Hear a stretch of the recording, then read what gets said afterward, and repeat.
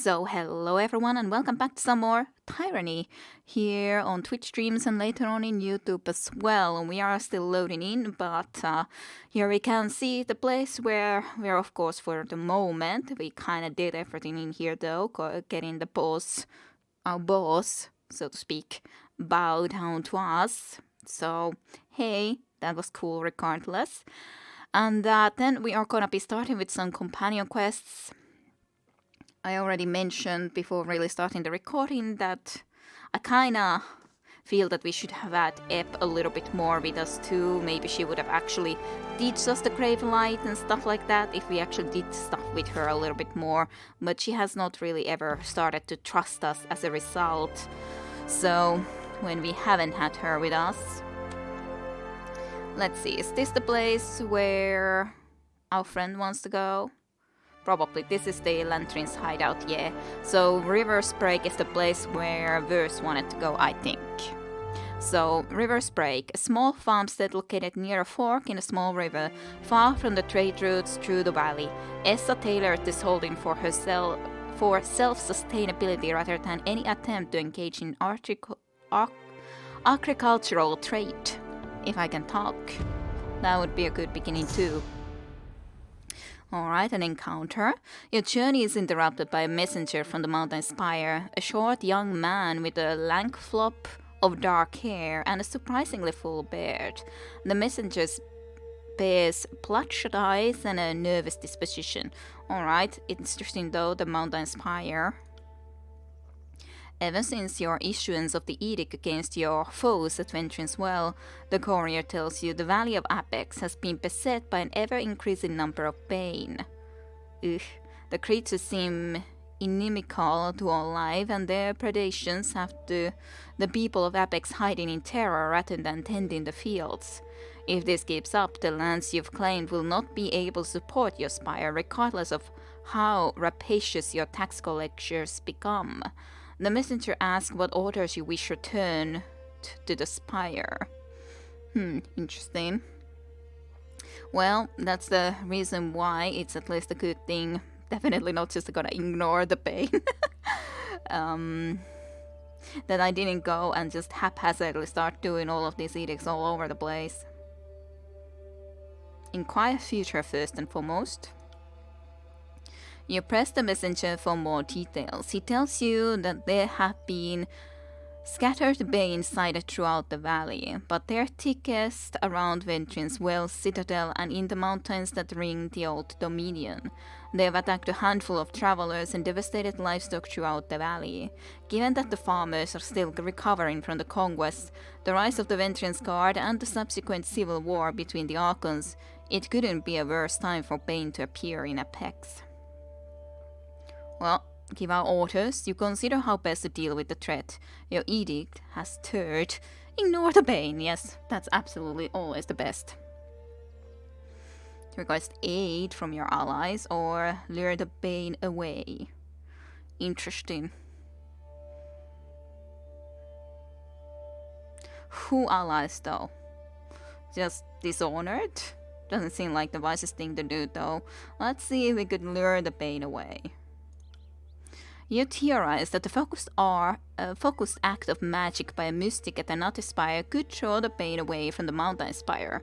It won't be a simple thing to compete with an edict, but it's a plan that could diffuse the issue without significant future bloodshed.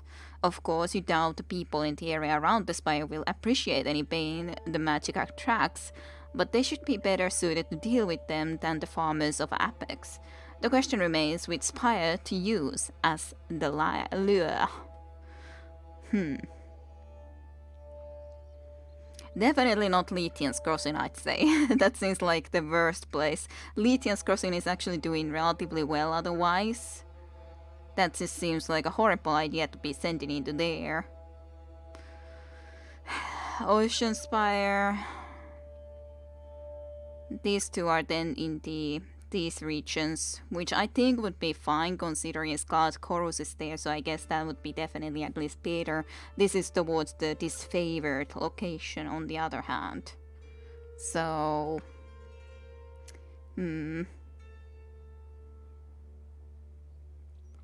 I don't remember which one we... I think this is this location because of the fact that these crystals, like, where... There was the dude. As in, what was this our Archon that we killed, so to speak, in there? Because of the edict deemed so. What about the Dawning Spire? But yeah, I think one of them, it seems bad to take into there, and definitely not to Lytian's Crossing. That just seems like an absolutely horrible idea.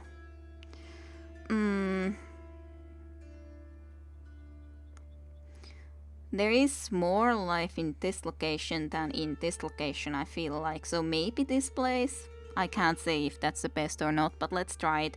The Dawning Spire at Howling Rock. Frat with the Scarlet Chorus, you have gained favor with Ventrian Guard. Yeah, well, Frat with the Scarlet Chorus, obviously enough. That's a Scarlet Chorus territory, more or less. You sent your envoy to the spire with your orders. Every able-bodied magician available should come together at the spire's top and perform a group ritual. The working must last at least a night and a day, the missive states, and longer if possible. The spire will magnify the magic, of course, and hopefully that will call the bane from the valley's farmlands. The messenger thanks you for your time and leaves you to fulfill your command. Oh. It's this place, alright. Well, that's indeed closer to this location, so I guess that's fine. As fine as it can be. At the end of the day. Alright, let's check this place then. I'm kind of like wondering, was this indeed the location where I was before? Yeah, definitely was. I'm like this old woman here who was a farmer, I'm pretty sure we visited her. Windborne ash assaulted your senses even before you reached River Sprague. By the time the farmstead came into view, the burning smell was joined by those of charred, rotting flesh and blasted vegetation. The house stands in ruins, the plaster cracked and blackened. Verse steps forward, arms slack at her sides, mouth slightly agape. What the Kairos loving shit?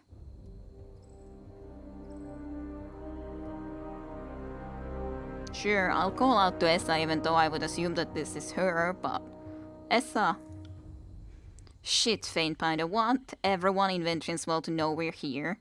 Yeah, I do. Let's poke around, maybe there's something here that'll give us a better sense of who did this, and why. All sort of cats and animals there surrounding her body. The charred and smoldering corpse of an older woman has been... Something, thank you for not letting me read. Essa, fuck. Verse sinks to her knees in the ashes and touches the charred and peeling face. After a moment of silence, she looks up to you, then shakes her head. I could have given her a clean death, and instead she ends up here, burned alive. That's mercy for you. She glances down at her blackened palms. This isn't your fault, though. No shit, this isn't my fault, and when we find the fuckers whose fault it is, I'm going to make damn sure they understand the pain of being roasted like a pig on a spit. Let's figure out what happened here, Faintbinder, then we'll go mete out some justice. Certainly. The charred and smoldering corpse of an older woman has been dumped unceremoniously on the ground. Crates and plants litter the ground. Verse, you never let me read. What a mess. Whoever came here decided to throw down amongst themselves. If that doesn't scream Scarlet Chorus, I'm the last queen of Apex. At least when I led Chorus gangs, they focus on the enemy instead of one another. She laughs quietly. Thanks. Crates and plants litter the ground in disarray, perhaps strewn about during a scuffle. Deep gouges mar this door frame. Somebody pried this door open, someone with iron. She runs a finger along the door frame. The disfavored may have the collective brain capacity of a crate filled with stone, but they treat their weapons like each one is the daughter of Kairos. Disgraceful. The old lord and the great general gifted us iron that we might spill the blood of our enemies, not to level open a stubborn door. Barry glares at the door, his head bowed. A few slivers of blackened iron hide embedded among the splinters. Shattered crates lie scattered and burned across the ground. These were here before, weren't they? Can't say they seem very useful now. Probably not.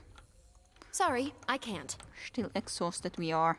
Oh yeah, I went even battle with this exhaustion and we're still exhausted and still traveling onwards. The corner of the ruined home seems particularly short. Look at this faint binder, Wes points at the blasted remnants of the wall. I've set a lot of fires in my time, and this is that very special pattern of burning that only happens with magic. She kneels, fingers running over the ashes. See these marks? Sigil work. And too clean for bloodshed. There's probably a sage. Were I to guess? Sages did this? If you know of another organized society of magic users who like to control information, I'll happily look their way. The scorch marks are unusually focused and intense. Interesting. The overhang behind the tree seems to have collapsed from the fire. Is there anything better than the old, familiar scent of a burned-out farmhouse? What? Well, yeah, your farmhouse did get burnt down too, right? Can't do that. Is there anything better than the old, familiar scent of The a stench burned-out of charred farmhouse? wood haunts the air. What? Faint tracks disturb the soil. Nice find, Binder. Wes sinks to one knee. These tracks are faint, even with the earth as dry as it is. Whoever left them was traveling light. They couldn't have carried much gear. Her attention turns to the eastern horizon. We've got a burned farmstead and multiple fire wards set around it. That reeks of our missing fire mage Catorius. There's chorus and disfavored shit all over the place. Given how shoddily maintained the iron is, I'm guessing it's all chorus shit. Probably.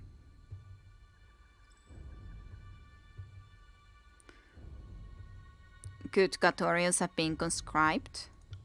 We can always ask him when we find him, assuming I let him live long enough to form an answer. The nearest stronghold is a sad little pile of palisades on the edge of the contested lands called Fort Squander. Alright. The disfavored used to hold those walls, so that could go a ways towards explaining their arms being scattered around here. Come on. We've got a sage to track. She gestures ahead. You okay? You seem a little intense. Yeah, I'm... The fire. It reminds me of Red Geyser. She bites her lower lip. Tell me about her, though. She loved fire. Loved it more than any other fury. Loved it more than the blood chanters, maybe. They twist and pull it, summon it. She made a partner of it. Let it lead her dance. Once she lured these Azure scouts into a clearing. They're tracking this lone woman, then all around them torches blaze. Geyser sets these pitch-headed arrows to the flames before putting them into one of the scouts' eyes. An arrow per eye, hissing and popping. How nice. Then she charges into the scouts with this burning crescent, this axe, the head as long as your arm and pitched. They swing at her, but it's all fire and blood to her. She shoulders them aside and we take them apart. How nice. That's where she got her name. The spray from an opened neck. How nice. I wish I'd seen it. Totally. To look at her back, at her chest. No one would fault you for mistaking her for a man of labor. 8 more than the rest of us combined. All she took to with everything in her. She was obsessed with proving herself to the voices. He'd given her this second life in the Howling Choir, and she was gonna make good and fucking sure that she earned it every day.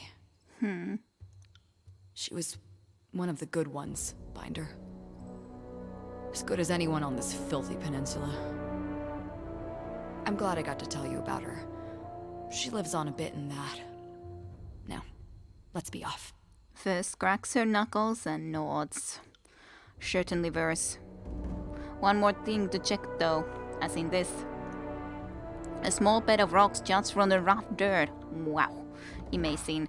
However, versus Red Kaiser's stance has been upgraded. Woohoo! I think we're gonna go and rest. And as I did talk, okay, so that's the place we need to go. As I was talking, that might... Actually, I should go and then rest in the other location first so that we can actually get the lore bonus. But I guess we could then change the group member that I was thinking about. Because I was thinking that I talked about the fact that I feel that we should have had Ep sometimes with us. And basically we never really traveled with Ep. So let's take her for a little bit at least. Not sure how long. I trust all is well, my glorious Archon. I'm honored you wish to speak. Ep bows deeply, smiling as she rises. What is it you need?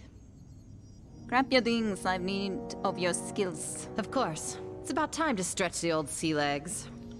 It's been a while for you, for I sure. will meet Reese. you at the spire. Yes. You certainly will. My goodness. I trust all is well. What is it you need? Kairos has forced our hand. If we do not hunt down the other Archons, they'll come for us. And yes, I said other Archons. Your power now sets you apart from the common mortal. From the common threat. Yeah, other Archons. Well, we didn't talk about all of this at least with her, so let's have a look, because clearly we haven't chosen any of these.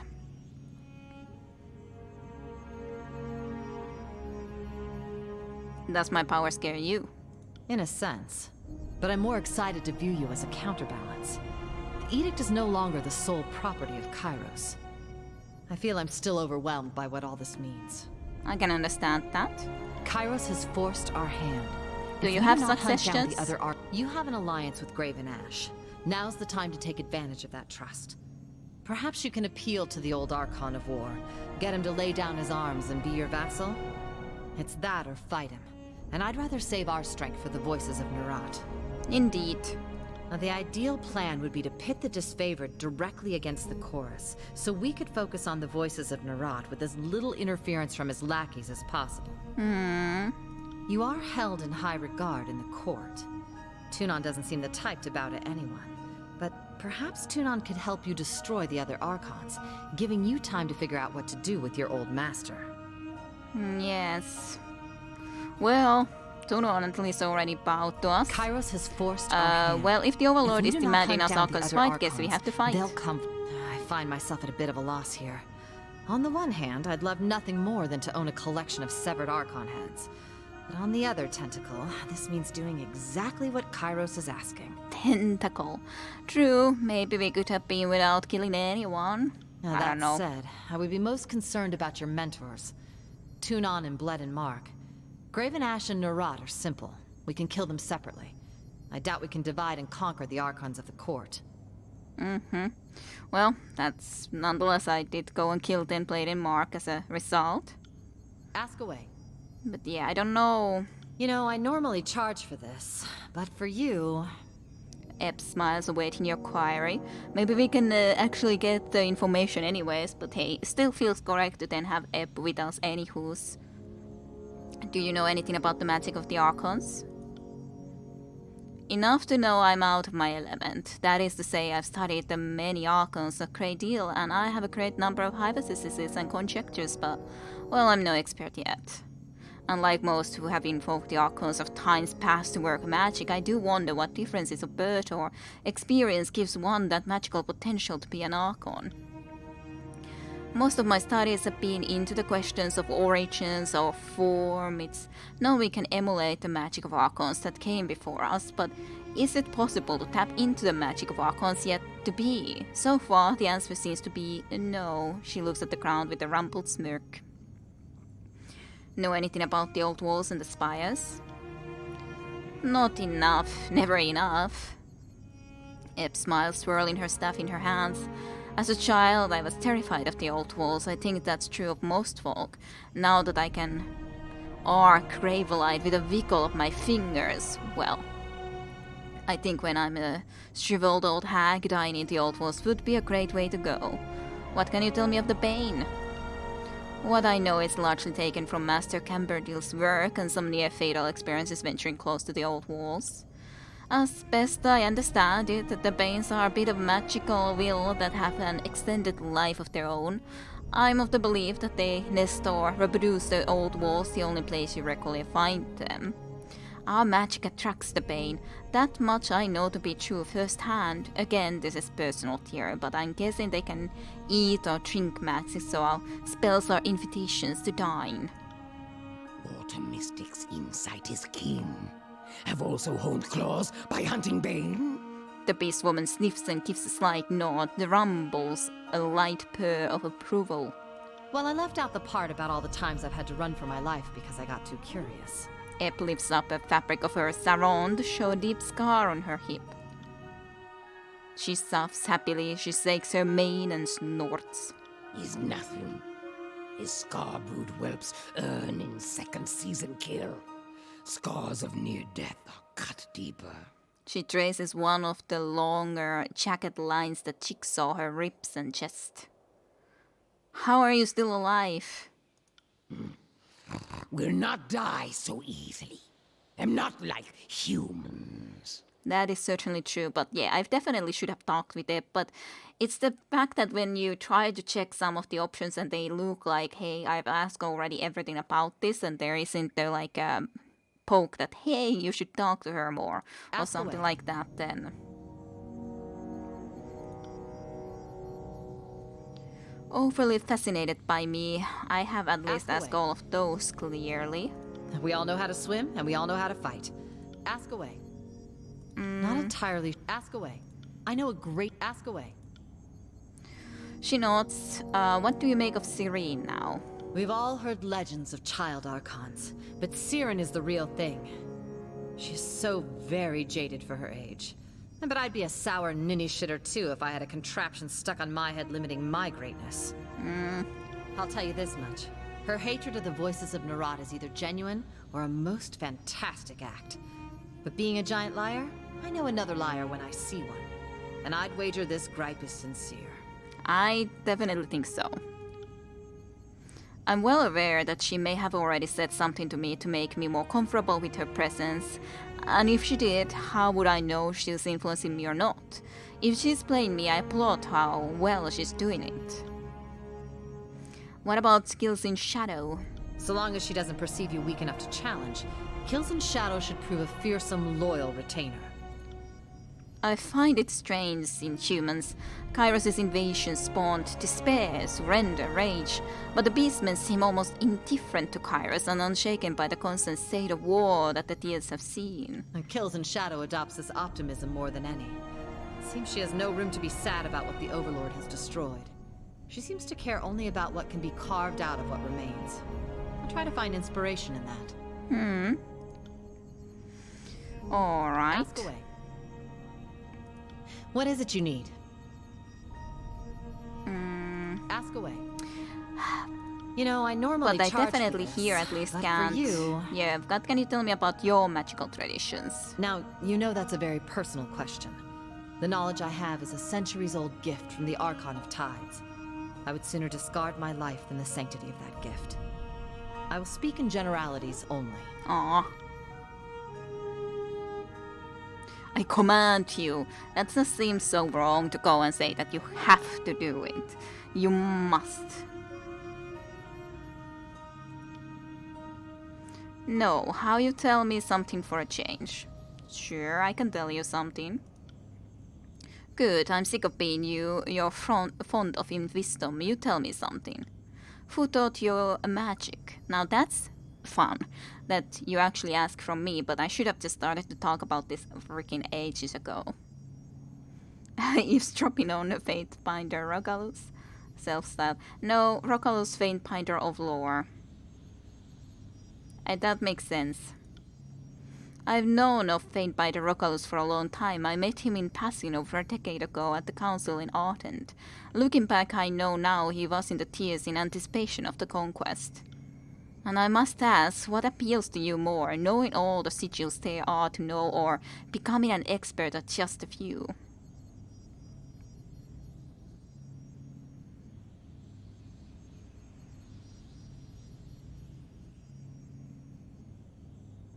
Perfection is a virtue. I'd say mastery drives me forward. I do wish to master all of the magics. Then we think alike on this matter. I would like to think that in my lifetime I'll accomplish something that far beyond what I currently know is possible. Well, thank you for answering my question. Now, where were we? Well, what about the magic? Ask. Worst I can do is not tell you. Tell me about your influence, Teratus Grave. I won't be reading everything, though. Can you tell me about this now? This, how to influence the ice and everything? With years of training, now look, most of those secrets have already been stolen ages ago by the sages. Doesn't mean I'm going to tell you just because the secret's already out. But it means you can ask someone else if you really feel so entitled to know. And before you ask, I have learned plenty from knowledge stolen by the sages, but no, I don't know how to do what Eb does, magically or otherwise. Well, what are the philosophical teachings of your magic? There's a question I can answer. It just feels silly to then read it if I've already read it. So... about the moons.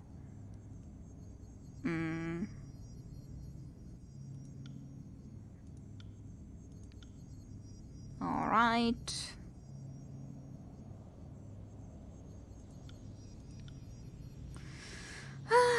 Well, there is this option, but I kind of feel bad about even considering trying to do it. And I really wouldn't wanna. That's the thing. I wouldn't wanna be commanding someone to Ask away. teach me something if they don't wanna. It just doesn't feel right. But I am interested to know, like, is that really something that you would have to do just to be able to learn it? Or I guess it might be somewhere, but who knows where you could then go and actually learn it. Like, I wouldn't definitely have any idea. Let's see then. What would be cool in here?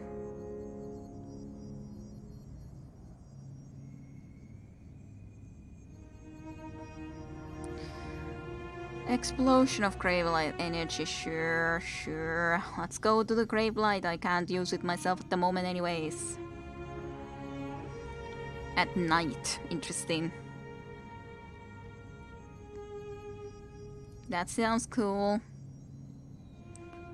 Frightens Bane. Interesting though. Sure, sounds funny.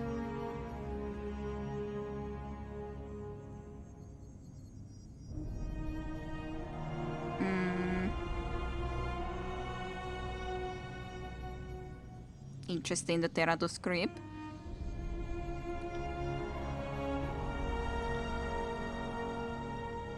It's like, then if I don't take this one, I can't take this one. I guess that's fine, though. But Eb's health is critical. She causes an explosion of Gravelight.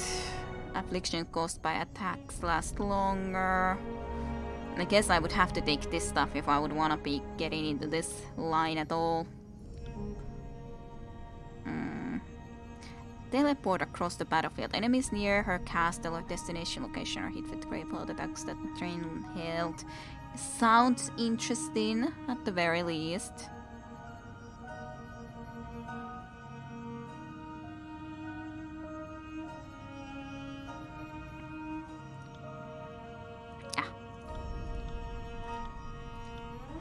Maybe like that, and we can take one in here, but...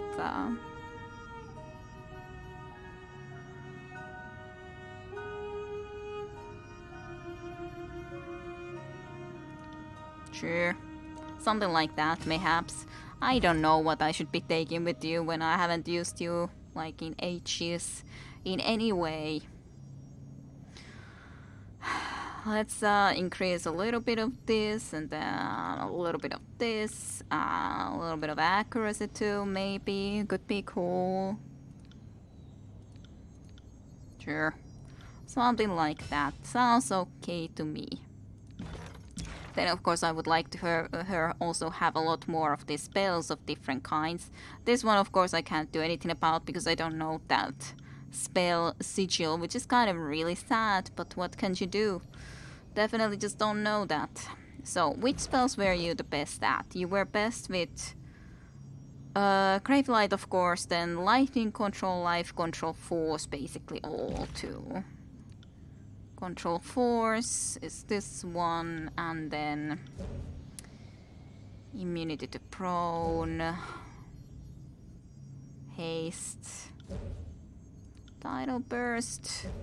Let's do the Lightning something. Where was the one that I was thinking about? Or was there not like Frost Crown this year? Yeah, I guess there isn't a Lightning Crown though, which is kind of a shame, but I understand why it wouldn't be there at all, but still, kind of would have been cool if it could have been. Let's maybe make this sort of a thing then. Has to be lower quality, however, sadly. Well, you can have it at least. Something a little bit extra healings.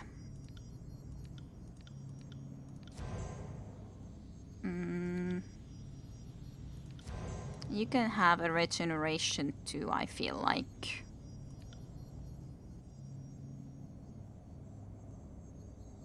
Sure. Let's put that there, why not? And then that, so I would be into that.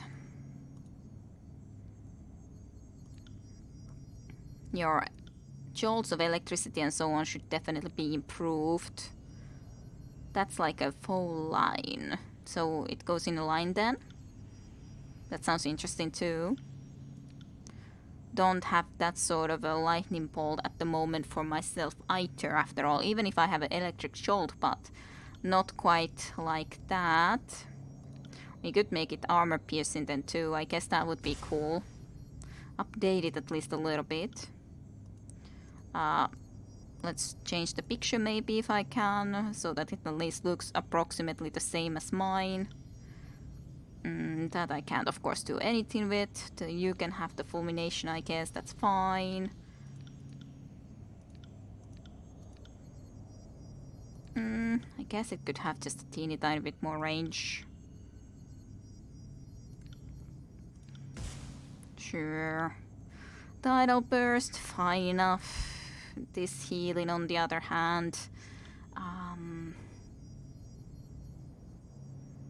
Do I want that? Let's make it projectiles 4. That sounds cool enough. Then more strength. Okay. Update, then still 2 more spells. Guess I should at least give you some sort of a frost spell because... yeah, I can't myself have everything after all. Maybe give you the Path of Frost too. That sounds cool. Not thinking too much of these because there's so much basically that we could be going and doing in here that it's just too much. A little bit too much. Sure, have a Path of Frost, and then what would be the last one? What's this? What's this? This is Entropy. What did it do even? Withering Cloud. Beacon and Silence. Sure, let's do one of these. I definitely have this after all. Let's make it more accurate. Could add, of course, a lot of spells for myself too, but a little bit maybe too much. Well, there isn't really a lot of chatting going on at the moment, as in... I wonder why it looks like that. Why is your icon looking so different? I have no idea, but I guess I'll let AI decide you as well, just like I usually give the AI to Serene to do whatever she likes to do. I trust all is well, What is it you need? Kairos has forced our... I find myself at a... That said, I would be most ask away. Let me see. Tell me about the magic. You know, I normally charge for this, but for you... Now, you know that... I command you. Let's see what she says. I'm just very silent when I'm alone. I know. I definitely understand that, but yeah. It's sad that no one else is around, but I understand it because I didn't have the screen working for a couple of weeks now, basically. Well, what can you do when it exactly breaks on the Friday? So it's like, it's impossible to try to get a replacement at least immediately, and then the goddamn post office near me is anyways full and I can't get it from there easily. All sort of distractions that have stopped us from playing the game. Fear. You can order me into battle, I can win, and I'll follow that order to my death, but I'm taking what I know with me to the end.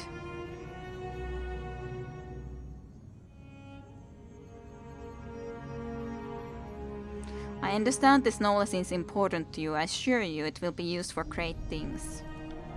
She taps her shin deep in thought, for several long silent moments before pounding her staff to the ground with a flourish. I get the feeling I might regret this, but fine, so be it. If someone is going to imitate my magic and do glorious things with the Tidecaster's legacy, I'd want it to be you. But I do hate the fact of having to say that I command you to do this. I don't like doing that, but we are on the freaking end game, so... First thing first, this is the sigil of Occulted Shade, Archon of Tides. Watch carefully. Eb holds up her right hand, girl in her palm as she fans her fingers. With a whip of her wrist, she scribes a pattern in the air, her fingers glow in an orange hue for a moment as she traces in the air. Yay! For several hours, you mimic Eb's gestures while absorbing her biographical anecdotes about the Archon's life, times, and power. At last, a moment occurs where the understanding clicks. You are no longer aping her movements, but willfully tapping into the power of the Archon. I'd ask that you use this knowledge wisely, but it's not like I do. Now, if you'll excuse me, I'm talked out for the moment. Perhaps another time. I'm sorry. I kind of feel bad. But on the other hand, you didn't want to teach me. God damn it. Well, I've been requesting so kindly. And besides, knowing you actually can make your own goddamn spell better. Health trained. It's interesting, definitely. From this at least. Sure, update it like that a little bit for yourself. Now I got finally the achievement for Arcanist, as in knowing all the symbols. But it's annoying to command her. I definitely don't enjoy doing that. But let's at least check all the combinations then. So this is Gravegrasp, Paralyzed Affliction. It does seem that she should be learning at least another one of these. Deratus Light, Dazed Affliction, Umbral Glow. Interesting. And Health Trained, basically is health stealing item, as in weapon enchantment. I like that, and I like this too. So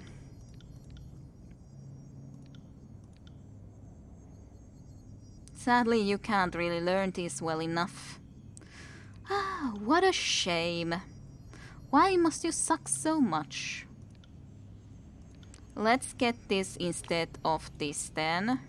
And I do want to still give at least this weapon thing too. So let's see who, or as in how strong would I like the only problem is I really love already all the spells that I have. So I kind of would feel bad to go and start to be using this now. So even if it would be cool, actually I would like to rather have a little bit longer time. But what spell to replace? To be honest, I don't care about the title purse, so let's replace that one. Okay, but let's have her at least a little bit with us, because I feel bad about going and stealing her sigil and then not even having her with us at all. Let's go and sleep first in here, and then we'll go forward with Versus thing, though I kind of want to also talk to Verse and Parik again that, hey guys, couldn't you start to be maybe working as a team finally? But maybe I should have gone more with Parik into actually getting the goddamn armor off of him or something, so that he would be willing to do that. I don't know. Let's rest and camp. Alright. So guys, would you like to At be... your service, Fatebinder. Yes. What do you need? To Barrick and Verse, have either of you noticed that you fight practically well together? The thought has crossed my mind from time to time. During the many battles of the Conquest, we found ourselves standing back to back with enemies on all sides on more than one occasion. Yes. The big guy here is as useless as an empty scabbard without his phalanx to keep him alive, but I move fast enough to compensate for it. Couldn't you guys And train it's together? nice having a living... Absolutely not. Our fighting styles are incompatible, and any disfavored lieutenant will tell you not to join at the hip soldiers who can't stomach each other. I'm inclined to agree. If you want to pair up fighters, there has to be some great passion or magnetism between them. We don't have it. If neither of you is up to the challenge, then I won't force the matter. Now see here, Verse's temperament and unpredictable ways are an annoyance, but no challenge is beyond my skill. Yes. Verse, we should take some time to face off in the sparring fields. It might even improve our disposition towards one another. Finally, I should have probably tried that a long time ago again, because my bluffing has increased at least. I'd rather watch you devour your armor one shaved off spoonful at a time. But since that isn't going to happen anytime soon, I suppose I'll make an effort. Yay. Please, Barrick and Verse have gained a new combo ability, Arrow Storm unlocked. Cool. I actually have something new with them. Let's see, what is their Arrow Storm? It's this one. So, party members Verse and Barrick. Let's give this ability into here somewhere nicely visible, because definitely I rather use things with you anyway, so what's that then even? Traps nearby enemies, you say? We can put that there, I'd say. That's totally fine. So, Arrow Storm, 1 per rest. Verse fires several arrows into Barrick's armor. When the last arrow strikes, Barrick roars and the arrows burst out, striking enemies nearby. Huh? Cool. That's a cool one. Gotta at least try to do that at some point. Hi, Caesar. Nice to see you. That's okay if you can only lurk. That's totally alright. Hope you have had a good month overall. I've had an okay month. Was sad to be a couple of weeks without a second screen, and I really wanted to be able to go and play through to the end Tyranny 2. So it was really sad that I couldn't. But hey, what can you do? What can you do? So then, Fort Squander. Located at the confluence of 3 realms, the noisome fortress would seem situated in a tactically strategic position if any major roads passed near it. After the first fall of Vincen's well, that his favorite left only a token garrison, who were slaughtered by the Crimson Horde when hostilities engulfed the 2 armies at the very time.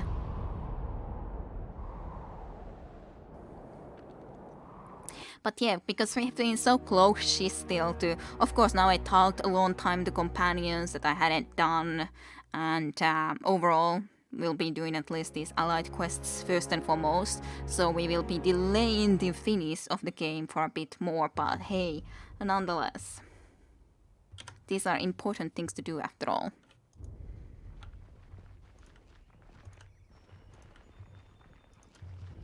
Seems to be a relatively big map.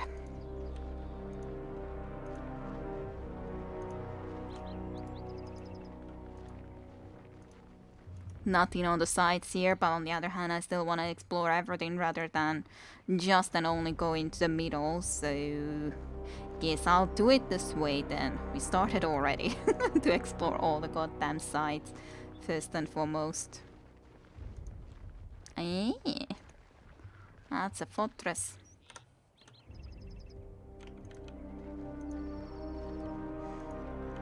Guess I couldn't go straight into the middle anyways.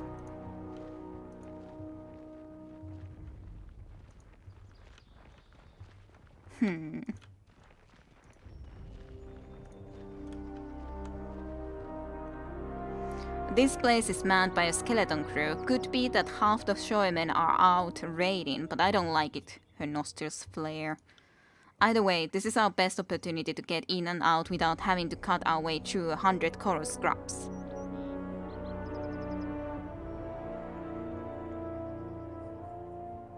Unless it's a trap.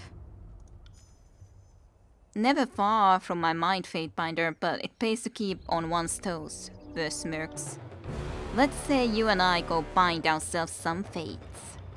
Certainly. Let's do so then. Bind some fates.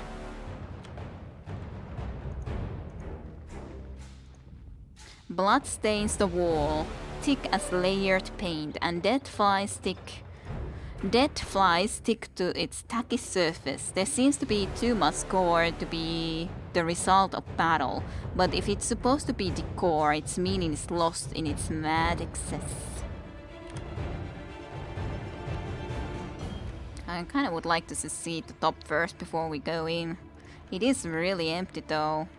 Whatever happened down with the lady might be even something that has is related to whatever has happened here, but in what way, who is the responsible one? Now that those are great questions that I don't have answers to, and I'm still just exploring the outside, but god damn it, there is an outside, so I wanna see it too, and not just the inside of the place.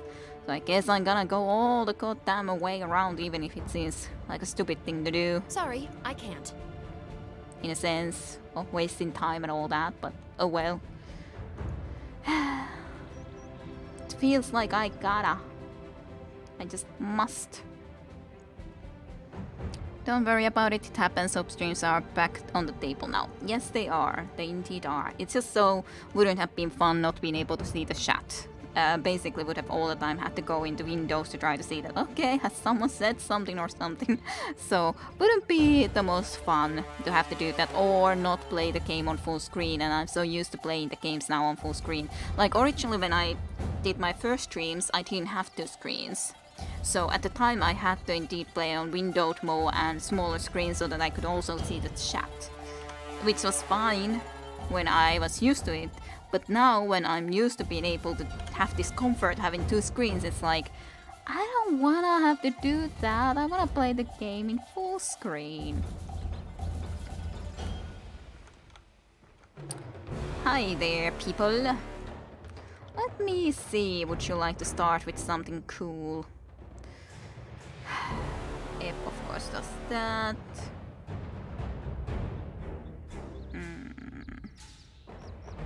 Sounds all cool as sus. Let's give this to her, I'd say.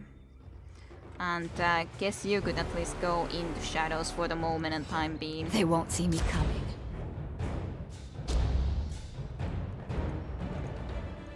Barik, go. Attack. Do I am a this. shield wall unto myself! Huh? Someone really... They're doing stuff. You're immediately starting with some fulmination. A.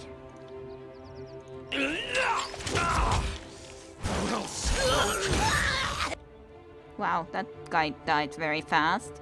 Kind of felt like it shouldn't have died that fast, but died extremely fast.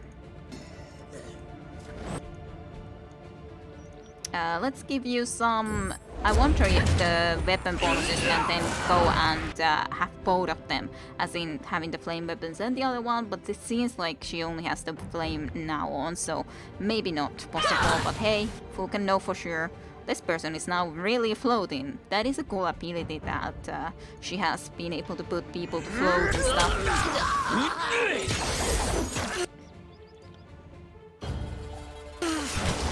Let's give this to you. Keep your filthy hands off!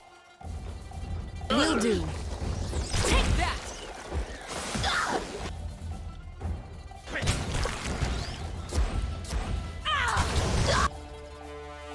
To do this. Bleed out, you little... Could you bleed this person, perhaps? Could be nice. Actually, yeah, I know what I want to do next. After we do the burning arrow, we're gonna try the versus and Parik's new ability is the thing. Because that sounds like a cool idea to me. To see the arrows shot into there and everything. Sounds cool to me. I got it. Shot. Nice. Unstoppable!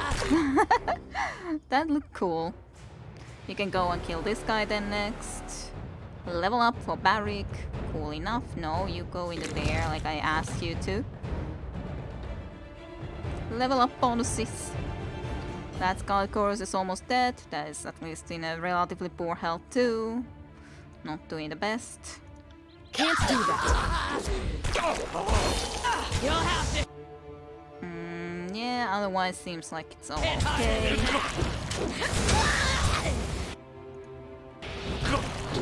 Sure, This is do useless. some I should shots.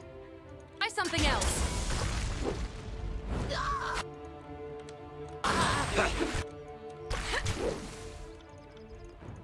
Not exactly certain what all you're doing, but... Grave Light Energy... Nah. Sure, let's try to do this. Here's claw. I have to do them someday, all of these abilities again. We haven't seen this like maybe once before, so it's really not that much.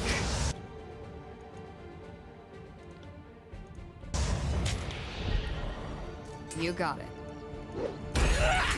Come back. Then when these guys are just attacking you now because no one else is affected with that. Count on it. See? Look at all the destructive things we can do. I'm still at the air, by the way. You could like get me out of here too. I even got actually the bleeding now as a result, which is kind of annoying. But hey, what can you do? It happens, I guess. Weapon is like nipples on men. Useless. You'll have to hit harder than that. Oh well. Gotta at least see it again sometimes. Wrong weapon for the job. I need to track. There you go. At least you're dead. Just sad that I had to be bleeding, but maybe I don't have to be in the reds all the time, forever. Maybe, with good luck. Let's see, what will we give you? We could give even more of that if we wanted to, but let's give you some strength. I think that'll be fine. But what about in here? You can actually get this now at least, so maybe we should heal all nearby allies and gain a damage absorption shield proportional to the health recovered. Sure, sounds cool enough. You're the tank. You're the tank man. I guess I should do this sometimes too, the shadow stretchery, this one. Unsure. It's not necessary, certainly. Regardlessly, otherwise easily won battle.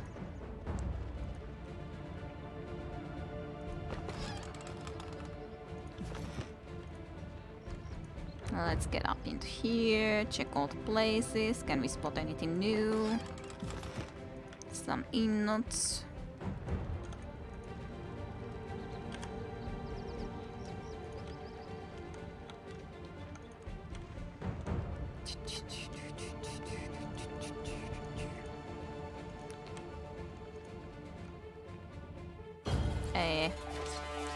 Weird, like showing that sort of a symbol while I still can go and pick it up from there.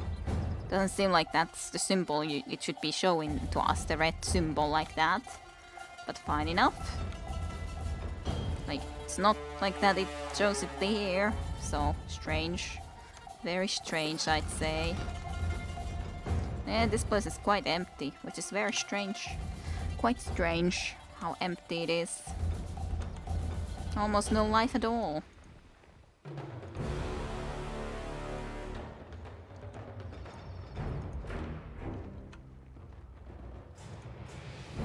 Truly. So little. So amazingly little. A half-dozen corpses, most bearing disfavored brands of their skin, hang in the various stages of bloody abuse. In this converted animal pen, it's unclear whether this torture served as interrogation or entertainment. Probably not interrogation, considering they're all dead anyways, so... Well, of course I could die from the interrogation anyways, but I just feel that it probably wasn't. Probably entertainment, just how I feel about it. Okay, we're almost at the very final Can't location do that. already. Rust-marred iron weapons have been strewn haphazardly in this corner of the fort. Some seem to be vicious knives broken down from the larger swords, while others blades boast new barbs or serrated edges. Interesting. Well, there's a sage who is in this scarlet chorus though. Or looks like a sage anyways. A man spins to meet you as you enter the core of the stronghold, his scarf and black skin gleaming with the sheen of sooty sweat. Smeeps of grey ash smear his red robes, and he grasped in his hands the staff of a blood shunter, orange flames licking its length. Thus, Archon. His eyes flicker to you, and he bows his head slightly. Then you know who I am and why I'm here. That should make things quick and easy. Her eyes shimmer with the reflected life of Gatorius' flame. The verse. I assume he's one of your sister's killers?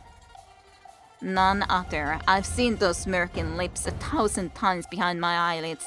I put a lot of thought into how I'll go about cutting them off. Her tongue runs the length of her upper teeth. Ah, gotcha. Apologies for the lack of introduction, Archon. I am Gatorius, one of the School of Ink and Quill. The sage smiles, indicating himself with a flat hand upon his chest. The hand, remaining flat, rotates and pitches to indicate verse. More to the matter at hand, however, I am one of the 3 survivors of the group that met your friend Scarlet Fury Patrol in open battle in Apex a few years ago. You seem a pretty damn matter of fact about it for someone whose remaining life is measured in hours. So long. You think I'm going to make it quick, kindling cock?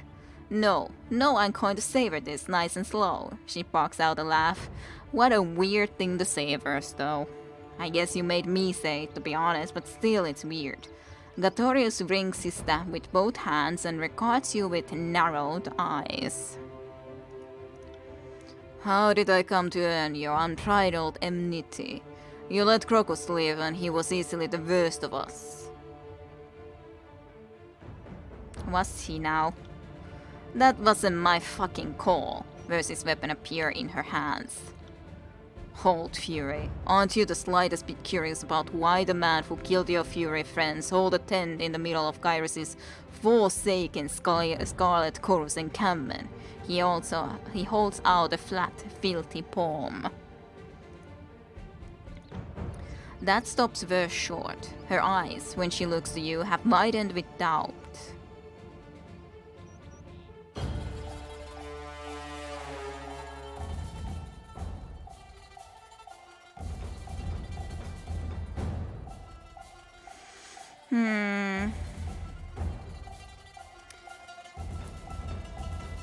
I shall glare silently. Say your pieces, piece, sage. Verse grimaces, pieces, sage. Simply put, I am a creature of the voices of Nerat. And that was something I was suspicious of, as in that voices of Nerat would play with his underlings. It's definitely plausible. Have you no honor, Sage? Barrick steps to Verse's side. Good job, Barrick, for being Devoverse. The voices, what are you trying to say? The chorus took me and everyone in my village almost 4 years ago, my 5 included. I think you'll like Marion. Were she not wrapped up in all of this? She's proud of shoulders, muscled like a beast woman, her spirit full of oil and fire. He taps his staff thoughtfully. Marion sounds like the name of a noble coilman I ever met. And that's her true name, not her conscript name. I won't call her by that.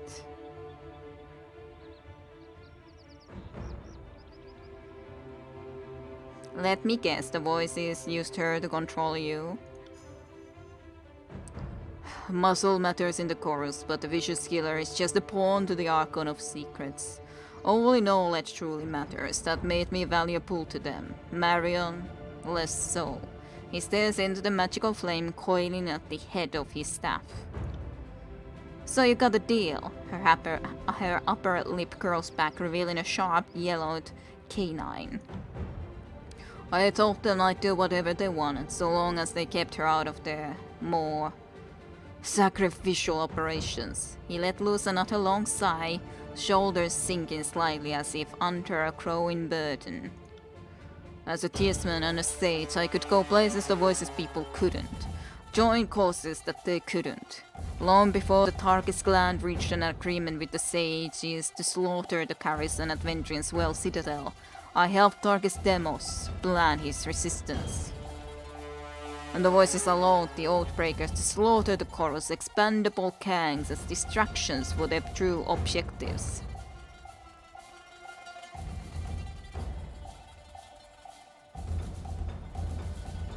The voices thought Verse and her sister is expendable then. Bullshit, each fury is worth 24 conscripts. A sisterhood that dances together like ours. There's no mere vicious force on the full fucking field of war. But maybe that's the thing, maybe he doesn't want too powerful forces nonetheless, mayhaps? I think you're right. Or something like that. Something like right. We weren't supposed to kill you and we weren't supposed to take you alive. The voices wanted you to witness your squad's deaths. The sage nods vigorously. As in, Verse to witness that, but then yeah. But you didn't kill us all. You took Geyser. Verse's words carried a chill of winter.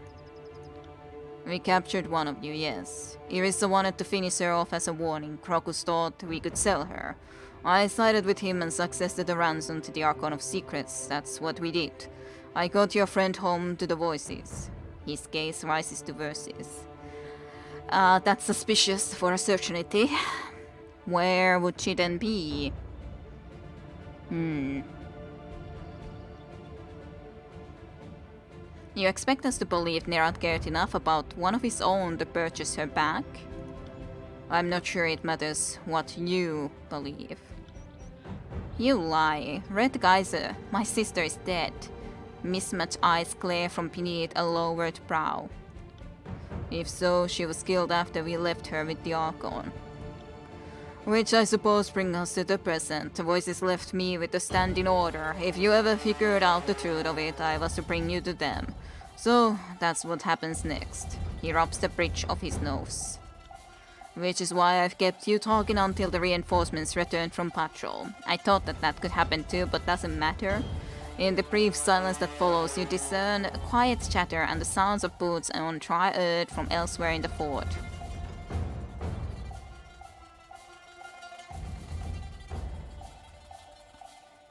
Help us and we'll help you. If I don't bring you back, it doesn't matter whether or not I died in trying.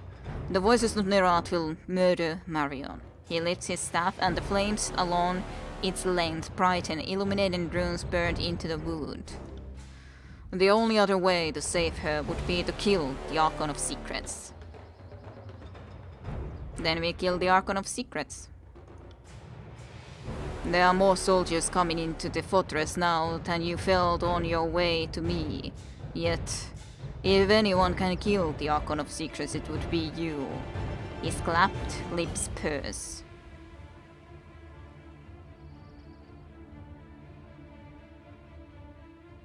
I can, and I will. Then this conversation is over, right? Murderous anger flickers with reflected flame in her eyes, and she glares hungrily at Katorius.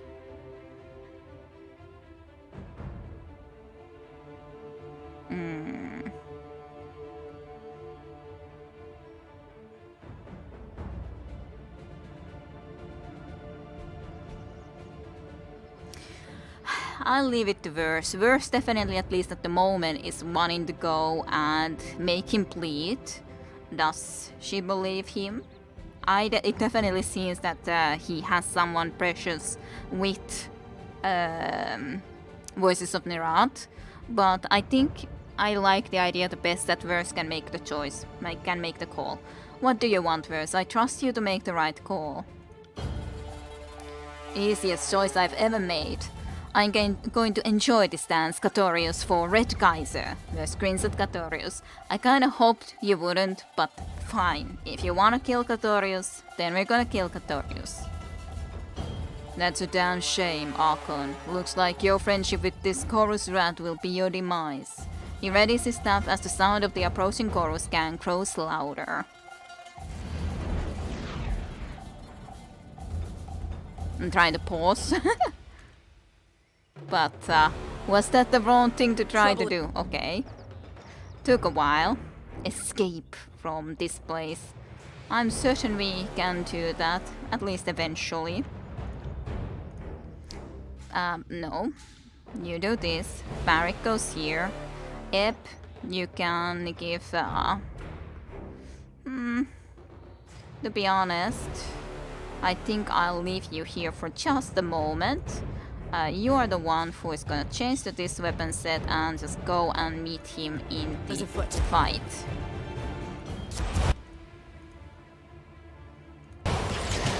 Your will is weak.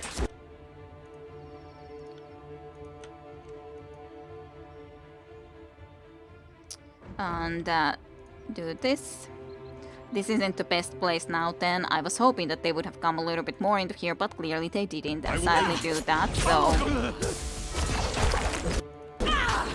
Well, those three are still always getting into that, so that's alright then. I'd say that is alright. Let's see, what was the other spell? Sure.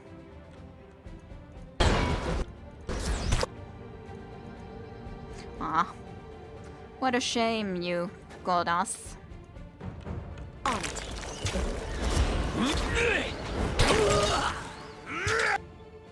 Did you silence me?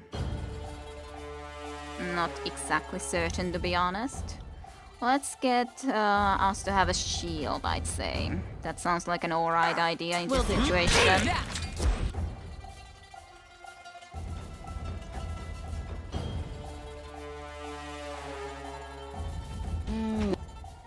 And get yourself a little bit of a regeneration, perhaps. At least you got yourself a shield, so that's a helpful situation in this. Now you're a little bit of dazed. Let's give you the AI controls now. You can decide whatever you want to do.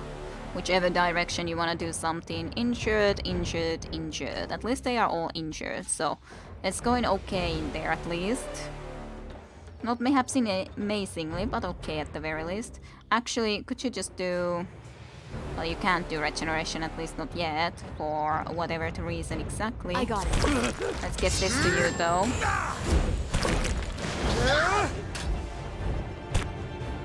Wish that... Okay, you are back, but it's kind of annoying that she doesn't automatically know to go and try to fight against this guy when clearly that was what I wanted to do before. But she just stays there because she was running before. So... Make him burn, shall ya?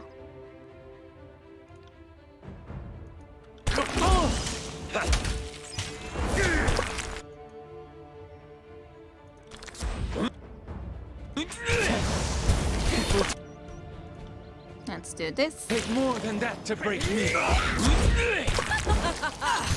I am looking that you need definitely some healing, so let's do that immediately next. I'll tear your skeleton out. Get some little bit of extra healing. One person dead, so that's okay. Badly, badly, barely. Okay, and you are dead. So, that sounds totally fine by me. On it.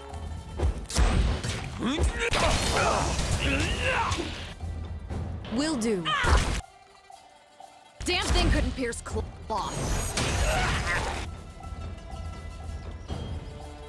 I'll do it for the North. Fall before me. Fall before T. I'm trying to select this spell. Maybe I cannot right now for whatever the reason. Why would you go there? That is definitely a foolish thing to do. It's useless. Sometimes can't know. Probably I'm silenced, yeah, but it's annoying because you can't really know it otherwise. It's This is useless. just I have should to try be. something else. It would be nice if I could still click on it and then it would just tell me, yeah, you can't because of this reason or Damn something. thing couldn't pierce cloth. I'll take care of it. Time to change weapon. Let's see, actually, let's try to do this. Count on it. Considering I've never really done it. Damn thing couldn't pierce. Cool. What about this then? That doesn't really matter that much. But sure, do the Shield of Suffering. You can see that one too. Cloth.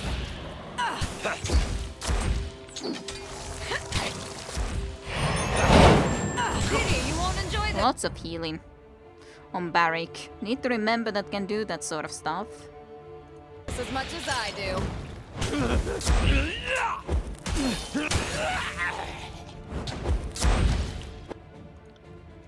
You can chase into the bow.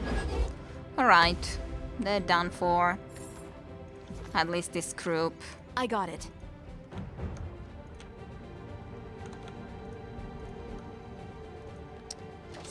Yeah.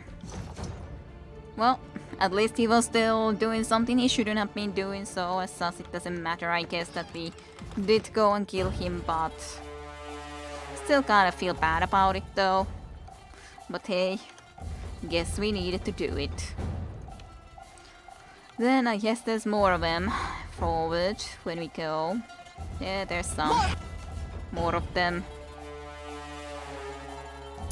Fine enough. Let's start with that. Actually, you should be going and starting to maybe kill... yeah, the bowman, I guess. Bodies to pile in our wake.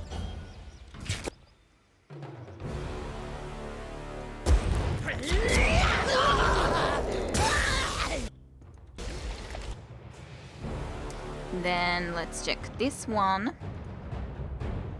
Think that sounds pretty cool too. Trying to get it to Barry.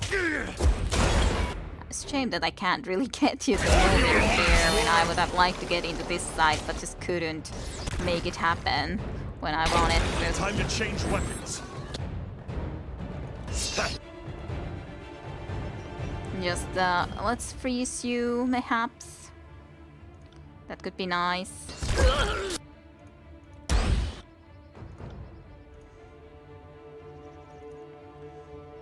Yeah, you're still shooting that one. That's Let's totally have it fine. Let's also do this.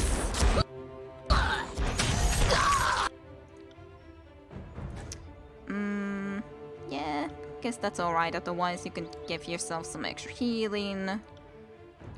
Maybe give Barrick some vampiric weapons.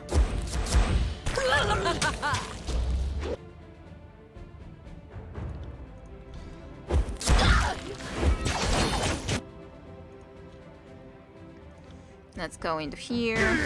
Protect her a little bit extra.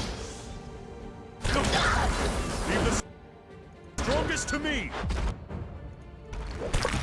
Ew. That's a lot of fire. Don't enjoy that the most. Actually, let's do the other ability you have. This one, sure. Why not? We make this look easy.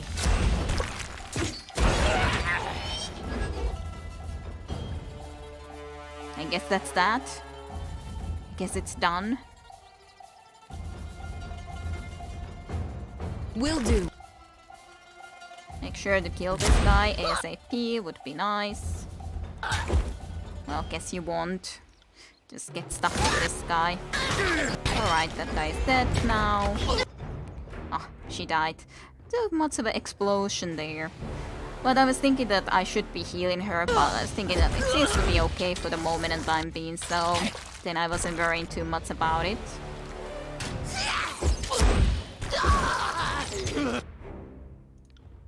Heal yourself.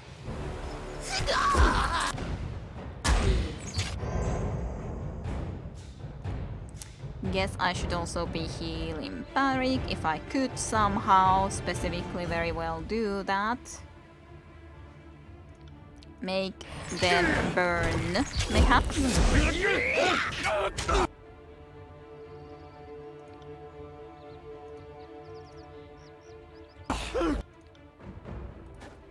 Let's see, what else did I have? Let's at least try to freeze them a little bit, mayhaps, so they'll be less efficient.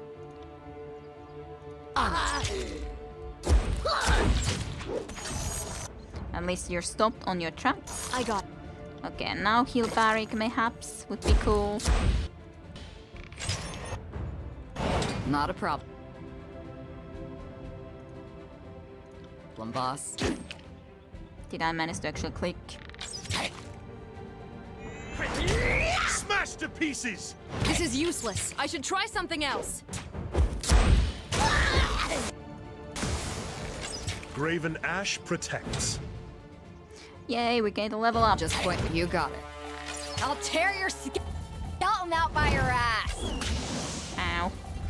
Made me burn. How dare This you, is you useless. near I should death try something person. else. Finally. Ah, well, you died a little bit. You wouldn't have needed to, but you did. Scarlet Notebook. The red spiral is carved upon the wooden cover of this paper's notebook. The handwriting within is haphazard and inscrutable. The work of an unpracticed, poorly trained word. Every page is a day's head count for the Authors Brigade. Okay. I was thinking that doesn't all seem interesting. Hello Tajunta, good evening to you too. Hyvää iltaa, welcome stream. I hope you had fun streaming as well. It was Resident Evil, right? That you were streaming a little bit earlier. Hope you had fun with it. Yeah, it's been a while since the last stream, sadly. Wish it wasn't that long of a time, but nothing that much really. Some school stuff. Had a test that I didn't do on the autumn now then yesterday, reading for that. Haven't recorded for a bit either. Plot change, eh? Never can be satisfied, but that's how it is. I feel like at least usually it's like that. Never would be satisfied. But we did level up, so... Sure, let's give one more accuracy. Lore is 186, so it's pretty cool. But could always be cooler. Let's see, is there something specifically I would like to take from here? Well, if I would want to take that, then I would need 2 more points in here, but I don't know if that's gonna happen. Staff Mastery...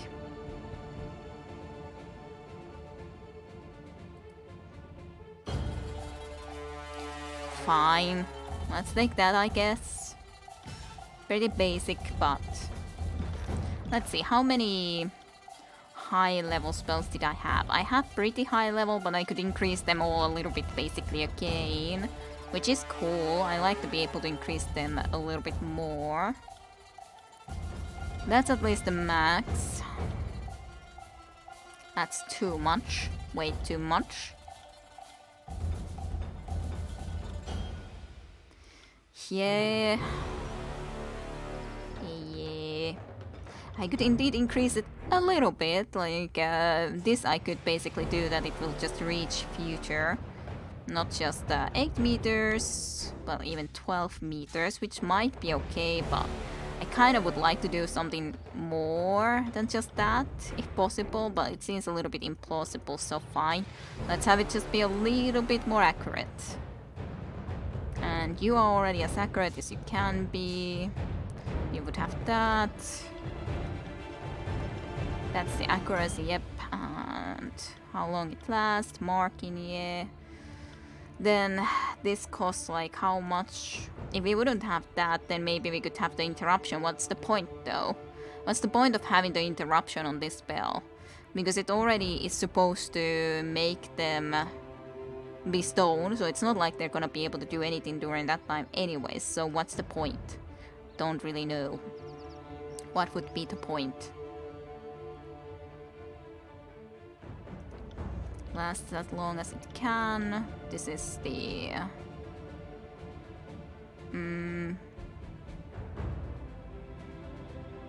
Goes in a line. I'm not exactly sure. Let's see. On weapon crit. Okay. I guess that's fine. Seems interesting at the very least. Ignite brand on the other hand.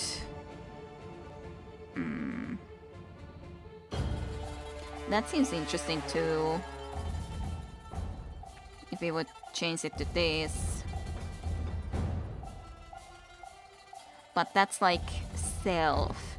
I guess that doesn't... Does it mean to the person who then has this sword using this weapon? Maybe. I'm not exactly 100% sure if that's what it means or if it's something a little bit different. I'm just not understanding it correctly, but I don't know what the accuracy does for this, to be honest.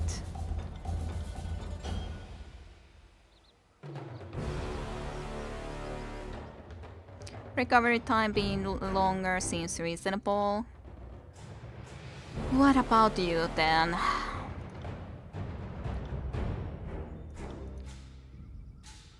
I can cast it a little bit further off, sure.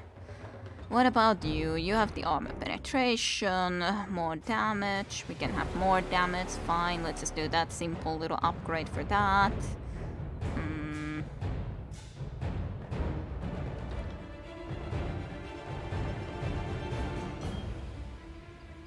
That would be for multiple people in that radius, but doesn't seem that important.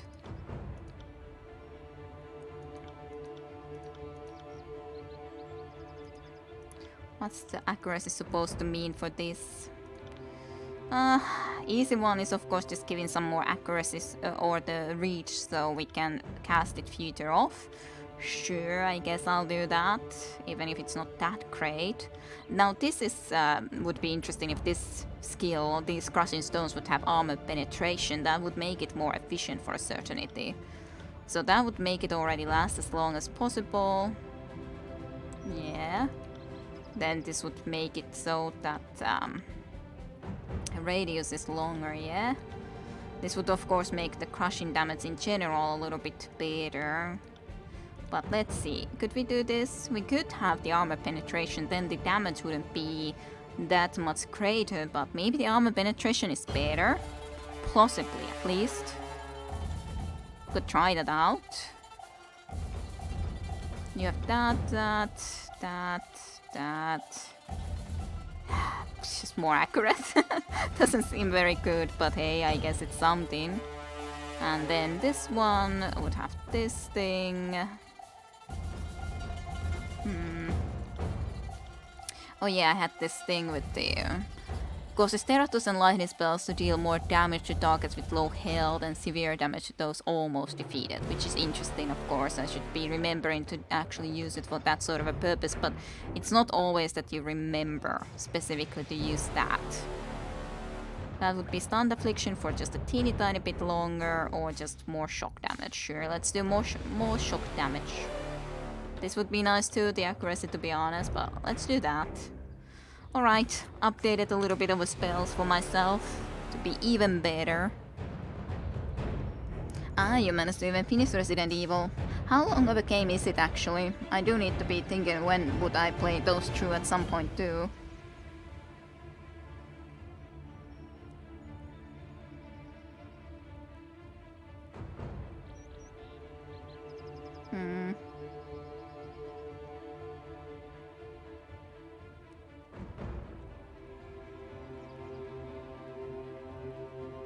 So it goes indeed, it's just always one thing changed will change everything else and nothing fits anymore. Sad times though. At least like you've been going and trying to do those for ages when I kinda stopped at one point. Like it's of course logical why it happened for me, why I ended up stopping it, but still. And yeah, writing is definitely tough, of course. Although I would believe that Satenten has the same problem as me, as in having more plans than actually writing, which sometimes you should just try to write those scenes first. Just practice the writing part rather than just plan and plan and plan. Like, of course you need to plan, but you should try to also practice the writing of those scenes that you're imagined in your mind rather than just plan. 13 hours. Definitely not that long. Of course, it would probably still need to at least finish Dead Space 2 first. I do wonder what to play after Tyranny is done.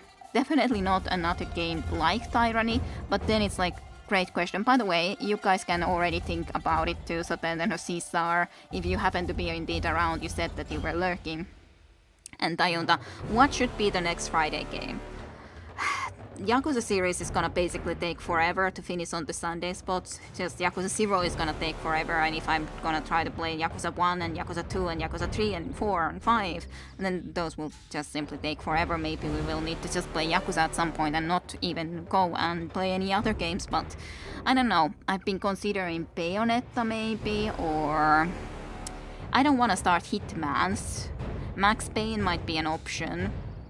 I should play Max Payne games at some point after all. But there's so many great options one could do. I have no idea what though.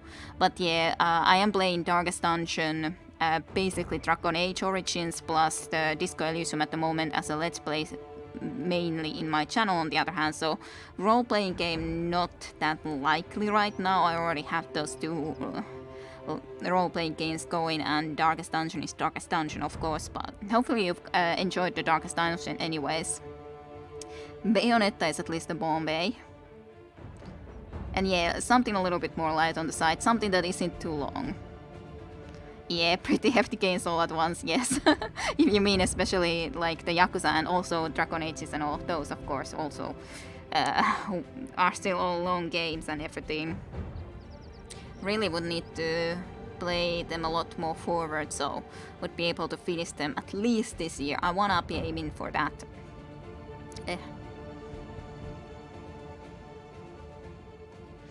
Wanna be aiming for that for sure, Bees.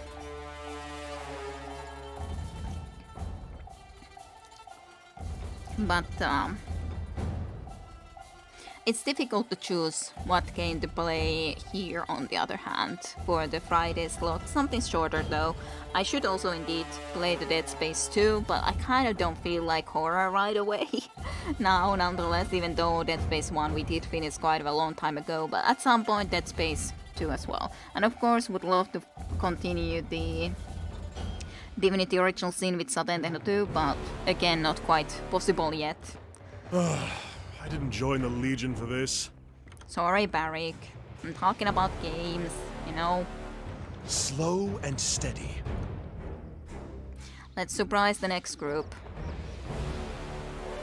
A little bit, shall we?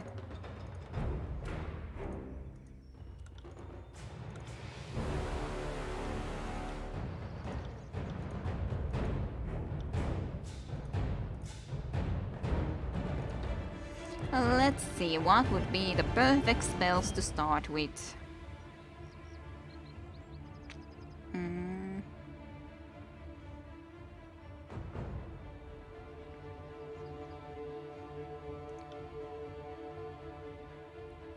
But those are allied spells, so those are not really that smart to start with.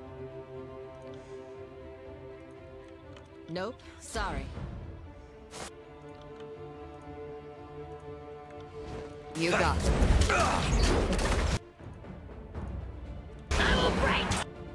Are you doing it soon, mayhaps? Oof, that's gonna be a lot of damage anyways for our barrack that I don't exactly love, but I guess we're gonna try to do this now. You do this. At least they all fell, so that's cool. Let's just run to them instead so we can actually try to kill them mayhaps soon. Would be cool. Eesh, you're taking a lot of damage there in the middle of them all. Which is of course in no way surprising that that could be happening. So, there's that. We'll...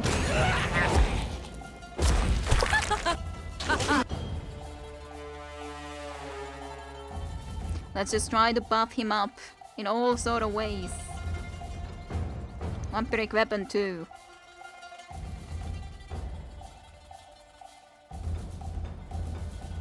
And you indeed just try to kill this individual on the other hand. Like this!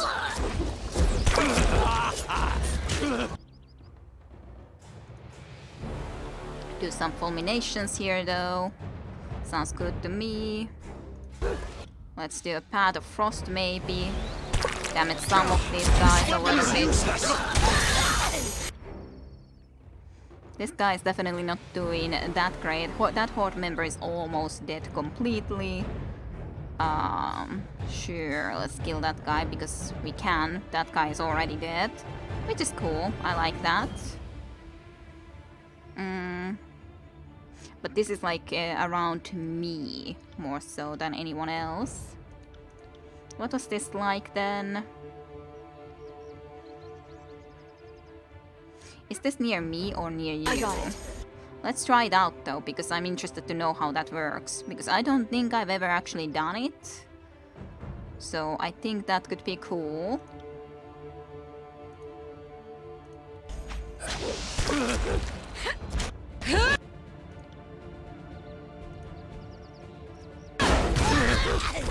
Well, definitely was a strike. Right. Right, we did it. We did do it, yes. I was thinking that definitely seems like we did it. Then now let's do some lightning damage. Yay, dead. Go for it. You can do your things, you can do your things. You can all like just do things. I'm on it.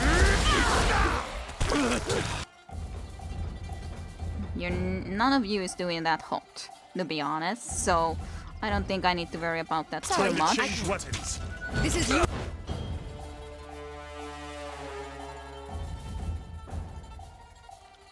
I don't know why again. Am I silenced? No.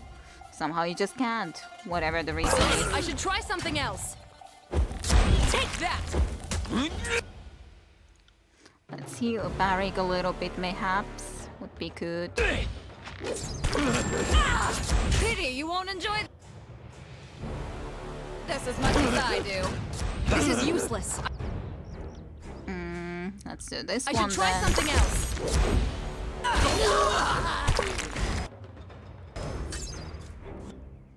Alright. There's been some healing done. Not exactly happy about that. But guess that's not the end of the world. That's a teeny tiny bit of healing after all. Arcane missile. Here's cloth. That was beneath. That was cool. A lot of missiles. So, okay, cool. You could do this, mayhaps. Maybe you can't. I don't know. You're silenced. Yeah, you're silenced. And so am I, so can't do anything cool, Nipples really. on men. Useless. What? What did you say? Did you say like nipples on men useless was your attack? That's a very weird saying. Ori and the Blind Forest could also be something a little different. That one wasn't that long either. Maybe. Both Bayonet and Ori-san good to me. Alrighty.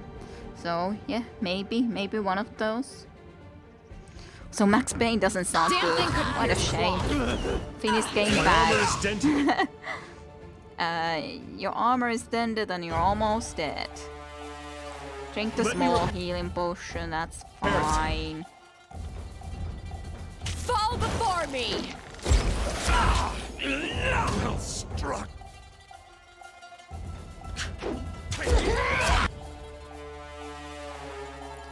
Strike at thee.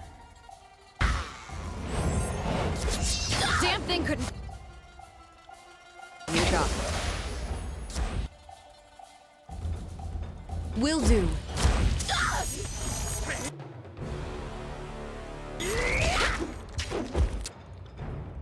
You got it. Well, Yeah, that Crimson Spear suddenly decided I don't want to stay here no more. I'm burning. I don't like burning conditions on me. Finally one of them died.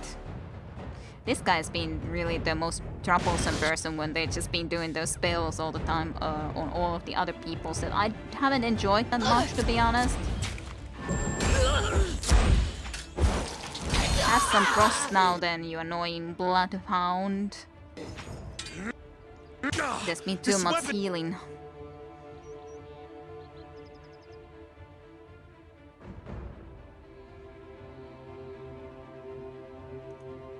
Is useless. Sure, let's do it, Marek. Why not? As in this one. I'll tear your skeleton out by your ass! It's at least cool looking blades up Stand there. out. So, that's something. Way. Right.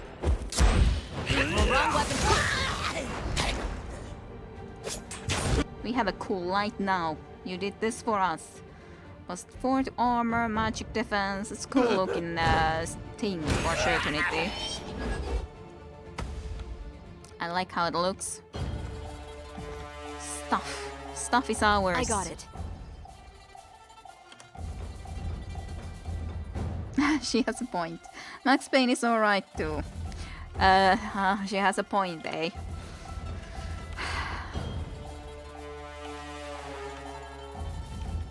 It was still a weird comment though. You can't say that it wasn't weird. Very strange comment. So, is that all? Is there more people that we need to be killing? Or are we finally free from this hellhole?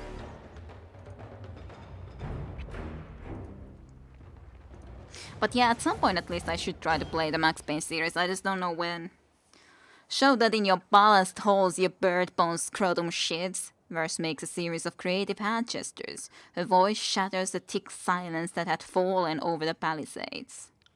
Screw Katori, screw his stupid five, and screw the Archon of Secrets. She laughs as a cool priest rolling off the mountains to the west unsettles her fetters. You still with me, Verse? Yeah.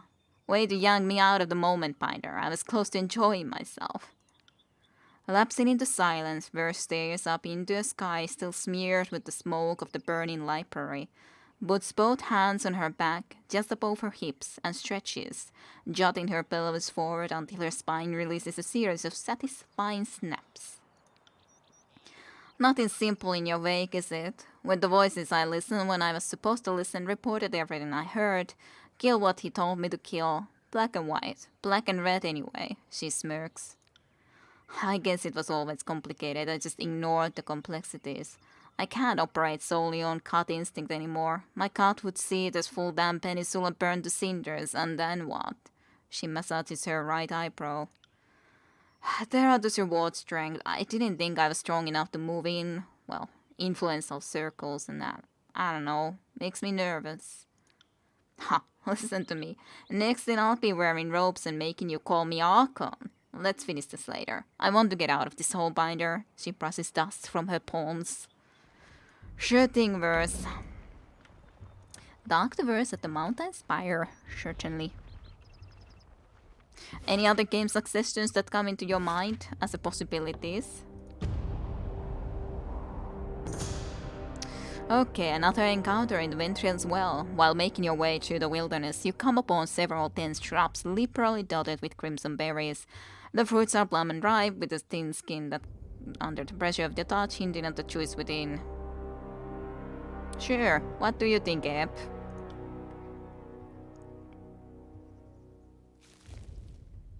They're delicious, Eb chuckles and plucks berry from the bush, though you notice she doesn't actually eat it. They really get the juices flowing. Try one.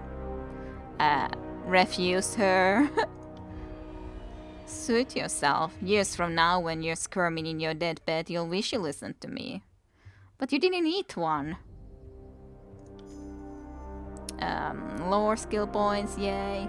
We recognize the plant as spotting rose, a bush that produces edible berries. These are a known aphrodisiac, commonly used in local festivals. Unfortunately, they are also mildly toxic to practitioners of magic. See? I am a practitioner of magic, you stupid woman. It wouldn't be good for me. Continue on. You leave the bushes to be and continue on your way. Trying to think here, but I've been playing so much older games that aren't available on PC yet. Those, of course, are a little bit of an issue.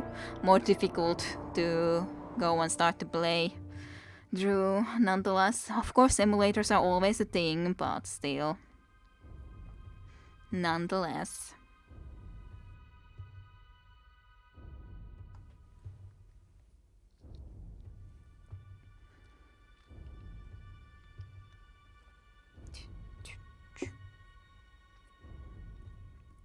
Then we still have Lantry's quest, and then we can go into this Kairos hideout and see about how to deal with our lovely little voices of Nerat.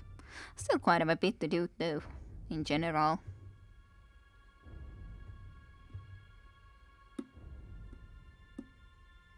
Just waiting. I wonder, I guess I should at least check the Kills in Shadows too if she has anything more to say. Verse. As still as an owl on its perch, Verse stares in the direction of the cacophony. A warm breeze from the east playing at the feathers was tuning her head. Fatebinder. Almost no movement accompanies her subdued greetings. Verse. I feel my sisters twisting around inside me, Binder. I can't tell whether they're dancing or trying to cut their way out. Or both. Interesting. So indeed a little bit similar to what Voices of Nerat has.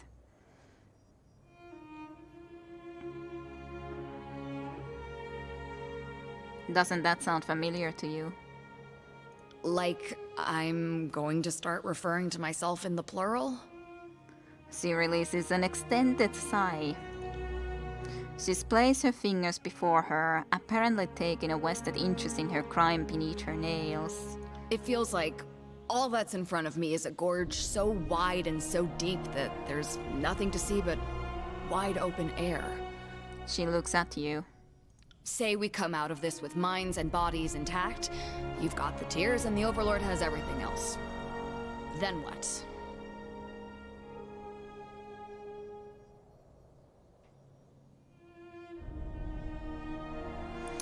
I don't know yet. I guess that's more up to Kairos. To be honest, I feel like.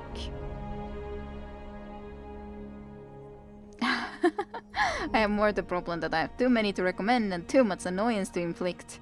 Of course, you should try to choose around those that you would like the most at the moment, rather than just all in the world, and those that you know that I might like to do a stream of, like not Witcher, for example. I know you would like Witcher, but that's not a streaming game. Just a no.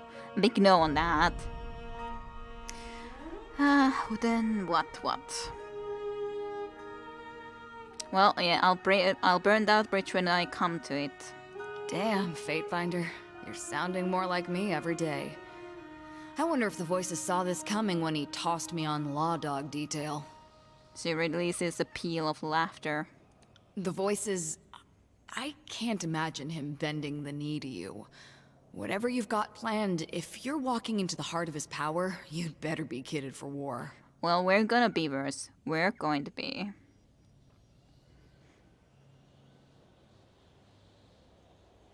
I'll find a way to deal with the voices of Nerat. Don't you worry about that, Verse. Are you just now looking for one? The Voices probably has 16 or 17 plots and counterplots already in motion.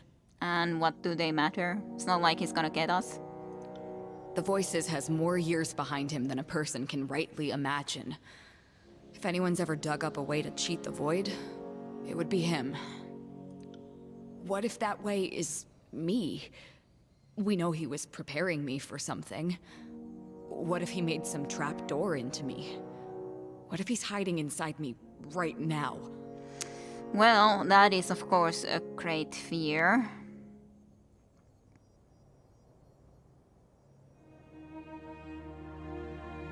You have to keep control of yourself then. Just simply do it. You have the power nonetheless, you just shouldn't be letting him inside you then. You know, I'd never considered trying that. Of course. Got any suggestions on that front? She rolls her eyes.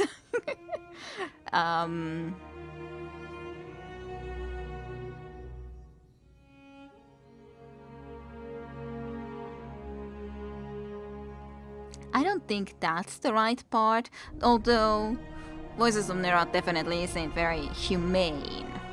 That's true. More Nerat than Nerat? No. That's a big no. But this or this, one or the other. Just figure out who you really are, verse, and stay yourself, or embrace your humanity. Maybe we should have indeed done that way more, as in not gone and done what we did, as in kill, for example, that person. At least we saved. Basically, we didn't kill two of them. We only killed now then the last one. And it just feels right to let her make the choice, though. So that's the big thing. So, figure out who verse is and stay verse. Now you're going to have me asking how I'm not myself? And don't try and turn me into a sage. Maybe at least I'm not a sage. We've got shit to do, right? Don't let me hold you up. And thanks, Fatebinder. Archon. Arcbinder. Arcbinder verse screens. Totally, an Arcbinder. We are an Arcbinder. Confront the voices of Nerat alongside verse. Yes, that's exactly what we are going to do. And hopefully succeed. Right. Burning hatred ability. What's that like? Burning hatred, you say. Is it here? I thought that that's like always, but I guess that's something I should specifically activate.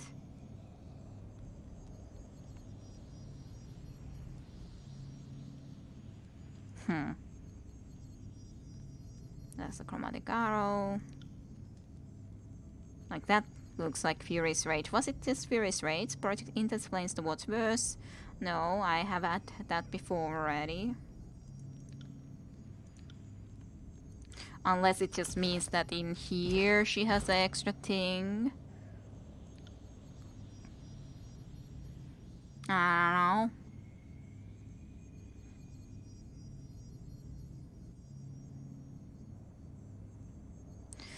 Oh well. No fear almost at all though. Nonetheless. Oh well. Laundry, you're next. I got it. Greetings, Archon. How may I assist? You gotta come with us. I can sober up on the road. Ready to go? Ready to go. I'll tack homeward. See you there. See you there. You have quests to do and stuff to do.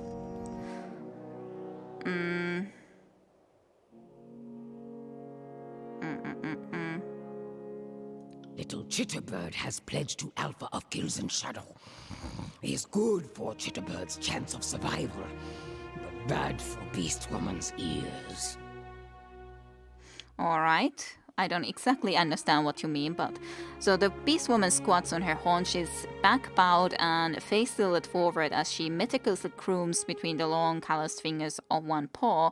A mauve tongue lays blood from her glistening claws. She glances up, a jerky-style movement at your approach, and then says all of this about Chitterbird, pledging to...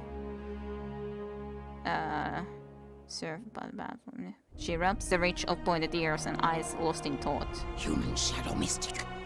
Archon of Darkness is dead? Kills and Shadow thinks this cannot be true. Shadows are strongest. Shadows lie. Distort sun and sight with darkness.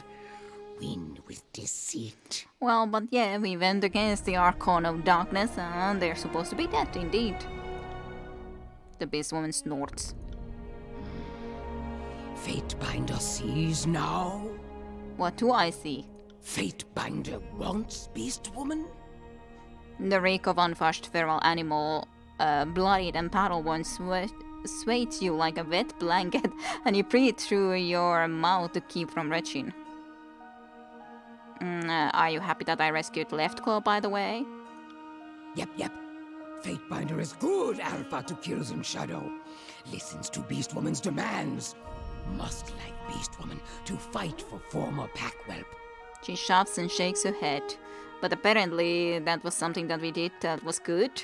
But I wasn't certain if it was. But we did save that one beast man after all. But in the camp previously. But I didn't happen to talk about it to her. She wasn't around after all. She pants and scratches the back of her mane, hunching forward closer to you, her breath puffing hot against your neck. Her dark pink tongue lolls, dripping drool on your shoulder as she grins.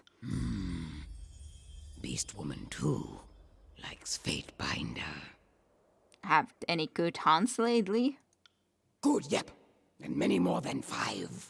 Well, the beast woman flexes and curls her claws in the air. The pitch blackness of the suddenly striking a stark reminder of their power, the ability to kill. Went to prowl length of old walls during dark of nightfall. Killed many Bane, but could not kill all. Bane are strong, tough hunt even for beast women. Had to run, flee. Aw, what a shame. What about your obedience?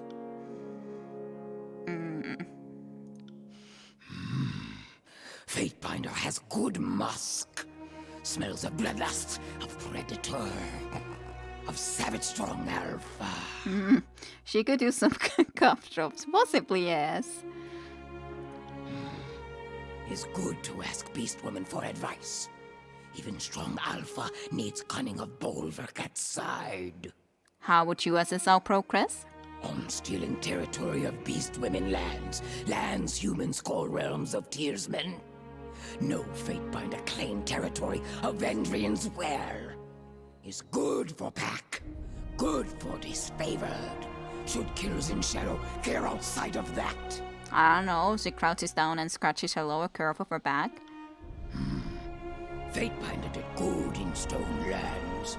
Grew tough as jutting rocks at jagged moor. Stone stalkers did not want Cairn dead. Archon of stone made mystics and whole tribes stronger. But Killers in Shadow likes that pack alpha killed Archon. Killers in Shadow follow strong alpha. Archon killer. So okay, so that's the reason they didn't want Cairn dead, but we did, and she's happy with it. How would you have us proceed? Do not like disfavored, but ironclads are strongest of humans.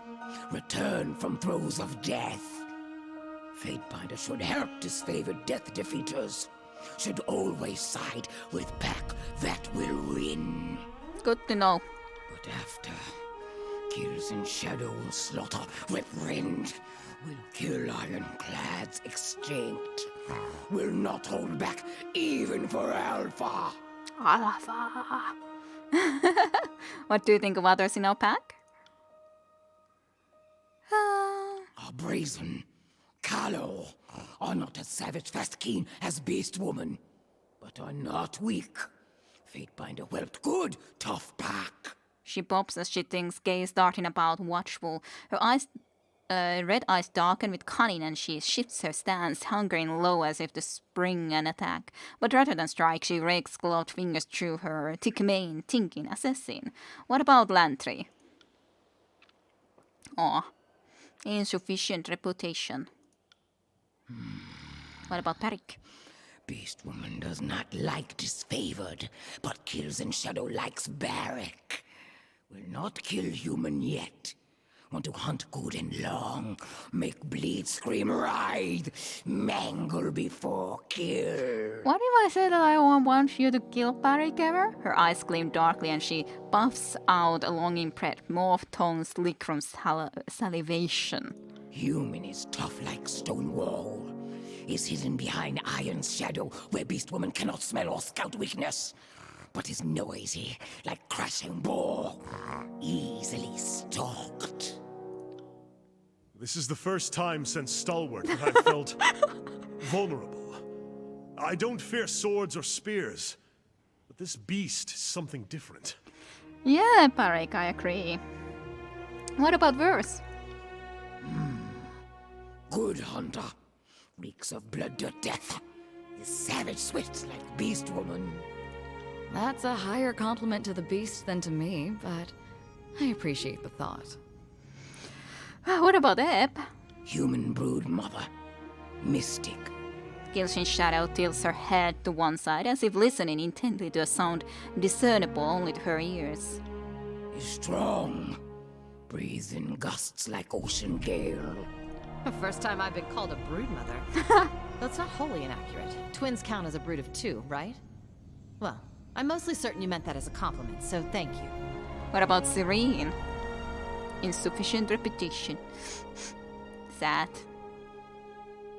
It's kind of, I don't exactly know what is the cause of that. Lead conversation. Beast woman will follow. Nah, What? that's alright. We got enough of the information, thank you very much. Ugh, Landry, I guess I gotta also go and level you up a little bit on somethings. Sure, take one in there, and then maybe one quickness? Sure. Had those. Then what in here? 2 points to spend, you say. What's this then? I guess I already had this anyways. Repetition of deeds. As a sage.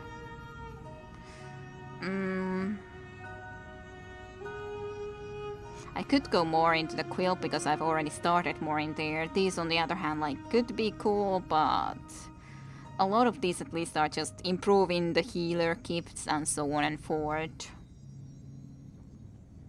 That is cool, of course, like preservation, as in that they will be healed if they go to too low health. Or the Landry revives a fallen comrade even. Stuff like that, a lot of healing type of things, but I did go in here, so might as well take something more in here, I think. Then we can get something new. Drone weapons. It sounds interesting enough, that sort of a charged draw too.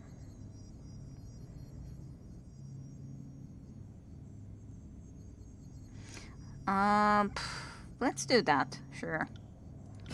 Some arcanes.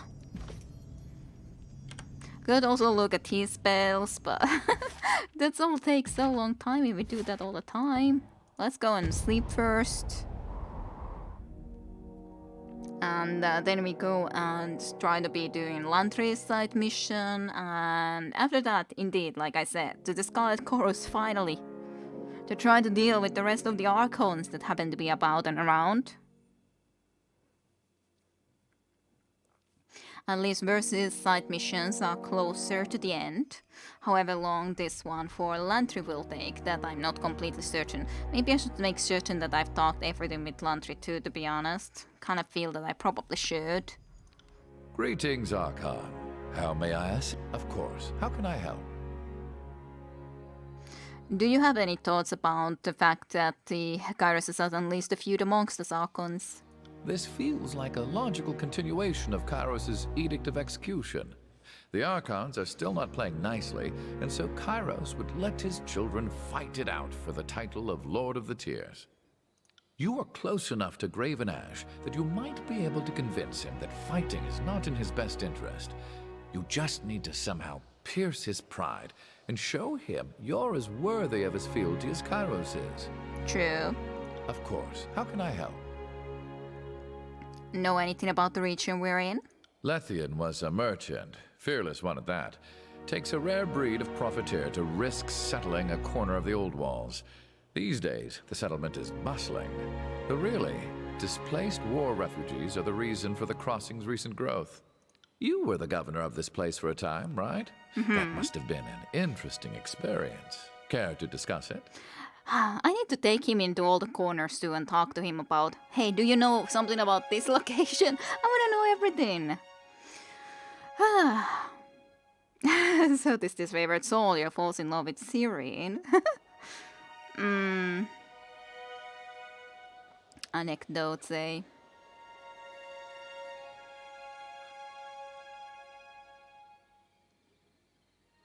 So, this disfavored soldier falls in love with Serene. Lantry nods enthusiastically as he makes note of your tale. His writing moves from off the small bit of parchment and onto his left hand, the saga finally ending on his forearm. I appreciate the exposition. Future generations will enjoy the nuances of your life. It will matter far more to them than it ever will to you. Such is the madness of fame. Of course. How can I help? Lethian was, of course. How can I help? Aw. Nothing more than about that, but now that I can realize again that I could be asking those sort of things, I guess we'll go into the Ocean Spire and ask him over here at least quickly also what he thinks. Why not, right? More shots are good. Knowing more of our companions, even if we could also try to just finish the game, but companion talks, you know? Important stuff. Laundry. Greetings, Archon. How may I? Of course. How can I? Kairos has dubbed this land the Blade Grave. The term Realm of Stalwart is no longer to be used in official record. Of course. How can I help? Alright, that's all then, eh? Are you asking for an objective assessment? Or is this your way of saying you want to gossip? Maybe both. What about skills in shadow? Aggressive, homicidal, and best kept on a long leash with a longer whip? I'm a poor judge of beasts. I've known so few, and none resemble the scribes and scholars to which I'm accustomed. Makes sense. But there's a blunt honesty to her that I rather enjoy. She wants to bask in your power and makes no excuses for the self-interested nature of her loyalty to you. Such refreshing transparency is rare in humans. True, that is true. Lantry's going a world tour, indeed. What about Serene? As a chronicler of history, I am most honored to have the chance to travel alongside a luminary. I can write down her speech word for word, letter for letter, and proclaim it back, but yet the words lack her charm. This supports my hypothesis that her power manifests by the actual sound of her voice, and less of the particulars the words chosen. Fascinating. Very fascinating. So, if I'm hearing you right, you're saying my words have no weight or significance, and it's simply my magic that makes me powerful. Aww. I've got a song for you, Lantry. Do you want to hear it? Poor Lantry. What? It's high praise. Don't really understand it the same way. Well, I wonder if you have anything new to say about them. He is a proper Northman with, I must admit, I am completely fascinated by his predicament. Let's see. I Other am questions. nothing if not a semi-reliable font Surely of I've knowledge. talked some of these things. What did you want to discuss? What can you tell me about the School of Ink and Quill? You mean what's left of them? What would you like to know? Strange stuff, though. Like, I feel that I've definitely talked these things through. What sort of sigils do the sages practice? Traditionally, we use magic only so that we may observe and archive. So that means magic of concealment and protection. But, in truth, we have amassed a great wealth of knowledge. Before the Vellum Citadel fell, any given subject of magic had at least one sage practicing it. So you're admitting you had at least one agent of yours studying the magic of the Tidecasters? Well, I mean, if such information had fallen into our hands generations ago, we'd be fools not to... Ah, you got tricked. Not to suckle off that ill-gotten teat of knowledge? Filthy word whores of the worst degree. The Edict of Fire wasn't half of what you deserved.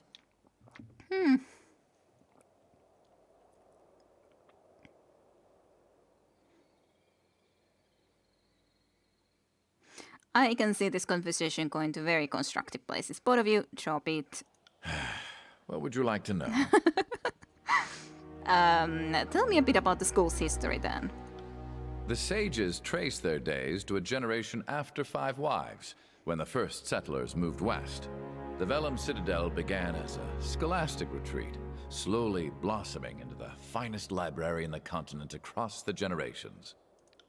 The centuries fly by, and suddenly, the Vellum Citadel is the definitive archive in the tiers. The sages branched out into carrying missives for wealthy clients, training noble children to read. The peasants may have feared us, but we remained useful enough to the kings and queens of the tiers to avoid war. When Kairos came to the tiers, that's when our hubris came back to haunt us. The elder sages, the other elder sages, not I, believed our spellcraft was enough to ward off any siege. Well, we know how that turned out. Why did the sages resist Kairos? Why, indeed. As historians, it is our place to document, not direct. Let others rage and resist. Ours is the duty to record. The decision to defy Kairos was not unanimous, nor one decided upon lightly. The laws of Kairos would forbid much of the knowledge contained in the Vellum Citadel. The elder sages feared, rightly perhaps, that the Overlord would put an end to our tradition of stockpiling knowledge. The Battle of the Vellum Citadel was a battle to preserve knowledge, but our actions will be remembered as treason against the will of Kairos. Possible. What's the core philosophy of the School of Ink and Quill? The sages are archivists, academicians, and arcanists. Our mission is to preserve the knowledge of today for the good of tomorrow. Though we are known for our magic, few realize that most sages concern themselves with scribal work. Only a select few have the talent or focus to work the sigils. Each sage benefited from the scrolls of learning that came before him, and so each sage must repay this boon by gathering, authoring, or translating new texts to the stacks. But all that's a bit generous. It's no secret that the sages were far more happy to add knowledge than to share it. Indeed. I am nothing if not a semi-reliable font of knowledge. Questions about our allies What and did you want to enemies? discuss? Well, you might want to ask a more soldierly type about the armies, but do you want to talk about the Archons or other mages? Archons? Oh my god. Have I really not talked about any of these things? Like, I may not have talked about this, but I'm sure that I at least asked about the School of Ink and all that. But the problem is that maybe they have added something, maybe he likes us now more and he talks more, but it's difficult to know. Well, tell me about Craven Ashe. Ash has served with Kairos for a mere century, but he has been a reliable general and level-headed warlord. Certainly when compared to some of the more bloodthirsty Archons to serve under Kairos. I'm not saying the disfavored are merciful. I'm just saying I've read the stories of the Archon of Blood and know it could be worse. I know Graven Ash can defend his soldiers from far away. Ash's Aegis is the term us Arcanophiles have taken to calling it.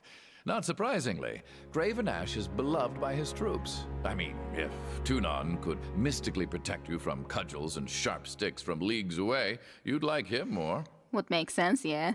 Definitely would naturally be the case. I know much of such luminaries, so I'm careful with my words, but ask if you must, yes.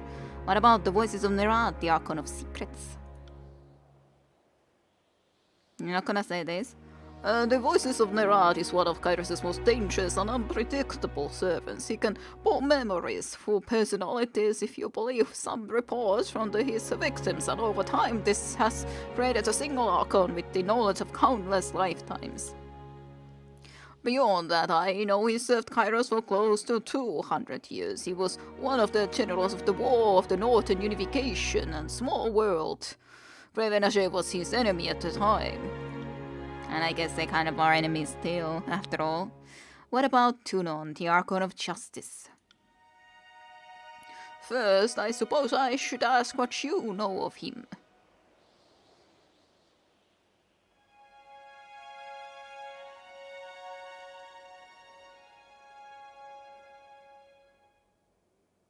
He is true to his core mission. He is fair and just. The way that he deems fairness and justice, that is.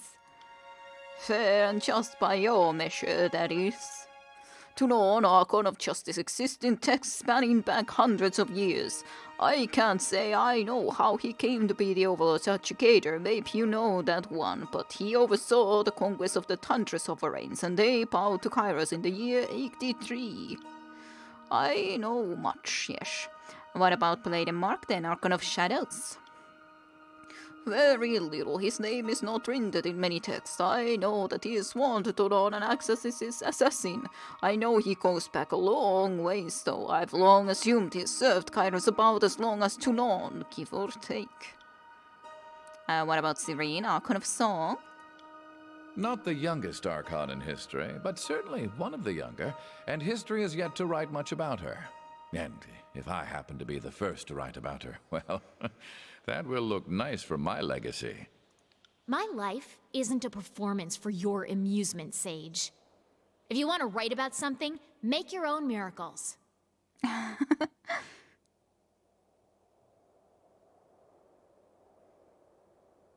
Don't badger the young lady with too many questions, then. Oh, well, I wouldn't. I mean, perhaps we'll talk in detail when things are less hectic. If I see you anywhere near me, Sage, if I so much as hear a single scratch of your quill on paper, I will give you something quite vivid to write about. If your hands survive it, that is. So many hate Lantry. Yes, Mistress Siren, understood. His right hand, once moving in a flurry of dictations, comes to sudden halt. Did you know Cairn, Archon of Stone? Of him I know very little. I believe he was the wild man of the hills that Gravenashe subdued in 402. But only one saw success that link. He was famous for being, well, a big sour jerk. Seems he let his mouth run off about Kairos and that was the end of his story. What about something else then? I am nothing if not a semi-reliable font of knowledge. You? Me? Well, fine, but I'm not a very fascinating subject. I study interesting people enough to know I'm not one of them. Well, tell me your story. Tell me the origins of Lantry. Someday, someone half your age will ask you to sum up your life and you'll realize what an odious request it is. Well, where to start?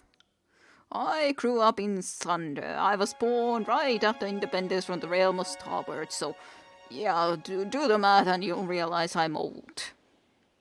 In a treaty that ended with the firm stipulation that Thunder chose to leave, that the Starboard did not lose the civil war, the free city of Thunder marks 347 TR as its year of independence is pretty spry for an 84-year-old then. My parents were harbor hands. My mother never returned from the voyage, and my father lost his hand to infection and decided to sell me to the School of Ink and Quills. But 84-year-old, definitely pretty good condition for an 84-year-old. Any other family?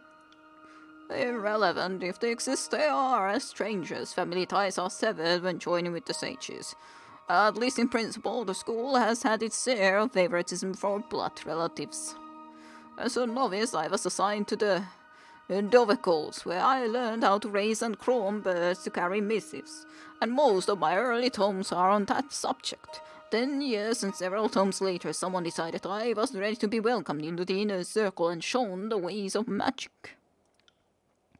And since then, I've spent a great deal of time in Field Suri, which I suppose readied me for life after a fall of the Velum Citadel, well, as much as anything good ready one for the strangeness of these days.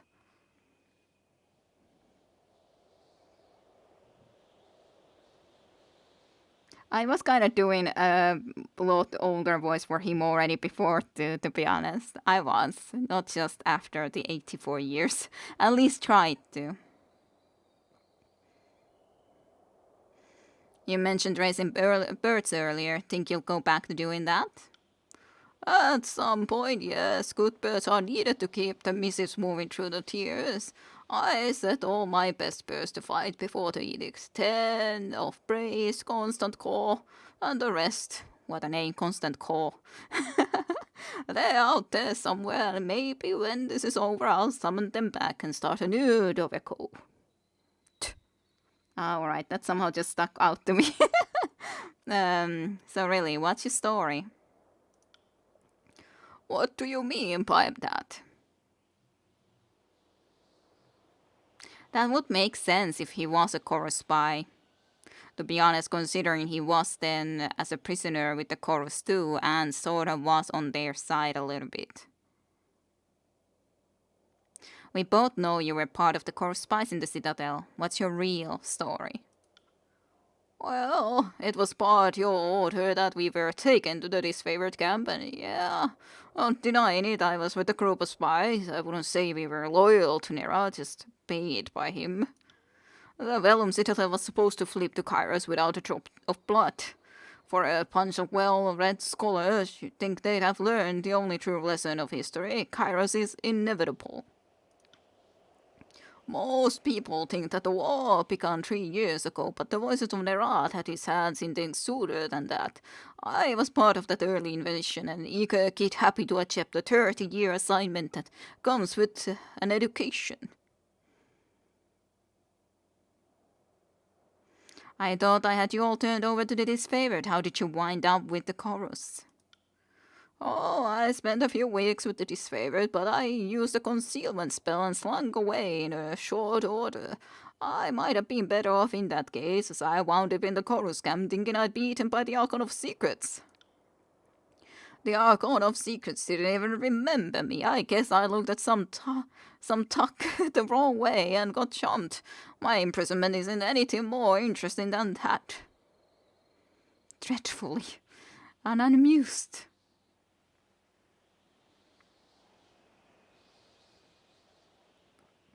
What else aren't you telling me? You read the Edict of Fire. You were the messenger of Kairos' judgment on my work. It was all that about then that I decided I need to take an interest in your skein. In truth, I am deeply curious about any who have lived as vessels to Kairos' most supreme magic.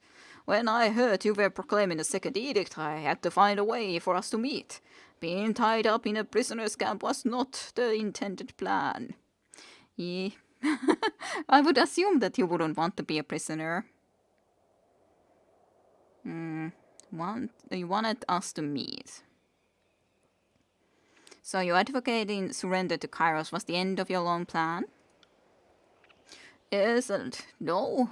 When I first left, I was just happy to be getting educated by the sages on someone else's rings, and my orders were simply to listen and report. As the time drew near, my commands were to win them over, a little at a time, to the notion of surrender. But this kinda indeed gives a lot more perspective. He wasn't actually even doing it necessarily as much for the scribes or the other sages' benefit that they would be surviving, but he was actually paid. He didn't do it from just his own mind, even if he might have believed into it as well, but he was actually kind of paid and did it for the voices of Nerat, so definitely gives it some new perspective, however. But I failed. The elders of the school grew defiant and the militant minds won out. These are tearsmen after all. I didn't deliver the surrender, and it took the Overlord's edict to end what I was sent to do. Thank you for telling me. Now no more secrets, understood? I will endeavor to earn your trust as best as I can. Sorry to have given you reason for doubt. Something else then. Me? Well, fine. Well, were you born Lantry, or did you take that name on joining the School of Ink and Quill?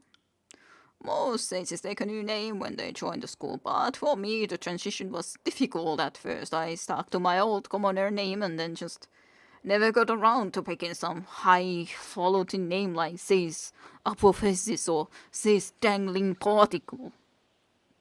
Participle. Is this your true skein? Did you always want to be a sage? I cannot imagine doing anything different. I suppose in my youngest days I yearned for battle and glory like most boys I knew. Having now seen how short a soldier's life can be, I look back on that old calling, that old mindset, and laugh. How do you feel about Kairos now?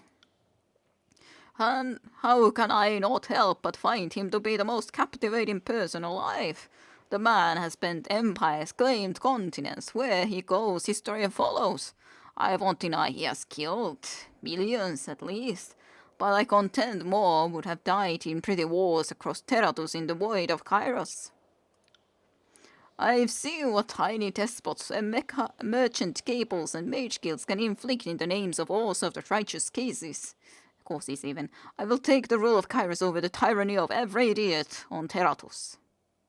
I am nothing if not a semi-reliable font of knowledge. Arcane matters I'd then. be happy to oblige. Ever since the fall of the Vellum Citadel, it is hard to find someone with whom I can discuss such things. So what do you know about Kairos' edicts? Kairos has cast many over the ages, and to my knowledge has never worded two edicts exactly the same. Edicts defy our understanding of magic. Kairos' magic works over vast distances, over indefinite durations, and no Archon or mere mage can counter the force of an edict. What about the edicts in general?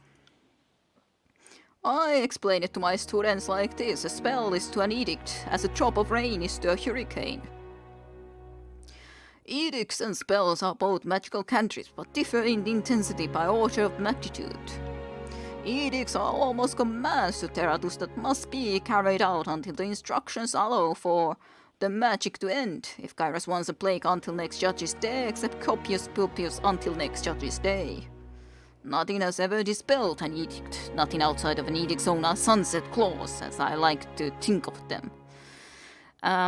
It might be, of course, that I definitely tried to check if he would have something new to talk at some different times, but maybe I just didn't click the right buttons, or indeed there's been something weird and it doesn't show me anymore which things I've talked with. I know there was something new we talked. We definitely didn't ask about the fact of him being a spy to Kairos even previously, that's for sure. What about the specific edict? Any thoughts on the Edict of Execution cast on the Vengeance Valley? As you said earlier, it seems unlike the Overlord to traffic coincidence. It would have been more efficient to use an edict of fire and have the generals claim the Shard Crown. Kairos wanted someone to claim Ascension, well, I'm sure of it. What about Stone? The Edict of Stone ravaged the realm of Azure. The upheaval of earth and rock turned the rolling plains into a craggy steppe known as the Stone Sea. Since the edict was directed at the traitorous Archon of Stone, it would seem the upheaval of Azure was a secondary consequence, though I imagine little of what Kairos does is unintentional. What about fire? I know that you want us. I'm alive today because of you. As are so many of my brothers and sisters, and I'm most certain you were not ordered to warn us, so all the more reason to honor your decision. Lantry paused deeply, his face blushing when he returns to standing.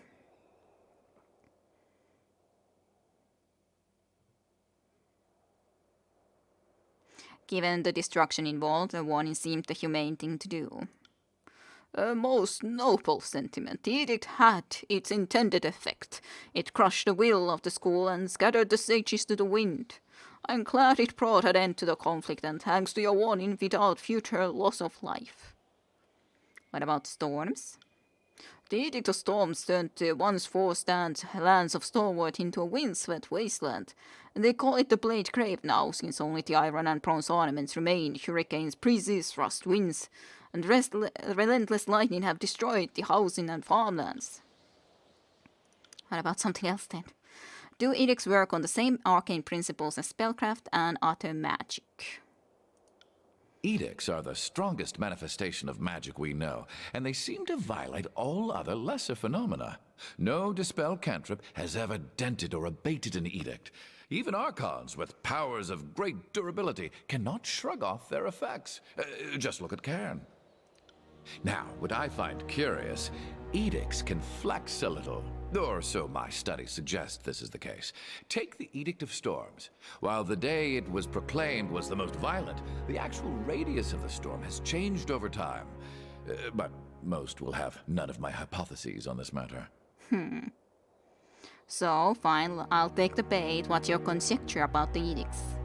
So, in my studies, some edicts resolve some problem of the overlords and then vanish into history. But the edicts that linger around, almost all of them begin to widen. Their effects become more intense.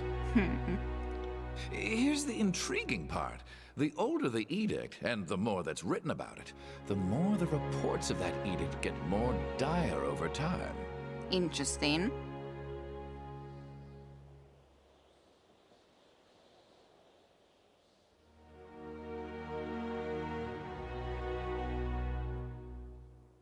Perhaps edicts have a life of their own once set in motion.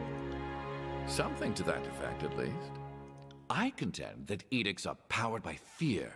Fear of Kairos helps fuel the casting, and fear of the edict feeds the magic, sustaining it, and, if enough people fear it, even growing it a bit. Would sound interesting.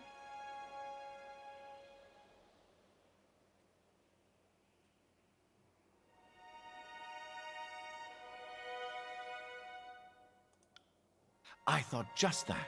But wherever an edict is cast or has been cast, the land will always hum with a little background noise, if your ear's trained to listen. If anything, it seems edicts add more magic into the world, not the other way around. I didn't notice to actually read this, but or edict just feed off the landscape once it's set in motion. Look at what had become of Asuran's stalwart, and then he answered tossily. Intellectual honesty demands that I study the matter more.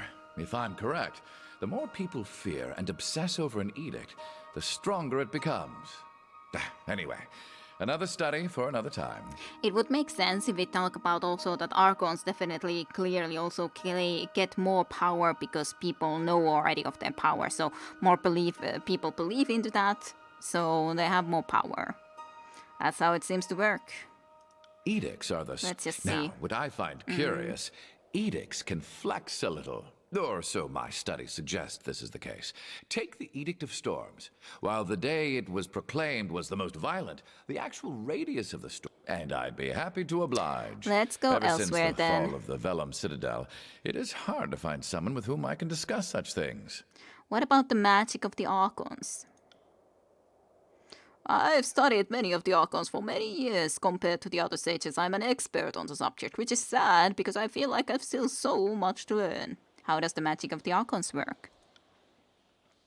The Archons all have magical powers that are intuitive. When the voices of Nerat pulls out someone's mind, or Cravenage protects his soldiers, that magic isn't a signal, sign, spell, or ritual. To them it's closer to flexing one's hand. Archons are the... what's the word for it? Axions of magic, the root of magic, spell pioneers. While every guild or school of magic will ascribe different name to the theory, all mages inevitably stumble upon the inescapable fact. Only the Archons can will magic into being. Everyone else can only cast magic by invoking the sigil of an Archon that has come before. None know how the Archons do their magic. It seems to be different with each Archon. But theory suggests that once an Archon starts to invoke their powers, anyone else who comes after that Archon could, with the proper knowledge, tap into that power with the proper sigil and know how. This observed law has given rise to a common question from young students. Could one guess at the sigil of an Archon not yet born, or not remembered by history, or simply unknown to the caster, and successfully cast a spell? Experienced mystics would tell you this is impossible, for they know that it's not enough to just mimic the gesture of a sigil. One must have full conscious knowledge of the Archon and the intended power being channeled. Interesting stuff. Interesting stuff. I'm sure this analogy is off in many ways, but I see Archons as the mothers of original magic and everyone else is just imitating them. To confuse things a bit, some Archons learn to cast other spells in the same fashion as us lesser mages. If you are as important as an Archon, you learn quick that all knowledge is power.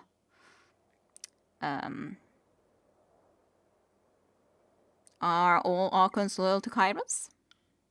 Officially, yes. In actuality, no. Those with the true gift of magic always come to the attention of Kairos if you manage to evade attention for a bit. The school of Taij was founded by ones as uncontrollable, but these are history's exceptions. Katamarin tämä massive reroll.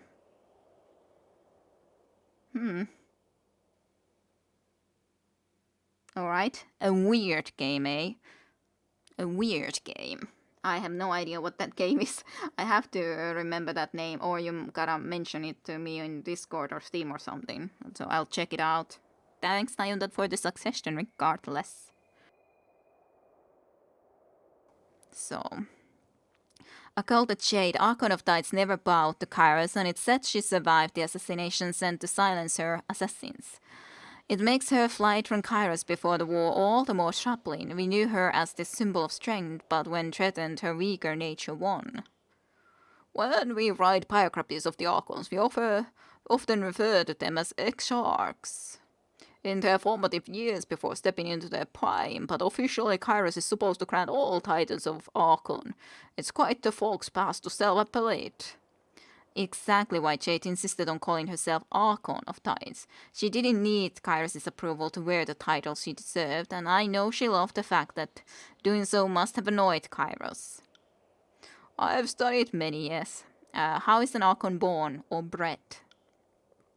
I think we all dream of one day waking up and being an Archon. Given some of the madmen and loons that have exhibit mystical greatness, it can seem unfair that the rest of us can't do it. I can say with confidence Archons aren't born, they become. Craven Ashe is a good study of this. Before he was the Archon of War, he was a successful commander, each victory more daring and glorious than the next. Somewhere along the way, his leadership took on mystical qualities. The Craven Ashe we know today can reach out and protect his soldiers from harm, but maybe at first he could just protect those near him. I wouldn't know for certain, but all will attest that he didn't have this power his whole life. Then he's truly lucky. I can't remember a moment when I wasn't plagued by this power. Yeah, really fascinating. So in some it really is a lifelong quality. Well, if it were easy to make sense of these things, it wouldn't be academic. And I'd be happy to oblige. Ever since the fall of the Vellum Citadel, it is hard to find someone with whom I can discuss such things. But yeah, sounds interesting, but of course I have no idea about the game, so of course I don't own the game anyways. Don't know what the cost of it is. What do you know of spellcraft? I've forgotten more than most blood chanters have ever learned. Is that so? Then let's talk about it, Lantry. What do you know? The knowledge isn't doing any good locked up in that impressive brain of yours. Tell me what you know, Lantry. What secrets do you know? Siren is playing with Lantry now. Siren rocks her head side to side like a snake in front of its prey, and as she speaks, her voice takes on a strange melodic quality. I don't want to be getting involved into that. Well, where to start? There's the secret as to how to perfectly roast pheasant. Lantry japs a finger in the air in excitement as Siren rolls her eyes. Listen patiently. Cooking, you see, is like magic. Instead of sigilant shapes, think of them as your basic food solids and more ethereal spices. And so I told him, no, you fool, you can't try to form two shapes into one spell, round and straight. Don't make a corkscrew. What a novice mistake. My goodness, I guess that story lasted for a real long time. And so I argued it seemed more likely the scourges are trying to eat us, not mate with us. Wait, how'd I get on this topic? I have no idea, Lantry. You tell me. Yeah, serves me right for asking. What do you want to know?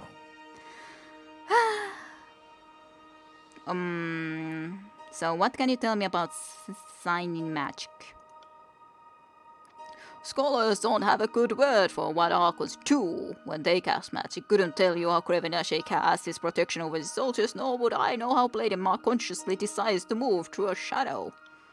But when us mere mages want to cast a spell, we do so by signing the sigil of an Archon that previously discovered the magical phenomenon in question. It's debated whether Archons create new magic or just discover magic that was waiting for us, but such questions seem impossible to answer while sober. So what sort of magic did the sages teach you? Sage Sintin tutored me in the traditional sigils those of preservation, concealment, and healing, as derived from the bygone Archons of Travalis, Vaden Frad, and the Orphan Midwife. The preservation magic is largely functional. Sealing parchment, binding books, that sort of thing. All of us chronicles learn concealment magic, as our ideal method would be to study events without contaminating the decisions being made. As for the healing magic, many of us modern sages study it is a great deal. The school has a shoddy reputation among the common folk. I figure if they do us as healers and caregivers, maybe we start to change opinions.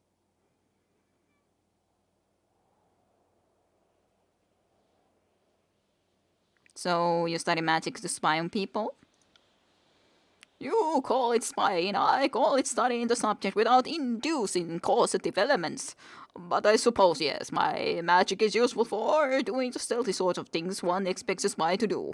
A way to make me sound so tawdry. Can you teach me anything? I think you know all I can teach you. How sad. I didn't mean to stop yet. Greetings, Archon. I am nothing if not a semi-reliable and I'd be happy to oblige. Ever since the fall of What the about Vellum the old Citadel, walls? It is familiar is a relative term. I think I know more than most, but it's a subject of mystery, even to the scholars. Though, I must admit, in addition to my reading, I've ventured into the old walls on occasion. And soiled many undergarments in the process. How nice. Yes. Do you know who built them or why? We can only seem to agree that they were built. There's no consensus as to who of it. We generally use the old realms or the older realms and describe the force that must have done all this construction ages ago. Too much info. Yeah, too much. That's also where the younger realms got their names indirectly. Azure, Stalwart, and all them are older than you and I, but compared to the old wolves, they're babies. As for the why, as anybody's guess, I've always assumed it's an ancient road, an aqueduct network. If you just needed to fence off your neighbors, you wouldn't have such elaborate, expensive masonry on the inside. What sort of things have you seen in the old walls? Aside from the terrifying bane, well, every section of the old walls has its own jaw-dropping architecture. I've seen bridges that move when someone is near, mystical barriers that must have been standing for eons. And I've seen remains, so many remains, a lot of sages from centuries past or hapless drifters that must have been desperate for shelter. What fascinates me more than the symbols found on the interior architecture, I can't help but think if we shared notes with the other old world explorers, we might someday decipher the meanings. Kairos forbids exploration on the old walls, by the way. Did the Deathsmen have similar laws? In typical younger realm version, entering the old walls was never legal, but plundering them was. The logic being that which rests in the old walls belongs to your local ruler, not you. The noble houses made a point of buying up anything that came out of the old walls. Plenty of ancient stuff in there, but sometimes you find stuff that's just a generation old, left by the last fool trying to search for treasure. If you've been through the old walls, you must be familiar with the bane. More so than is healthy. I've seen one rip a young scribe in half when its nebulous talons, within its nebulous talons. I've run away from more than my fair share of angry bane. That sounds redundant. They all seem angry. Heard all sorts of stories on the Bane. Heard that they were dead mages. The nightmares of Archons come to life. One sage believe they're Kairos' children. But yeah, I'm talking now so long with him that I'm not doing as good of a voice acting because I just want to get through this. I guess you have enough ink and parchment, you can crap out any dumb idea. Yeah, totally.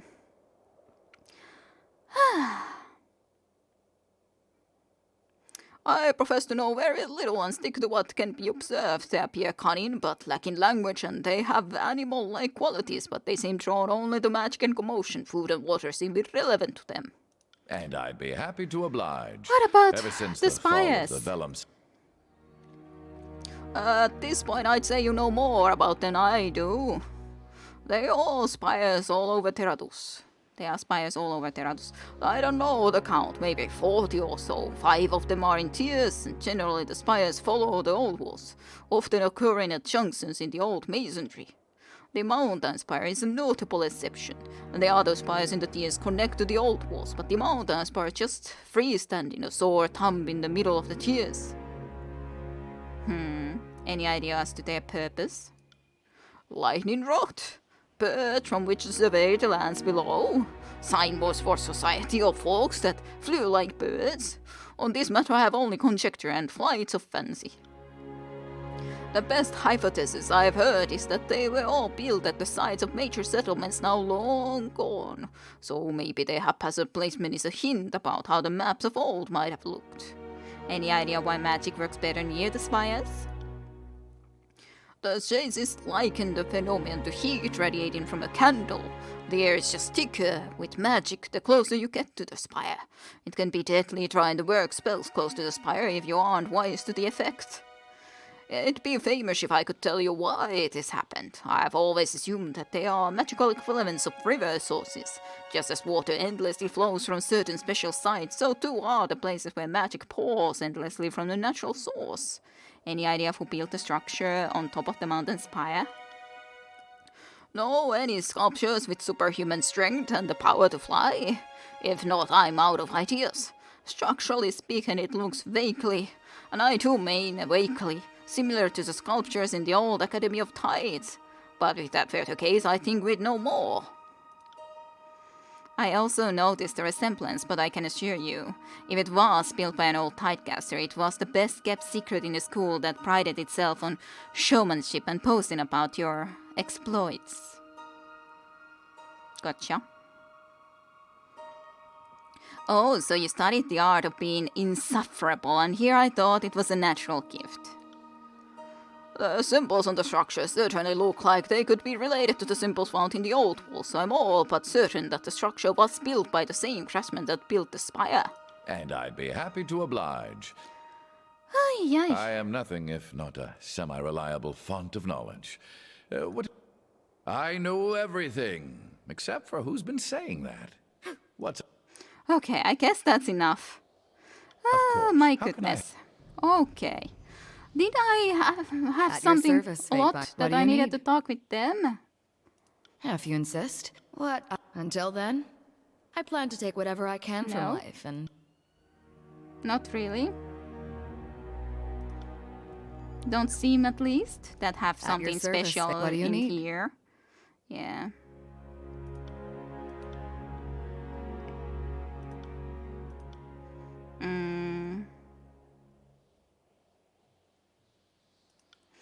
Yeah, it doesn't seem like there's anything that special in there that I would never have talked yet before. My Lord Binder, Good you have thoughts, yeah. something which requires my attention? What can I do for you?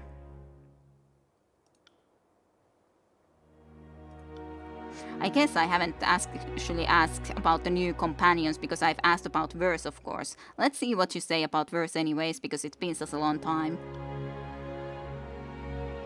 My sister, you mean? She's reckless, heartless, indecent and bloodthirsty excuse of a woman who has no business serving under the banner of Kairos. But in spite of that, I am proud of her. She follows her passion and her dreams. She takes from life everything that she feels she deserves and more. I'm a soldier, true and true. I never had the strength of her convictions. I serve my Archon and the needs of this war, but there is little enough of me outside of this armor. I cannot say the same for Verse. Verse glances towards your discussion and smooths back her hair, acting as if she hasn't listened to a word. What about Gills in Shadow? Do speak ironclad, tell to Beast Woman each and every thought hidden behind Iron Shadow. Say words that will surely incite Beast Woman to violence. Calm down, Gills. Fear. She nods and snaps at you, irritated at being reprimanded, but ultimately she obeys, settling sulkily on her haunches. A fascinating specimen to be sure, though I am loath to tolerate beastmen serving under the banner of Kairos. Even I must admit that her strength and tenacity have inspired me. Before I get too far ahead of myself, I do not think that she would hesitate to hunt you for sport if the whim appealed to her. Be warned. What about Ep? She is an opinionated and talented worker, but as we can disagree on the reasons behind this war, I have never found a more impressive example of a tiersman. I admit to also finding her quite striking. Whenever she makes a jab at me or Kairos or the Legion, In spite of whatever I might say in my defense, I am pleased to have captured her interest. But I would not have her know my thoughts on the matter. She is a southerner savage, after all, and I am a decorated soldier.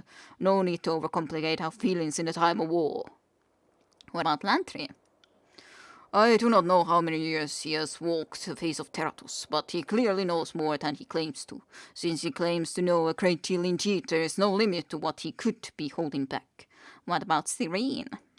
She is complicated and volatile even by an Archon centered. Kairos took a significant risk by inviting Cyrene into her hierarchy. It would have been simpler to kill her and risk unleashing her power upon Terratus. Yet, I am glad that Serene is with us. She brings innocence and dignity to the conflict that too often lacks either quality. Yay. Let's see, is there... It's true. Packmate has survived many more killing blows than other ironclad beastwoman has slaughtered. Makes beastwoman's blood beat quick. Makes for best hunt, yep. Packmate should show skills to help her and kills in shadow. You seem more than capable fighter, so... Through the dark slit of his helmet, you get the impression of Barrick rolling his eyes. He clears his throat and continues. I trained with the spears and the shield in my youth, but gave it the day I earned his favorite iron. I can still throw with some accuracy, but it's challenged these days. He knocks twice on his helmet. Why, were you interested in sparring session? Well, I don't need those though, but still cool. Yep. Yep.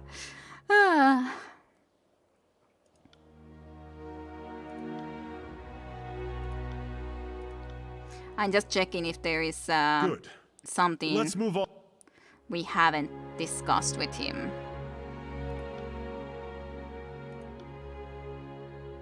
The ironclads, the massive beast woman Hex inspired at the ground. The fact is also, of course, that she wasn't around when we talked this, so she wasn't able to say before anything.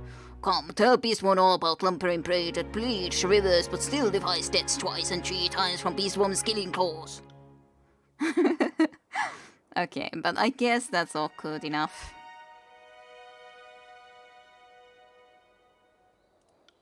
The thought has crossed my... The big guy here is as useless as an empty scabbard without his phalanx. That's fine. Verse, by the way. At your service, Fate. What do you need? What do you think about our traveling companions? What did you have in mind? About our travels. What do you think of our travel companions? What about Barrick? Yeah, she's the first one that joined us, so these discussions really I didn't do enough back in the day. Well, what do you think of Barrick?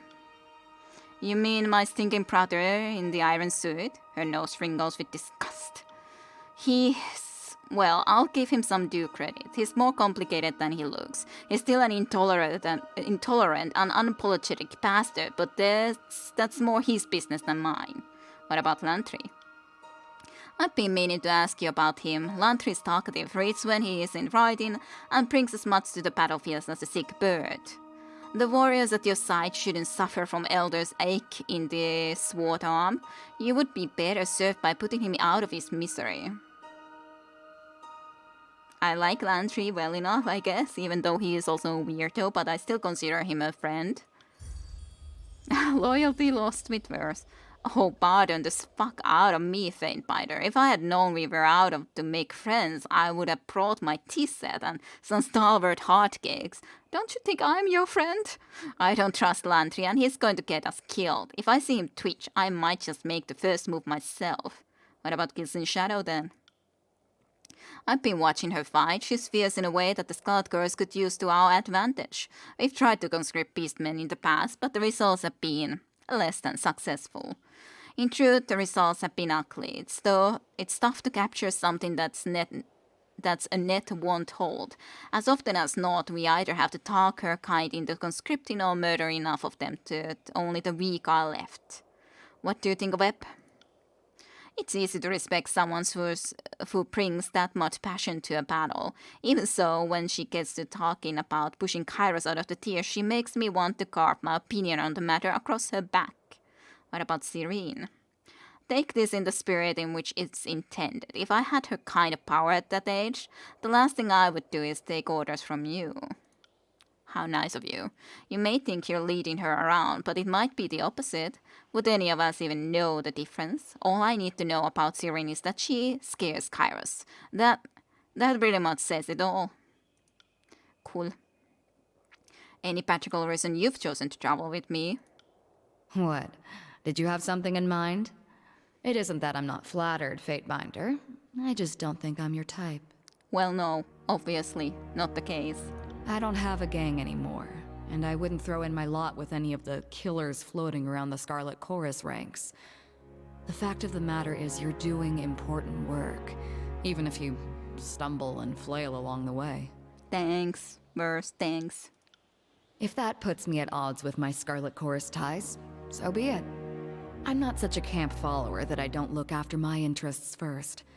And I find you interesting.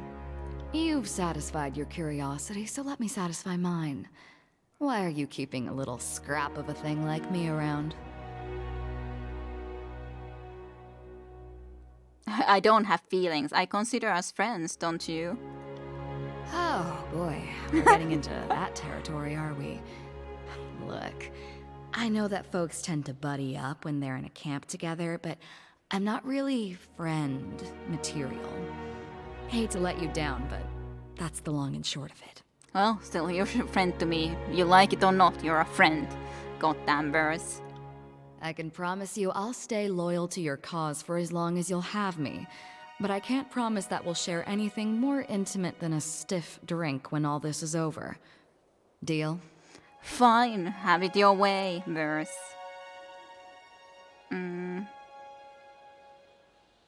What do you think of our present circumstances? Well, it falls to us to decide which of the Archons is fit to roll the tears. I guess that means killing off the rest. Getting them to bow or bending a knee yourself. I'd pick anything but that. Zigzagging around tears, pissing off authorities as we go. I suppose there are worse ways to occupy one's time. I think so, indeed. I wonder if there's anything that I haven't asked Serene. The savior of the tears. What are you gonna ask me to do now? Serene pushes her lips and exhales dismissively. What do you need? Why are you so dismissively? Are we trading in gossip now, Fatebinder? Or are you collecting information to use against us? What do you want to know about? Tell me about Gills in Shadow. I'm not entirely sure what to say. I don't think much of her because I try not to think of her much. Have you seen the way she stares at me? Is that a smile? Or is she hoping I let down my guard so she can tear out my throat? Beastmen are too hard to read. Their thoughts are all blood and rending and rutting. I'm not always thinking of killing with rending claws. Sometimes I'm thinking how human packmates are like brood cubs, like hairless first-season whelps. Need cleaning and protecting. Need beast woman. Interesting. And then it goes from death and blood to love and care, or whatever constitutes love and care to a beast woman, which could very well involve blood and rending and rutting. It's all very confusing. Very confusing indeed. I don't hate her, but she has the uncanny ability to make me uncomfortable without knowing exactly why I feel that way. I getcha. What do you need?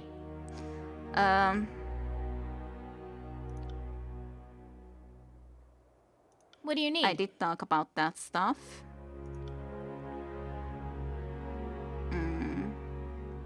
I honestly don't know about the state of the world. You seem to be making quite a name for yourself, and it's impressive how everyone knows who you are.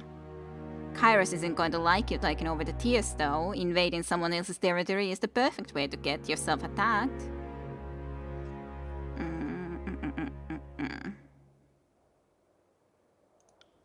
I have talked all of this, yeah.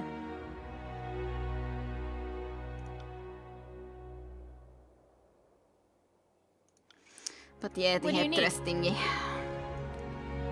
Okay, I guess we finally maybe managed to do the talk, so maybe we can actually go and do the Lantry's quest other than...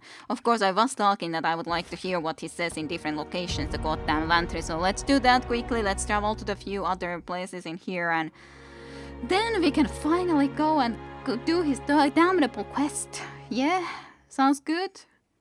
His side quest. Just need something done. At least I talk a lot now, so should have pretty much all of the things talked that might be possible to talk. Maybe there's something else that I've missed, but well, it's the difficulty of not always knowing what they would like to talk new and all that, so can't be helped. Can get onto the move. Yay. Took a little while.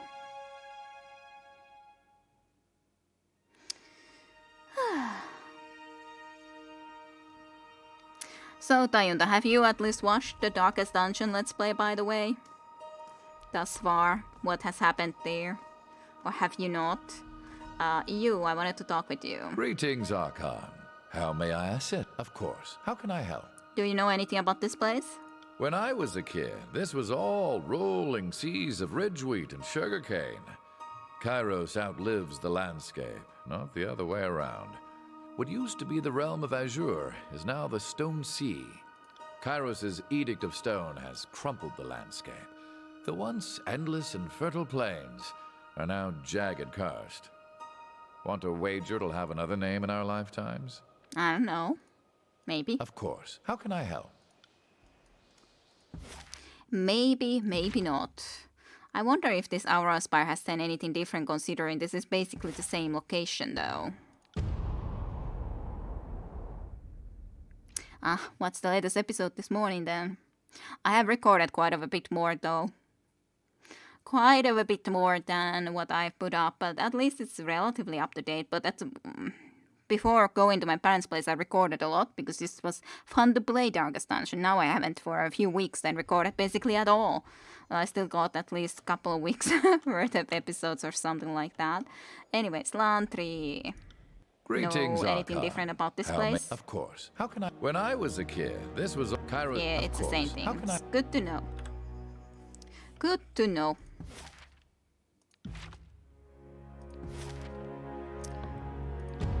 Had you played, by the way, really far in Darkest Dungeon? Like, how far? How many bosses have you defeated? It is fun. It is certainly fun. I've made a couple of mistakes, definitely, during this time then going forward. But it's like, sometimes you like to also take risks. Because obviously enough, it's not fun if you never take risks. Like, I feel that sometimes I'm being too careful. Greetings, But, Archon. I don't know. How may I assist? Of course. The spires predate us all. As far as I know, we're the only ones who've been up here since... ever? I think this might be a first. Perhaps the real Trailblazer had trouble getting down and was lost to history. Of course. How can I help? You managed to just beat it last week. Cool then. You finally beat it. Did you still use the relic that you got from me, as in the Lumihiutale relic? Sometimes. Did you have everyone on level 6, all of the different characters? I guess the level 6 is the max? Something like that? Not exactly actually sure if it's level 6, but I guess it is. It's not definitely still a couple of levels before getting there, I think. I think it was at least something like that. But okay, so Lantry's hideaway. Nestled in a remote forest deep in the bastard tier, the small home is not marked on any map. The sheer side of the next tier looms above the mountain to the north, dominating the horizon. Let's go. Let's go there, Lantry.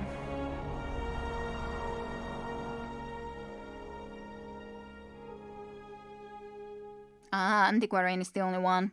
I can understand though, Antiquarian definitely is a difficult one to have in difficult battles and all that. I gotta say.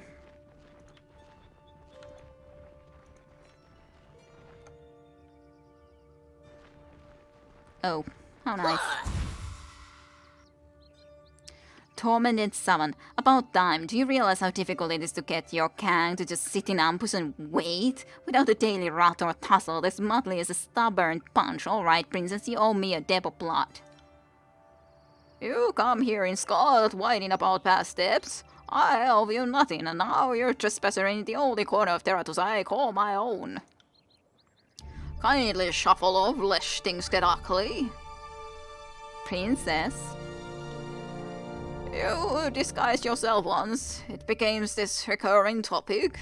Blancher shakes his head with a frustrated whack of his hand. The voices of Nerat believes you've outlived your usefulness. I will take great joy in snapping your old bones. With a shrill whistle, the bloodshender signals an attack. That means that the verse is not yet unuseful. The voices of Nerat definitely trying to use verse, I'd say then. Anal sex. Indeed.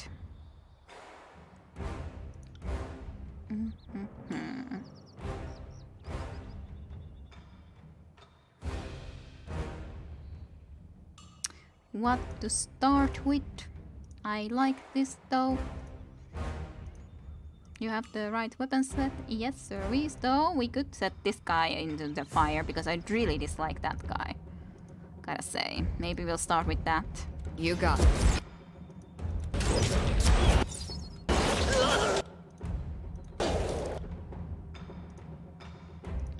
You start with that. Now then you could maybe do this healing area here too. Because it seems like a reasonable enough of a choice. You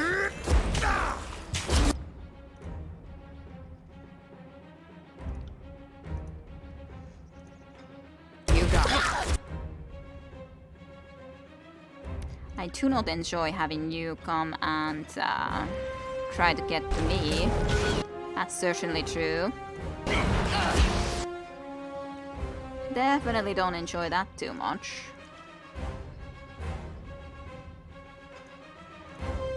Point me in the right direction. You got it. Where are you going? Stupid man, don't do that. If you really would need to otherwise do it, but still don't do it. I don't like you doing something like that at all. Just saying. Sure, do a mischievous mass to those guys mayhaps. That could be cool. Time to change weapons. Oh yeah, it's not an area effect. I should have noticed to think of that, but it's been a while after all. Don't remember everything.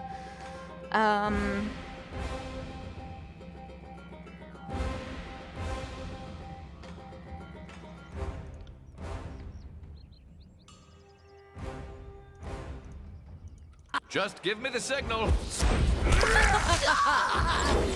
Okay, those guys are now slowed, so I guess that's alright. Could have been better, but still kinda cool. Was thinking that like, who would I... But I tried to get in the middle of here so that it could affect as many as possible, but hey, can't be helped. You can't get the best results always, no matter how much one might like. This bloodhound is almost dead though, so I would really love to kill her. Or eat, whatever they are.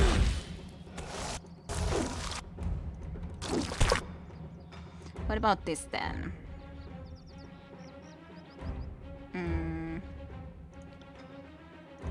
Come a little bit closer and try to do that then. Because I don't know exactly, I don't remember how that's supposed to work. I will add your name to the dirge of...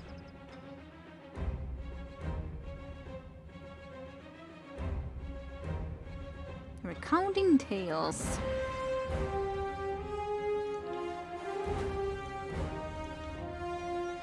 Why can't I cast it at the moment? I don't know. Who can say why may I not cast that? Okay, and that apparently didn't work for whatever reason. For more. Why are you running there on the other hand? I don't know. So annoying sometimes trying to understand how they're doing stuff, and now he's about to die. Because he's a stupid man. It's just sometimes it's difficult to tell exactly all the conditions that are going on with them. Definitely the case. I don't. Yeah. Like I can see that he's shivering. But yet he at least has the frightened. But I don't know if he really had it before. Do the class of iron, so maybe we could actually get them all to come to you guys. Actually, do this one with verse. Where's is good enough of a condition to do it? You get yourself at least this then, so that maybe you can have some protection, a little bit at least extra.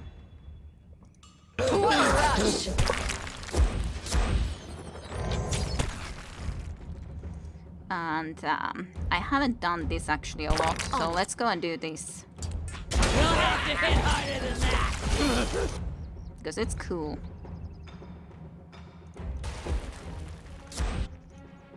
Let's be off. Did you guys do it? Yes, you did. I didn't even notice it though, even though you did it. All sort of weird things that we managed to do on them.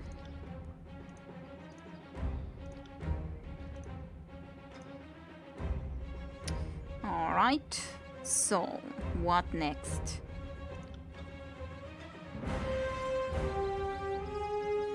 This is the revive. It's a hit!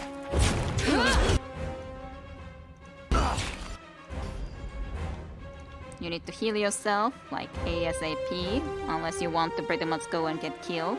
There are still at least days just for a little bit longer, a couple of these guys, so that's cool enough. You are able to move, but that shouldn't be the end of the world. Especially when you're still slowed even. You go here, with these two. Seems like a reasonable choice. And now then, just get this goddamn blood chanter dead. Good. Finally one more dead. I guess you could do your bow for a change and start shooting this person.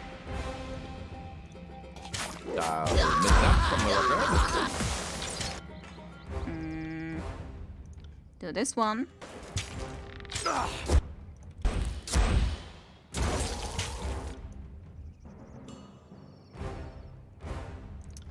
Let's see your spells. Polish his arms, mayhaps. On it.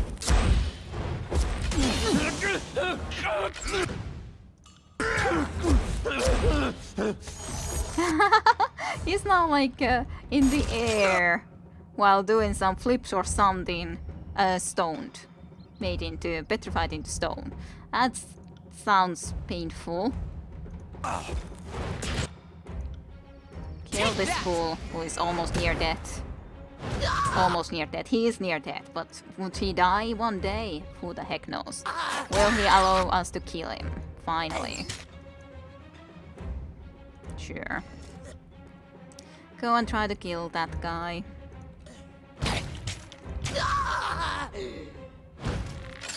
Harsh words would cause more harm than this useless weapon. Aw.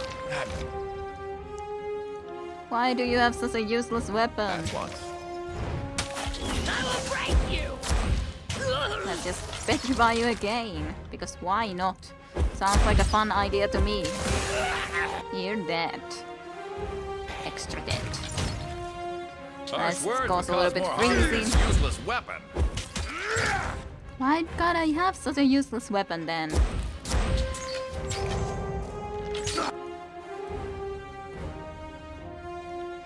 Will do. Let's petrify you then. And you will be dead soon enough. No matter what we would need to be This is doing for useless. you. I should try something else. I'd have it no other way. You'll have to hit harder than that. Harsh words would cause more harm than this useless weapon. Yay, Anal sect. Finally, they're all dead. Let's go inside your house then. You had something you wanted to specifically find from here after all, wasn't there? You did also gain a level up, however, so I guess I should do something about that. Sure, have that. Then let's see from here, on the other hand. Well, I guess the penetrating throw, you might get the most done like that then. With your downable quill. Yeah, I don't understand how to make the undercurrent that useful either, other than for the money. Yeah, it's odd. I couldn't figure her out at all. Well, it's for the money, of course. She gains the money for us. But otherwise, it's like, I was thinking about the fact that she can cause blight, which a grave robber can use to her advantage, for example. So it could work for that. A little bit of a booster of a healer when you need a little bit of extra healing, mayhaps. Guardian, maybe, in some way, but making someone more buff by getting them to guard her or something.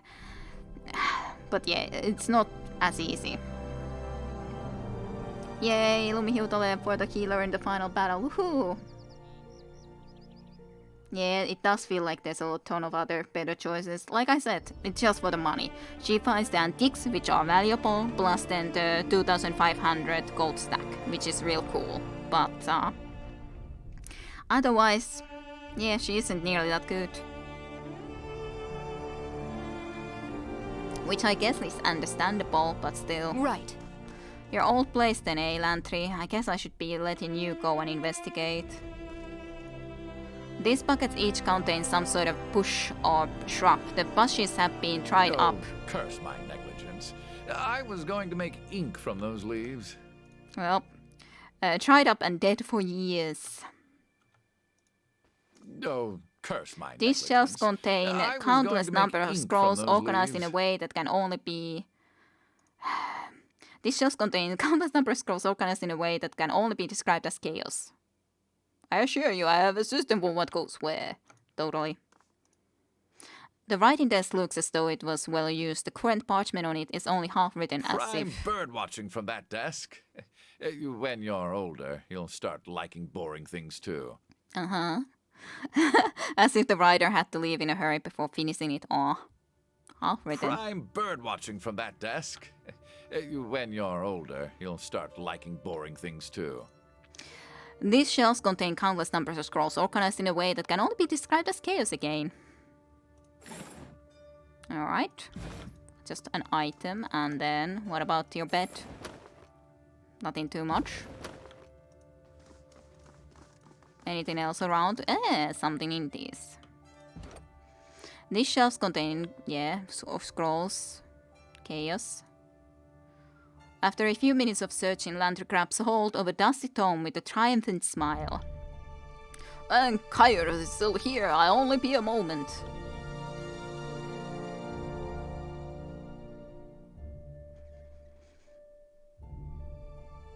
An hour passes as Lantry flips through the pages of his book, slowly spelling out a coded message as he goes. Is that right? Oh, I did that wrong. Let's try that again with less stupid. Find anything? I forgot we did the code backwards, word paragraph base instead of page paragraph word. This is dreadfully embarrassing. Bear with me. Understood. Apologies, I'm slow, but I'm cute. I'll get this figured out shortly, trust me. Can I?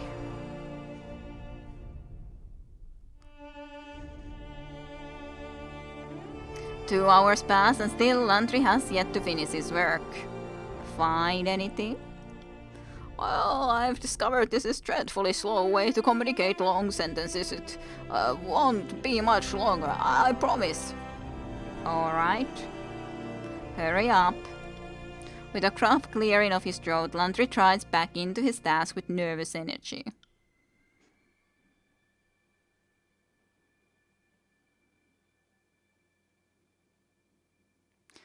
I'm sure you were wondering which would happen first, me finishing this task or dying of old age. I am pleased to report it's the former. So what did you find?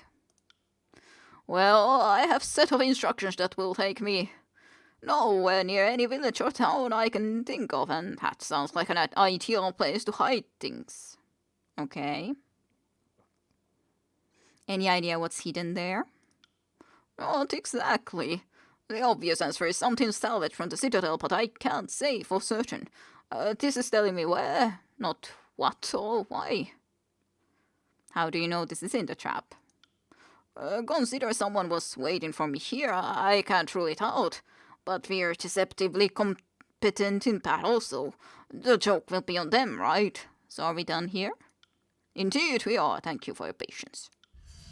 Indigo Fields is now unlocked on the world map. The directions have us looking for a field of indigo. I couldn't tell you the name of the nearest town or villages, but the message includes enough landmarks that I can probably get us there. Let's get going then. On it. Travel to the indigo fields. But would be nice if you could use antiquarian in some other way really nicely too than just for the money purposes. I'd say it would be nice that it wouldn't just be that, hey, you really make a ton of money with this and otherwise you've been struggling with money, so that will be pleasant change. But yeah, it would be nice if there was something more to the antiquarian nonetheless.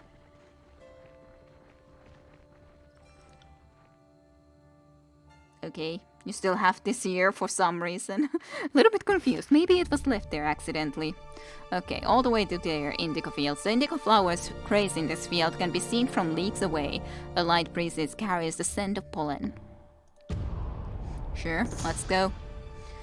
You've traveled in the dusty roads of the tears, a light breeze cooling the sweat scattered on your brow. When you notice that the usually constant symphony of the insects and the birds no longer trumps against your hearing, everything has fallen quiet. A massive, heavily furrowed from lobes onto the road ahead of you, flanked by smaller creatures of similar shape. A glance behind you reveals more of the same.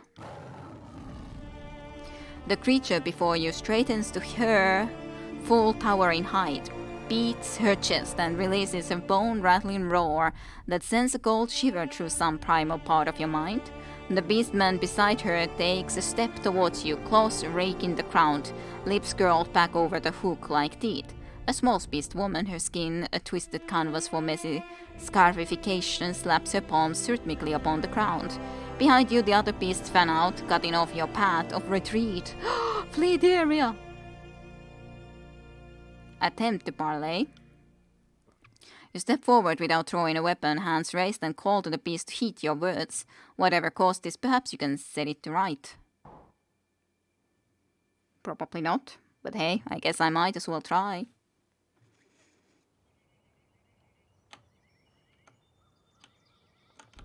Will do.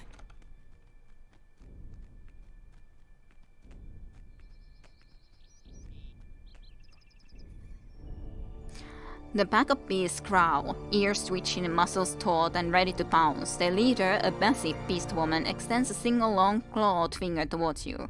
Her left paw grasps a long spear with a vicious triangular head. Beast woman, hunt for your belt, human. A scroll sniffed long days and night, following trail of human prima who seeks of magics. Freaks of magic even. Human still stings of 100 blood. Human left Stonestalkers motherless, fled into waste rather than face vengeance of claw and fang. She slams her closed palm against her chest. Vengeance runs human to ground. The other beasts slap their open palms against the earth. Let's calm down before things get ugly. Shut up, Purple. Stonestalker and Backstalk hunt human across plains and mountains, through forest and along rivers, through lands of flame and twisted metal, lands scarred by human prima's words. No spoken words can stop the hunt of human alpha who reeks of magic.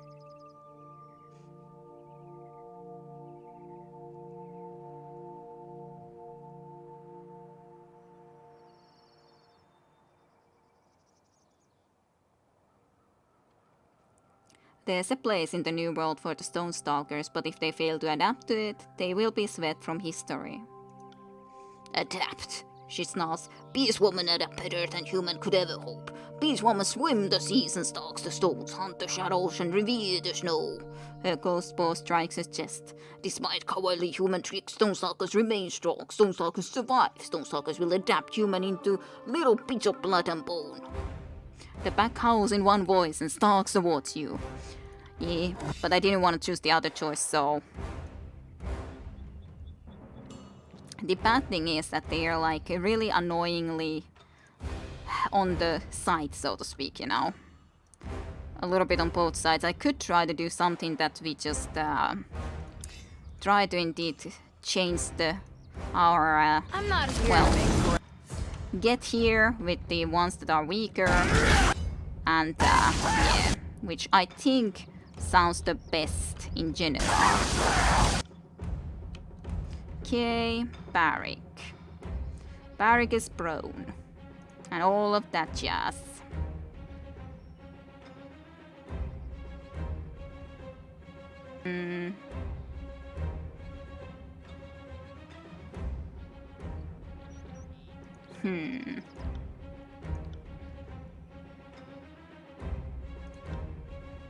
Do that there quickly now then.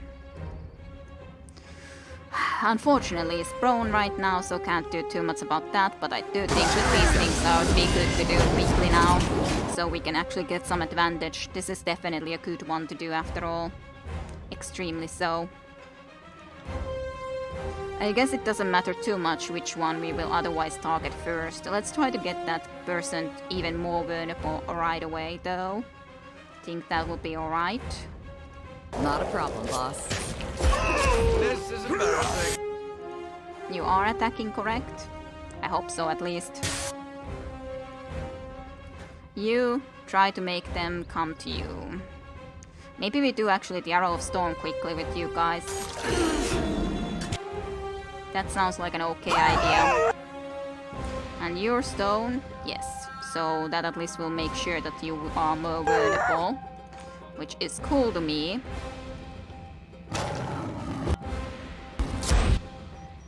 Barricus is all the time going down, so that's or is he? No, but maybe you managed to do it then.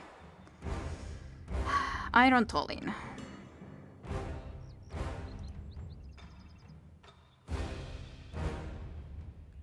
Yep, that sounds good to me. Sounds like an important thing to do. You get Barrick then to have a little bit extra, so that he is the one that they should be attacking against. Yes. I don't like this Beast Woman Mystic especially, so I guess I should really concentrate on them more than this random Beast Man, but it's just that they just happen to be the easiest to get to, so to speak.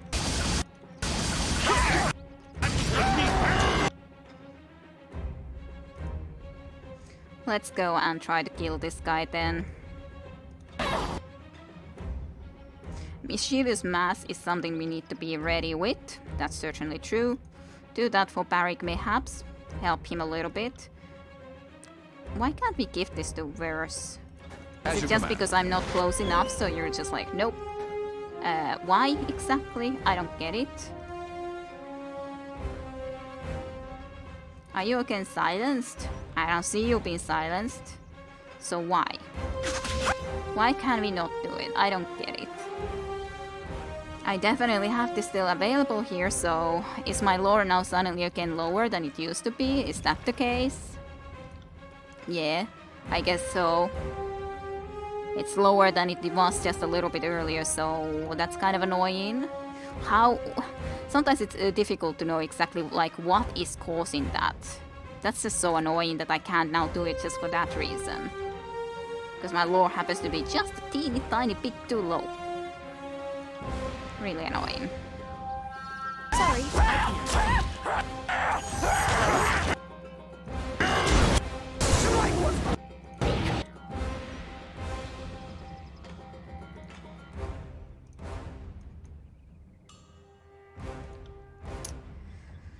Beast Woman Mystic, yes.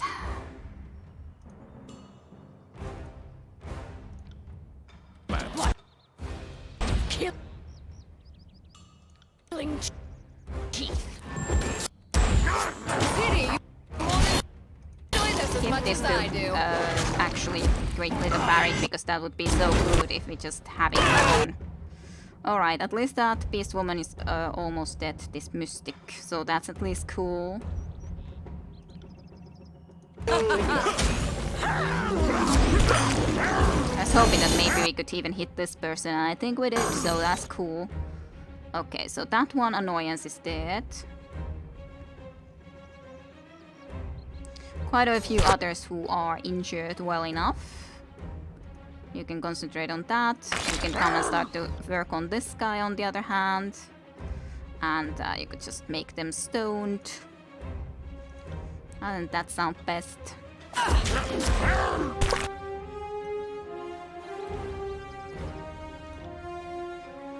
Let's do now then this one. Sounds like an okay idea. That way we can hit as many as possible of them. I got it. Surely there's a composition for her as well. Yeah, the antiquarian. Yeah. We'll have to figure it out exactly what would be the best though. That one just wants to escape now.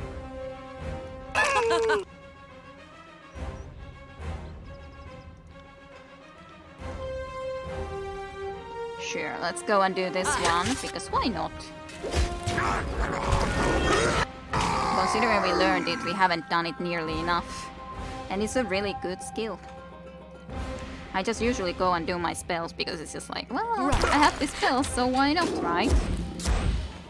What the heck are you guys trying to do? Coming towards me, eh?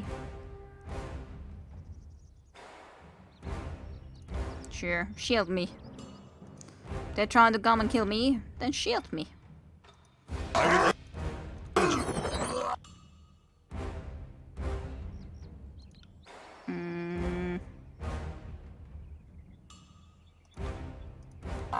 Do that. Did you manage to hit with it? Probably not. Well, at least I tried. You can renewal his armor at least. Yay! It's gonna be protecting us a little bit. Don't you throw your rock.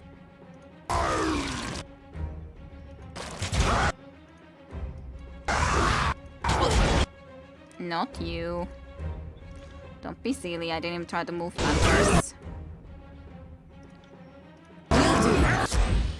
No, now it's Landry's turn.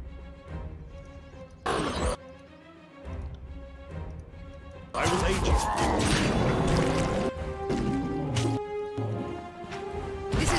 Was it so smart to go and attack me? That's a good question. Was it so smart to go and try to attack me? Now you're all gonna die. Sooner or later. Even if people are a little bit frightened of you, but you will still eventually die.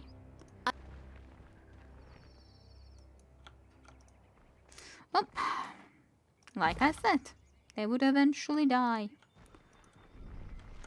I guess there's probably nothing else in this sort of a random encounter location, so probably can just pretty much leave. Most likely. I'll check quickly around the area though, just in case, yeah. I don't think there's any point to go down here to explore. Let's continue into the goddamn indigo fields.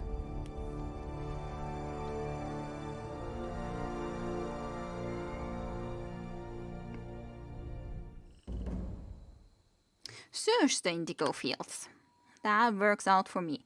Oh yeah, I need to now go and actually change my darnable spell when apparently my capabilities are lower than they used to be. So fine enough. Did I have others that were 180 now? Yes, like this one. So let's do that. It's annoying though. Definitely a little bit annoying. And this is 180. I've been able to cast it though. How? Why? Yeah, it's like, okay, you can cast this totally fine.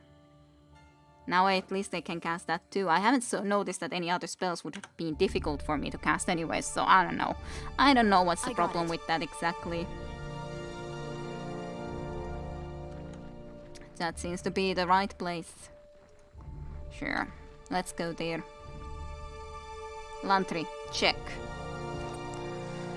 These berry bushes are choked full of clusters of ripe berries. Take a closer look at the berries on this bush. Kairos be praised, we found it! Yay. Rubbing his hands together, grinning ear to ear, Lantry eyes the berry bush with anticipation.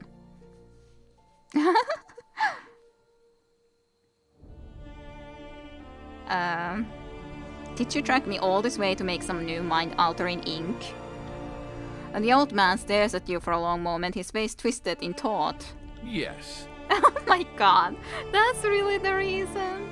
To make a better ink? Oh my god, seriously Lantry? That's the reason for all of this ruckus? My god. Only need a moment. This won't be like last time, where a moment means half a day. If my understanding is correct, These berries only need a little alcohol to make them absorb into the skin and cause you to bleed. What was that noise, Landry? Cause what exactly to tell? A blue-stained hand reaches out and touches you by the wrist. Searing burn upon the surface of your skin quickly turns into spreading, blissful warmth. Though his mouth moves on to form words, nothing reaches your ears. The world begins to tremble as your breath expands to fill the world full of your body with vigor. What did you do to me, Landry?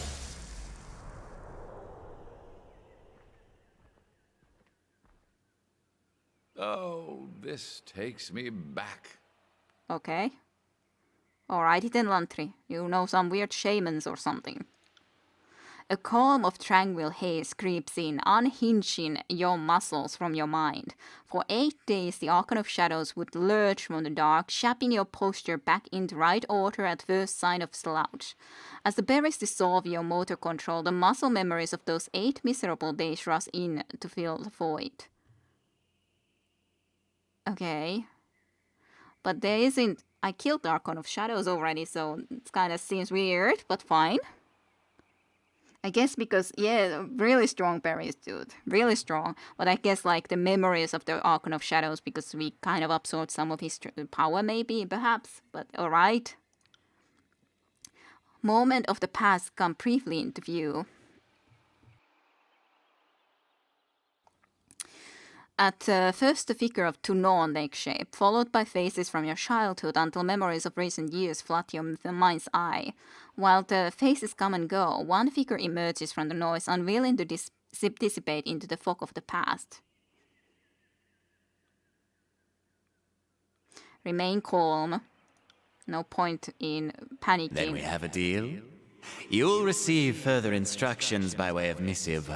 We will use a plethora of names when writing to you, but you will know us by our seal.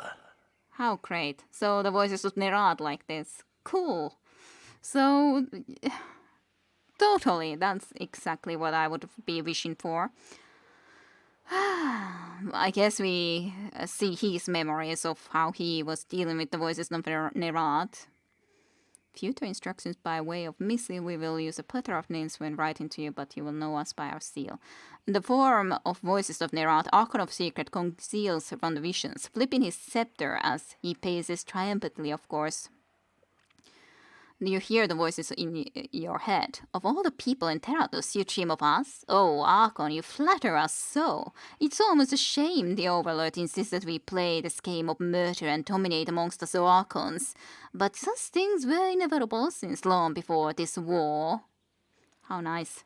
His attention seems directed at Lantry, who appears far younger than you ever remembered seeing him, though his white features and wrinkles momentarily flash in and out of view. 5 parts water, 2 parts red grape juice, 1 part ash. I'm still not convinced I can play the part. Considering how insular the school is, I don't see how any will trust me. So he wasn't originally even in the goddamn school. He was originally already hired by the goddamn He was just going there for this part, but he was never a scholar to begin with. From the first, like, the full thing about him being taken there, sold to them, or something like that is all a lie. Unless he was really that young at the time, but I don't think so.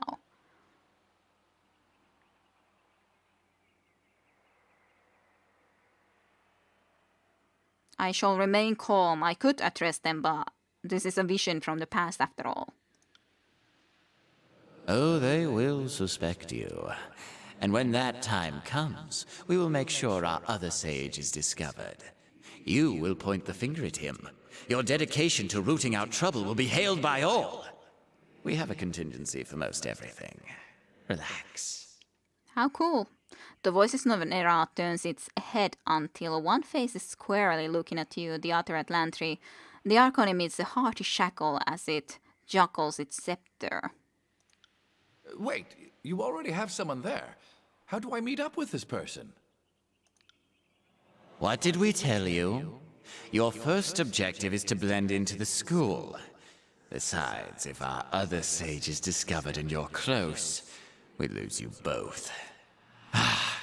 You have so much to learn about this craft.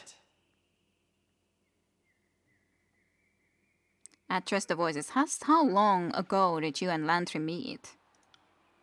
We could tell you that, but wouldn't it just be us telling you what you think we think the answer is?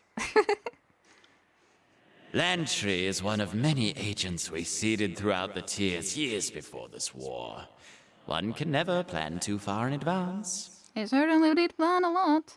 Didn't he already tell you that he was hired before going to become a scholar? I guess he did, but then he has also told the other story. He sort of did tell me that, like, he was really indeed taken, but see how he's talked too much today, so that I'm starting to get completely confused, because on the other hand, he told me about the fact that having been sold there and all that. But yeah, I guess it is true that he did already tell us too that he was really hired. Well, I did know that he worked for Nerat. That was obvious, that we kind of already figured out after all, but like, I still thought that maybe he still was originally a scholar and then he was just hired by him afterwards, but that was indeed not the case.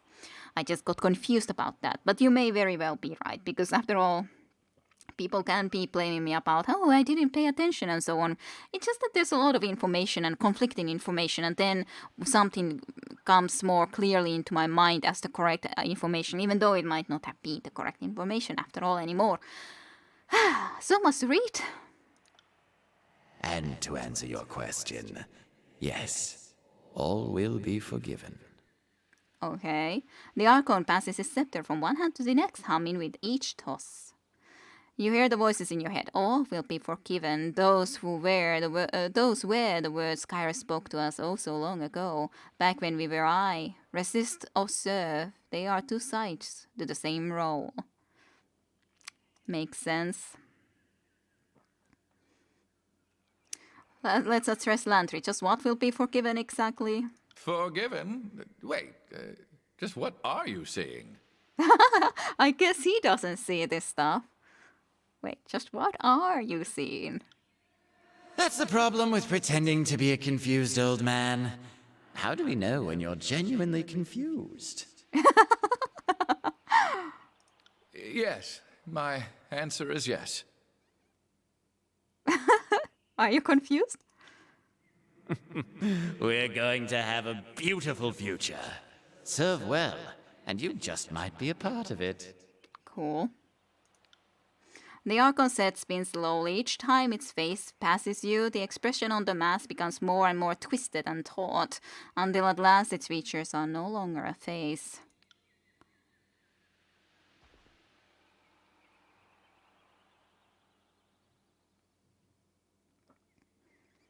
By now I ought to have learned to grab a pocket before doing things like this. Yes, might be a wise choice.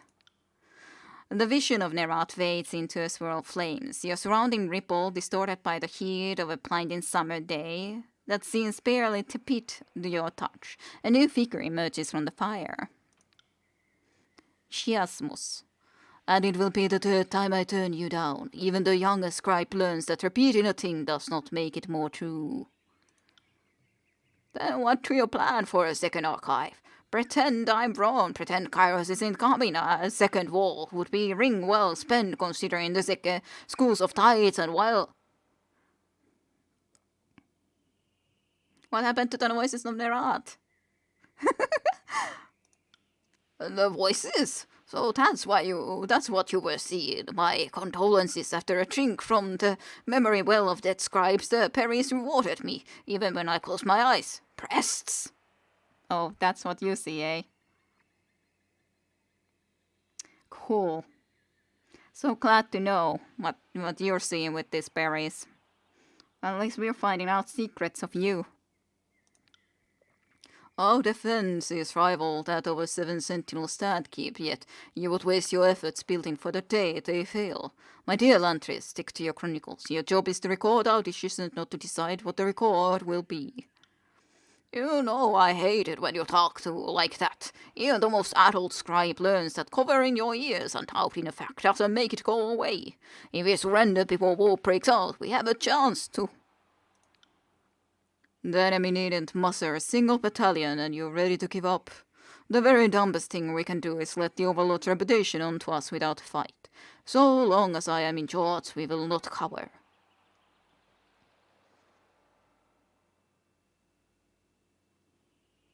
So, am I seeing your memories? These are some unusual berries. I see now why Lexim's nose mentioned these berries will probably cause permanent insanity. Thanks, Lantry, thanks. You think me incautious. You think you're the only sage telling me what must be done. You impertinent little fuck. I know you have others swallowing the lies. You ink them. Your absent-minded charade doesn't work on me. You poison their minds against me and have the gall to pretend like you're some well-meaning mentor trying to be kindly champion of the concerned student. Do you think I am blind to the Overlord? Because I do not act with your reactionary zeal does not mean I fail to act at all. We are of course taking precautions. A failure to plan is a planned failure after all. Now you're just doing it to enrage me. I think I will be alive to record you as the very final provost of the School of Ink and Quill. May Kairos prove me wrong, but this proud school will perish on your tenure. You've spoken about recording, not defining the record. You sound rather political here. I suppose this is not my finest moment of sporting at all, receptive mind, but we're talking about the fall of this war realm and seem worth bending the rules to save it all. If Kairos invades, well, then we owe you one pick. You were right, and won't that make you feel great? And if Kairos doesn't invade, well, then you and everyone in the tiers wins. The Chronicles will not note your hubris. Not even Objective Chronicle is doing the writing. Your passion and convictions are a troublesome sign for one trusted to observe all things as they are. Perhaps you're not fit for this role.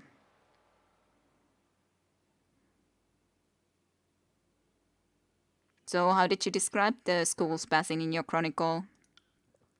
I think I may have touched upon a certain provost being exceptionally tough, but for the sake of history, I did emphasize that all of the sages were responsible for the school's collapse. I apologize for even mentioning this matter. I will take my leave. Always a pleasure, Prater Lantry. Alright, some more memories, eh?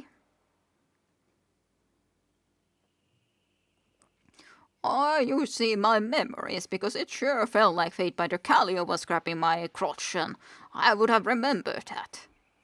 What? I'm probably seeing your memories, but you're probably not seeing the same memories at the same time, though. That's so weird. Weird thing. What are you talking about, Lantry? Flames assault your senses as the vision of the sage changes before your eyes. A second sage stands before you, this one a familiar face, Lexim.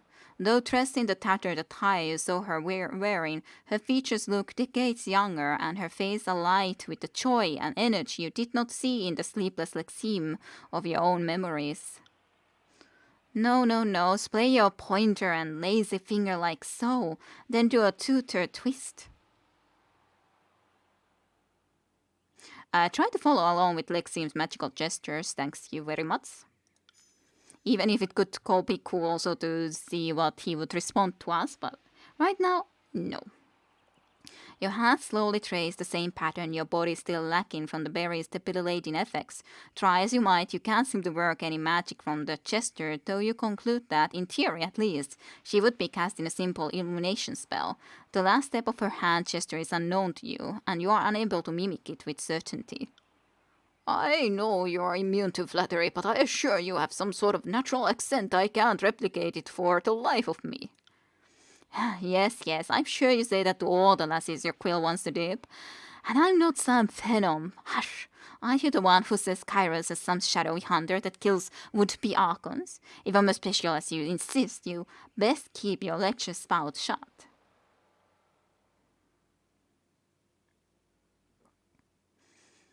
Was Lexim always good at spellcasting? An absolute naturalist. It's what I loved about her most. I know, sounds like a little shallow. Like I should have loved her for her personality or her breasts. I don't know what you have about those breasts all the time, but sure. I'm certain, sure, breasts are part of a woman, but should that be the part that makes you love the person specifically? I don't think so, but hey, I guess that's your... I understand the personality, but breasts? Just that? Just and only that? Really? Well, magic just always made sense to her, and I found that skill and mastery to be arousing, for lack of a better word. How nice to know. I'm trying to be serious here. When the war starts, field study will get curtailed, and we'll have a fight on our hands we can't survive. I have a few cottages throughout the years where we could hide. We could make our own way into the mountains, use our magic to hide. Did you know when the war would actually start? No, but in the War 126 I received enough hints to figure out just how little time we had left. I think the voices of Nerat never trusted me with knowing when we'd strike, for fear I'd speak out of turn. But Kairos is inevitable. War is going to happen. Do you want to let it roll down the hill and crush us all, or do you want to do something about it? I want to be here when it happens to chronicle it. I would assume that is what you want as well.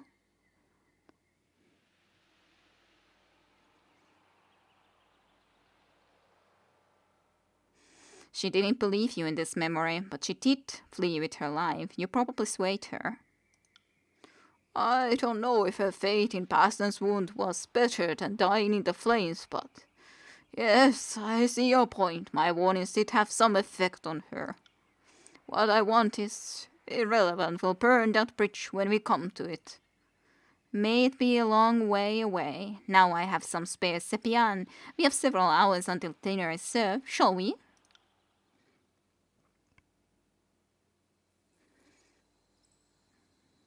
After all that, I think I need a stiff drink to calm the noises. How are you feeling?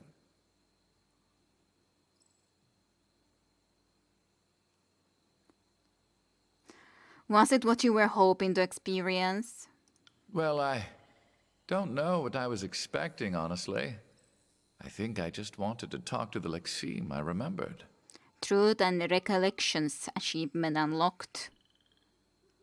And I figured that sublime intoxication might help me come to terms with her scheme to corrupt the truth for the greater good, or some such idealism. But I don't need to understand it fully. I just need to accept it. So you're going to preserve her modification to the Chronicle? Even though a little part of me will die inside, knowing I've allowed deceit to enter my once honest parchment.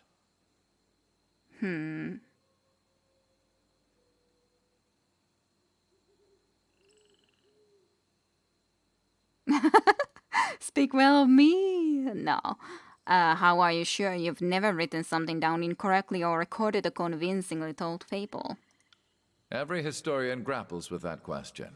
I might pass along bad information without knowing it, but I never intend to immortalize anything but the truth. Or at least, I could say that of myself until recently. Now, I'm guilty of turning a blind eye to Lexim's deceit. I'm disgusted by my actions, and yet, I'd do them all over again. I love Lexim more than I love the Chronicle. That's all there is to it. I can understand that. So I'm sure Lexim will be glad to hear of your decision. Perhaps, but I'd rather she not know. I don't want to encourage and foster this notion, and if I'm being honest, I can't bear to see her so hapless and feeble. Not again. I want to remember her as I just saw her. Before the lies. I'm disgusted by my actions, and yet I'd do them all over again. So I love trust this means you'll be Lexine willing to more than I adjust the love the Chronicle to speak Chronicle. well of me. That's all there is to... Exhaling loudly, Lantry casts a scowl your way. I'm joking, of course, Lantry. Yes, a bit too soon for that. Well then, enough chatter for now. Let's be on our way. It's too soon, eh? Well, we did it. We went through very interesting times. I wonder what happens if we eat more. What do you guys say? Should we eat more? Did you eat more Tasatentenho? More of the berries? What sort of visions did you see? I guess we gotta, right? We have to know what else there will be. Right? Satentenho tajunta. Do you agree with my plan of eating more berries that make us hallucinate? Couldn't hurt, right? I don't know. Maybe it will make us insane forever. Who knows? Blue and purple juices stay in your hands as you grab another handful of berries. Oh, seems like fun. I swear to Kairos, if this is just some differently colored budding rose. I warn you, Versto. It can be scary. 1 second. Let me just add the secret ingredient. Lantry pulls forth a flask of alcohol with an impish smile. How nice. Let's have fun! With crazy visions. Ah, that's Barry. There's the voices of Nerat again. What the heck is going on? That's the... that's to non. I'm carrying too much. What the? Why did I have to be without clothes now? Now it's a party, apparently. This is DLC stuff. I haven't seen this. Okay, well, I had to do this on... But yeah, of course, Lexime stuff and so on was DLC. A cold chill up your spine shocks you back to your senses in a sobering instant. Your companions stand around you, splattered in blue and purple berry juice, among other things. Hastily discarded clothing lay strewn about the scene. Gladly, Barrick is safe. As the sobriety grips you all, clothing and gear is slowly, sheepishly scattered up. Perhaps it's best that we never speak of this again. High as the mountain spire we got. Ha ha ha. Achievement. High as a mountain spire. Right, well, I guess that happened. Virile. Prevents one application of a hostile affliction during combat until next... okay. What does it mean that we are virile? Well, why do I have to have my goddamn all equipment taken away? It looks so weird not having anything. Well, I guess we're ready for battle. I have no idea even what the heck things I was exactly wearing. So that's annoying. And I guess some of them got sent into there. At least other people have easier time. It's so weird. Take your stupid weapon. Take your stupid boots. Gauntlets. Actually, those are the boots that you must have been wearing. You have those too, but where is your other clothes? Like, you should have some other clothes too. But where are they? My god, you really see that I have to find your right clothes from here? That's the only sad thing. Like, having to find the right equipment for them. Like, that's seriously annoying. That's not fun. My god, seriously? Like, how do I remember what I was wearing? Yeah, battle pose indeed, but oh my god, this is just extremely annoying. Guess it might have been these things at the end here, maybe. But like, how do I know? That's so frustrating though. At least Barrick hasn't been able to lose. Yeah, he didn't lose anything. Cool. He's all equipped. At least Barrick is the only savior in this goddamn situation. Oh my god. Because she wasn't wearing these things anymore. She used to, sure, but not anymore. I don't know if this was yours. No, I was wearing, like, that was an option, but you weren't wearing it. So basically, most of the things, at least in the storage in there, aren't even the right things anyways. That's so goddamn annoying. Definitely don't look cool. Binding shadows were mine. So yeah, they are sent into here. This will be fun. I was thinking that this might have been my thing. Ah.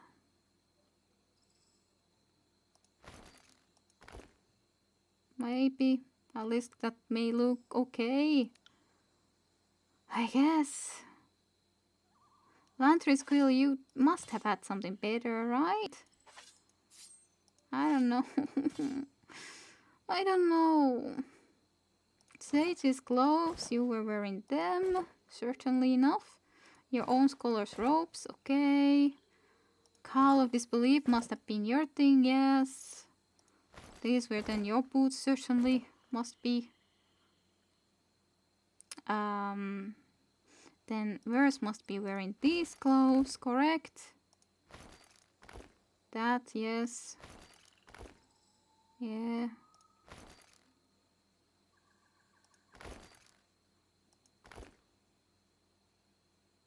There's too many in here, though. Those can't be the correct things anymore. So...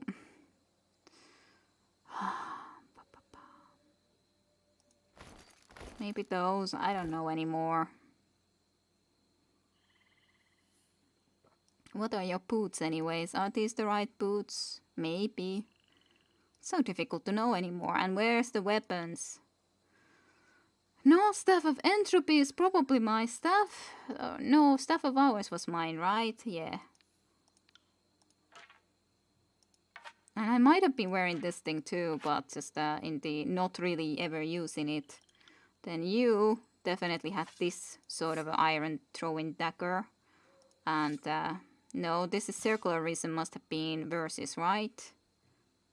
It's a thrown weapon though, so I guess it might be yours. It looks cool at least. Then... Dauntless was definitely yours, so maybe you had this too. Okay. Do we have this? You already know the sigil. You already know the sigil. How sad.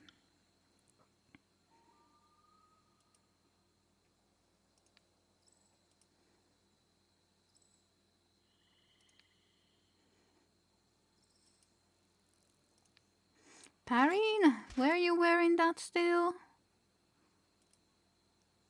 This plus 10 to lore, that's at least something that I must be wanting to wear. Surely? Ah, only for a Lantry, fine. That's the thing when they are unequipped, it's like you don't know anymore at all what's supposed to be mine.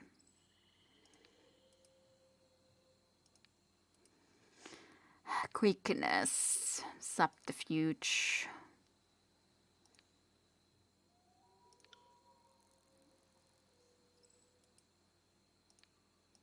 Maybe the quickness for you. Plus 2 to wits. Have a scroll. Seems to be fitting for you. No, it's a silent archive though. That was for me. Definitely. Definitely was for me the silent archive, so you can use that then I guess. Then I gotta be deciding, do I wanna be using this and this, or do I wanna use the other one? Yeah, I wasn't using that food anymore. Definitely no need for that.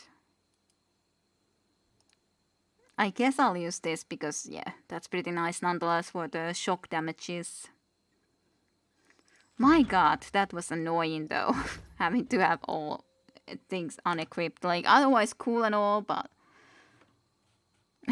berries weren't strong enough for that armor. Nope. That armor had to stay. Okay, that's cool nonetheless. The only thing that I'm also wondering is that in the Bastion's Wound, there was that one place where we couldn't get yet, just like there was in this location. But I don't really know if there could be a way to actually get there anyways. I guess we could quickly try to check this place. I assume we still can't do it though, which is kind of a shame, but I just don't feel like we can. Then we can go to the Cacophony after that.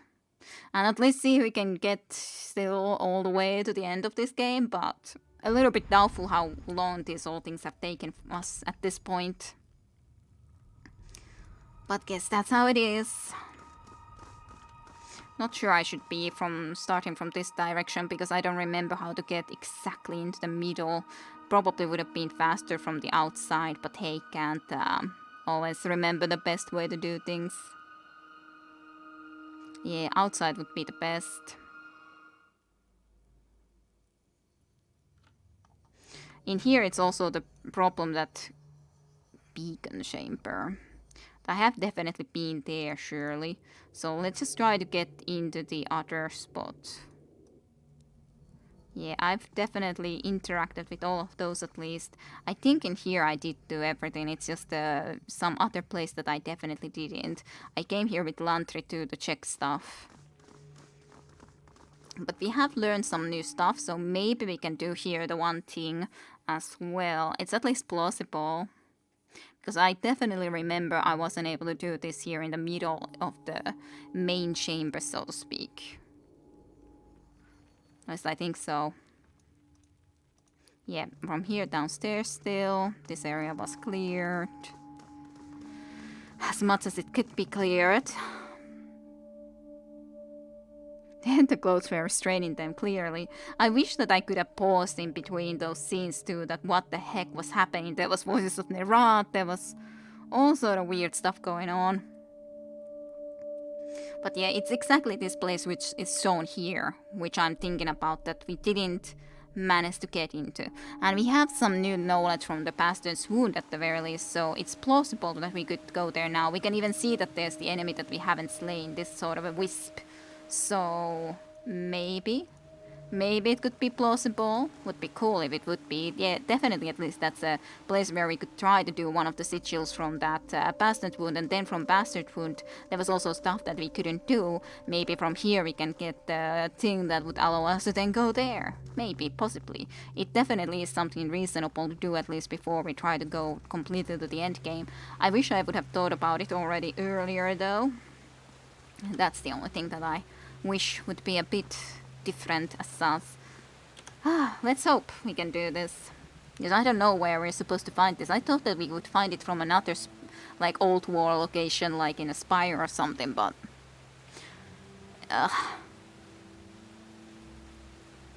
sure, but I have other torch keys. Why can't I try something else? I guess it's still from something else. So then, do you have any idea about this then? Like, what is the thing we need into this place? This location? Sorry, I can't. Had I been in this place? I don't know. But yeah, it's kind of frustrating. I don't think there was elsewhere new stuff that I hadn't ever looked into, but this place is, yeah. You don't remember anymore. Can I just click it again? Sorry, I can't. You didn't need to go there after all. Unless I wanna try to screw around with that, but nah. But yeah, I just wish that I would figure out or know what I'm supposed to do in these two old walls, because it feels like now it's already at the old end game. Surely I should be able to figure out what to do in this. That's so annoying though. That's so annoying. Why can't I still get into that goddamn place? Why must it be so? I guess maybe Voices of Nerat will have the answer for it. I don't know. Sad. No, very sad.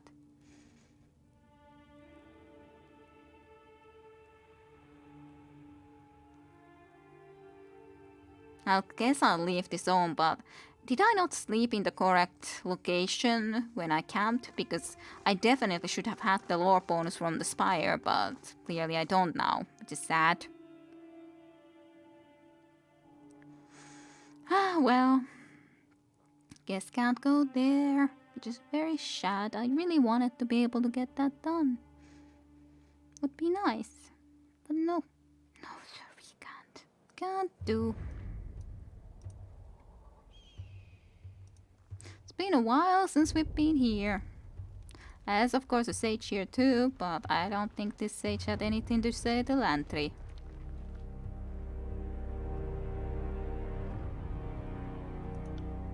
Nah. Bye-bye.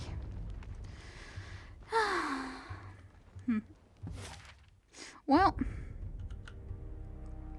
let's go back to the spire here then first. Then we're gonna take Serene and then we're gonna head to the Voices of Nerat because I don't know what to do with that, so at the moment of time being, I don't know. Because I've definitely tried to visit all the old walls locations that I know of, so apparently I still don't have what that place needs, or at least I don't know how to interact with those things, or I don't know. I don't know what the thing wants from me. I just don't know. I just don't know. Serene, join us. Well, if it isn't the safe, what do you need? Yes. Well then, let's go. I will return to our holdfast at once. Yeah, have fun with your goddamn inks. Think I'll have to start heading to sleep. Thanks for the stream in advance. I'll stick around and listen in for a while still. Alright, good night and sweet dreams. Hyvää yötä ja kaunita unia to you, Tajunta. And I definitely understand. I would like to kind of be ending today too, but on the other hand, we're so close to the end that I kind of would just like to be able to finish everything, so let's see, let's go to the cacophony then. The howling masses of Nerat's horde reside here and, yeah, by the way, have a great week as well, or weekend rather. Have a great weekend, Tajunta. Hope to see you then, next time. The howling masses of Nerat's horde reside here amongst the dry, rocky plateaus clustered in the Stone Sea's outer rim. Though not resembling a traditional fortress, the Archon's chosen base of operation is exceedingly difficult to assault. I'm sure we'll figure out a way. Nights, good night, Tajunta. Encounter in the Stone Sea. You catch a hint of the movement in the distance, little more than a shiver of the shadow among the remnants of the village that cling to the edge of the pillar of stone. You remain far from both Halfgate and Cacophony, so it seems unlikely that settlers or soldiers lurk among the ruins. Perhaps scavengers, raiders, or a rogue pack of beastmen have made the crumbling building their home. Investigate future. Abode homes cracked by the Overlord's edict of stone and bleached by the sun rest in a loose semicircle around where you imagine a well or square once stood. Instead, the land ends abruptly, the marsh sate in a plunge of hundreds of feet into the shadow depths below. From the windows of several of those houses spills a faint violet light. Sure, investigate future. You move quietly near one of the buildings, using it as a cover to see within the next house, the near wall of which has conveniently collapsed. Within you see a group of humans scattered around shards of azurite, the pale purple crystals that appear throughout the Stone Sea in the wake of the Kairos' edict. As you get closer, you can see that they wear the bare minimum of clothing necessary to preserve their modesty, and their skin bears lines of light that shimmer purple against the darkness within their home. Interesting. More investigation. The people within the squat building seem fully unaware of you, their attention entirely on the shrine of collected azurite shards that dominate the far corner. The lines of light on their skins seem to trace primitive runes which bear a distant semblance to the markings of beastmen sometimes carved into their skin. The people chant quietly, invoking Cairn, the fallen Archon of Stone, to restore their lands and deliver them from suffering. Yeah. I wouldn't attack them, but I do feel bad that their land is doing as poorly as it is. Speak to them. You step into the open and hail the group, inspiring a commotion of startled cries and raised pitchforks. You offer your open, empty palms and consider what to say to them.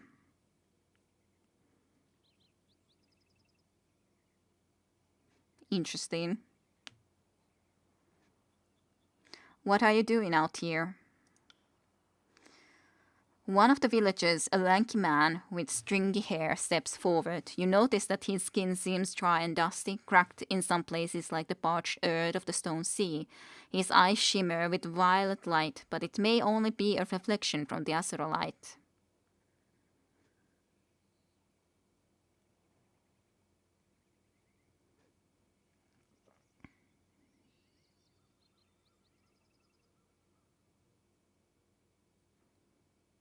Do you mind if I join you? Eyes wide with surprise, the villagers invite you into their circle. They paint your features with crushed crystal, and as you meditate on the quiet violet light, you feel a warmth spread from your bones into your skin.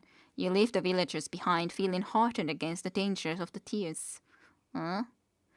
Arcane Infuse +30 to magic defense launches an AoE ability when the target is crit. And +2 to mind quickness and vitality. Oh, that's cool. I kinda would have liked to help them too though, but oh well, can't be helped. Was cool encounter regardless. Cool enough of an encounter. Just surprised them all of those villagers.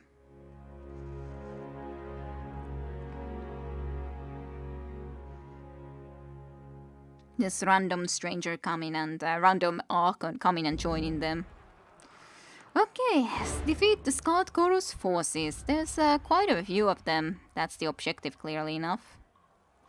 Yep, the voices of Nerat is over there. Battle, battle, battle, battle, battle. At least 4 big battles up ahead. Which makes sense, of course. Time to lighten my step. Yes. I guess I would rather like to go just straight up and march in first. What a lovely looking place with all of the blood and bodies. Quiet down! So lovely. Do you have all of your things for certainty? Yeah, I think so. I hope it's the correct armors. Yes. Heads up. Okay. No talking from them. Makes sense, but still kinda would have loved to have at least someone say a word or something.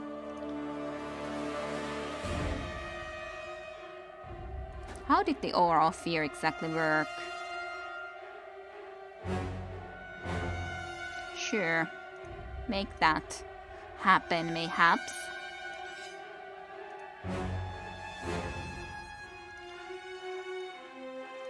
We have company.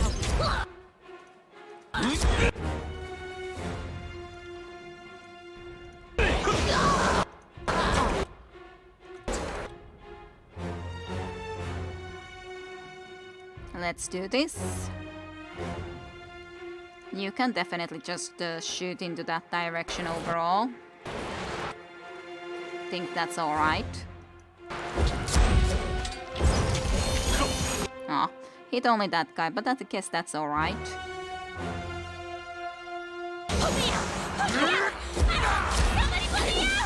You're okay, Serene. See, you're not hardly even getting any damage. It's not that big of a deal. You'll have to hit hard. Not that big of a deal.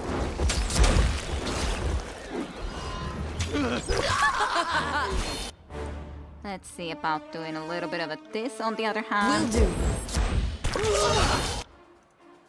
I guess we could go and change into the... It's nice to be using a little bit of the bow and then also the sword though. Like, it's nice to be trying to use a little bit of both. How did this use? Let's not use it yet. Let's try to save for the main battles after all. Let's give you some nice weaponry. Can't do that. Why can't I not again try to do it? I don't get it. Why the heck can I cannot do this? Am I silenced again? I have no freaking idea again what the heck is wrong with me then. Whatever. I don't know. Can't do that.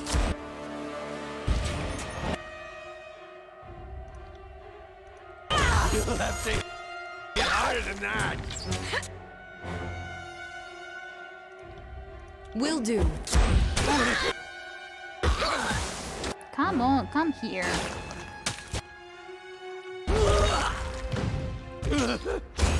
But like, why? Why again? Has I not somehow changed the spell? Certainly I changed it. How? How? It's low required with 170. Why can't... I don't get it. Like, what's the problem? I don't get it. I don't understand. Why can't I cast it? It doesn't make any sense to me. It worked fine when I had this selected, so I guess maybe I need to have that instead, and maybe then actually I can use it. Doesn't make any freaking sense though. Why can't I cast this stupid spell? It doesn't make so like no sense at all. Ay. I don't get it. I would like to get it, but I don't. You got it.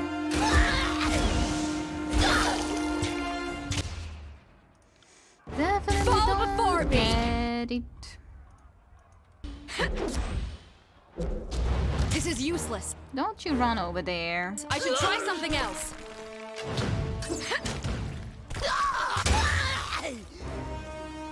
That's annoying. Now I can't change the spell because those guys got aggroed.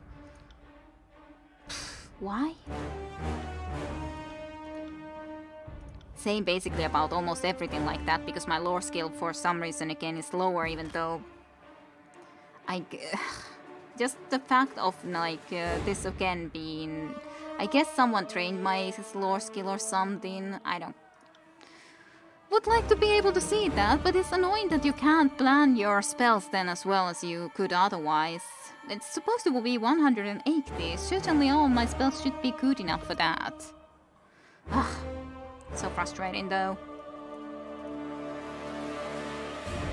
So goddamn frustrating. Find them. Guess we gotta fight them. No, you fight.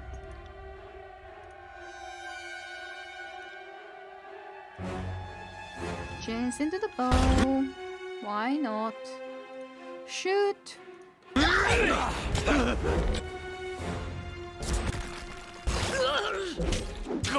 well-placed hit.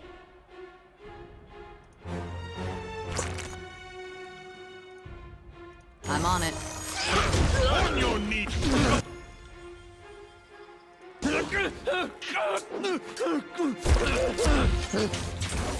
Oh, at least they're suffering a little bit, which I'm kind of grateful about.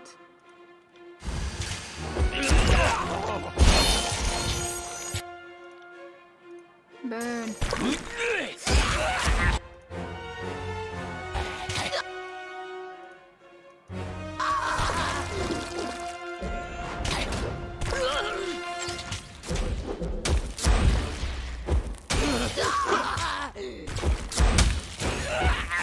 And it's so weird that I can cast everything else, but just never this one. Just never that. Don't get it. I really truly do not understand. I'm on it. Alright, well, at least the battle is finally over for a moment or so. So that's something. So, Verse, you gained a level up, eh?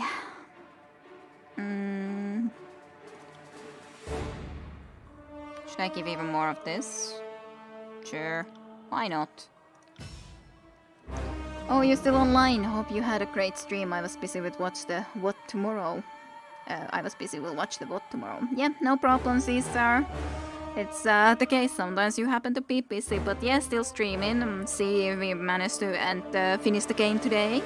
I did a lot of with the companions, a lot of chatting and so on, and was also talking a little bit that what might be the next game we play, and asked your opinion too at the time, but you weren't of course around, sad but true. So, but you can give the opinion later on after all.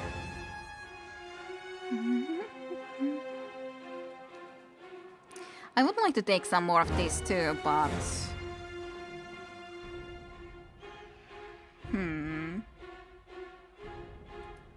That sounds cool though. Sure, let's take that. Sounds like a cool ability. Sounds cool. She and Barrick are definitely the lowest level ones. I kinda should have just gotten some more skills for them. Let's see, can I now still cast this or can I again? I can't. Can't do that. What's the point? Why has it not been updated in some way? No, it requires 170. So what's the freaking problem? Why is that really the one that is causing the problem? Fine. Let's change it into this one, I guess. Alright, because apparently that somehow doesn't work for me. I don't know exactly why, but it just doesn't. Let's do that then, I guess. I don't know. Maybe now I can cast the stupid spell. Yeah, finally I can cast it again. I tried to cast it so many times and then it says, nope, you may not cast a spell. What are you thinking? I didn't exactly present choices. There was one interesting game that I don't know at all that at least Tyranny brought up, and then I had said that I, for example, consider the options of what are the names of the games? What was the Finnish series? Sateentenno, help me. Max Payne, that's it. That's what I was thinking about. Max Payne, Bayonetta. What was the other thing?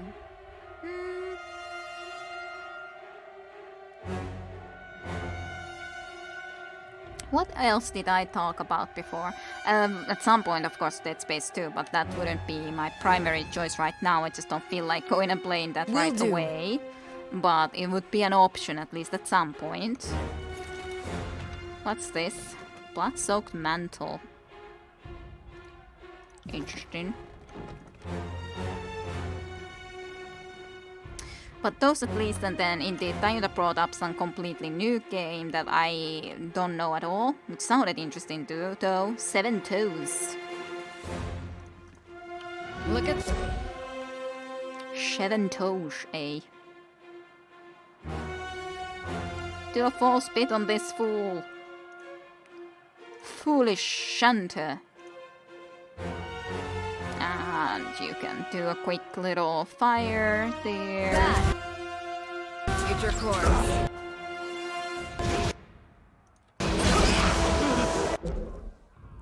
Cool, all of them are in your area, so that's cool. Alrighty. You can choose a little bit what you want to do, otherwise I guess. Let's do this for you at least still. I will aid you.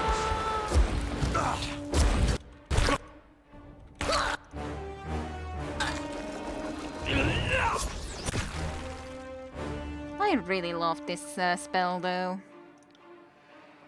I got it.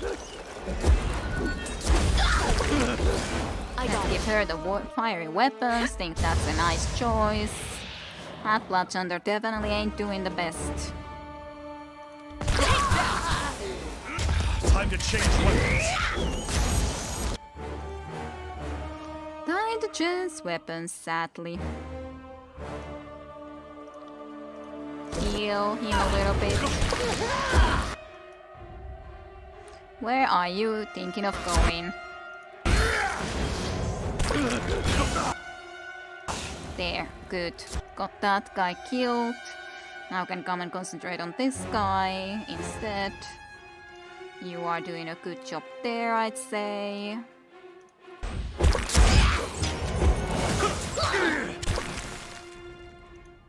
Let's go and annoy you quite a lot. Sounds good to me at least.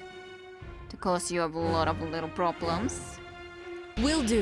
Let's help you even more with the killing of that guy by marking him with the stones.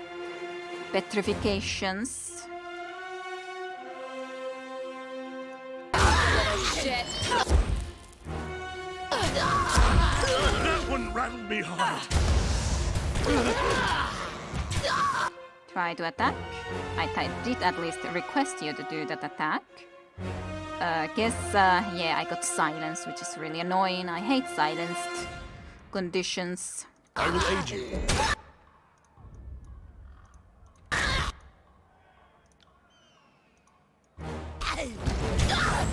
Hate silenced.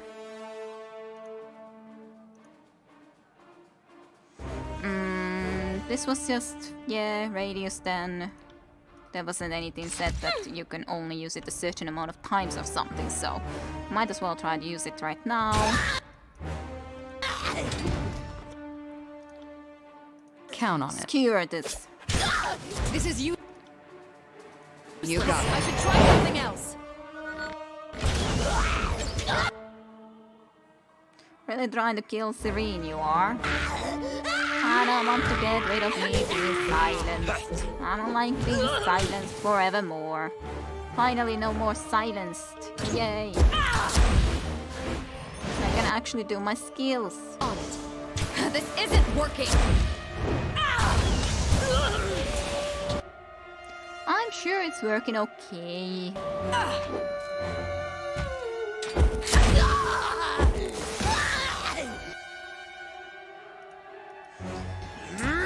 I got it. Then you only left, my Sounds good like that little hurt. friend. Bloodhound. Huh? Confront the voices to Nerat. Soon, but there's still more to do. I have at least a couple of groups here to kill after I all. got it.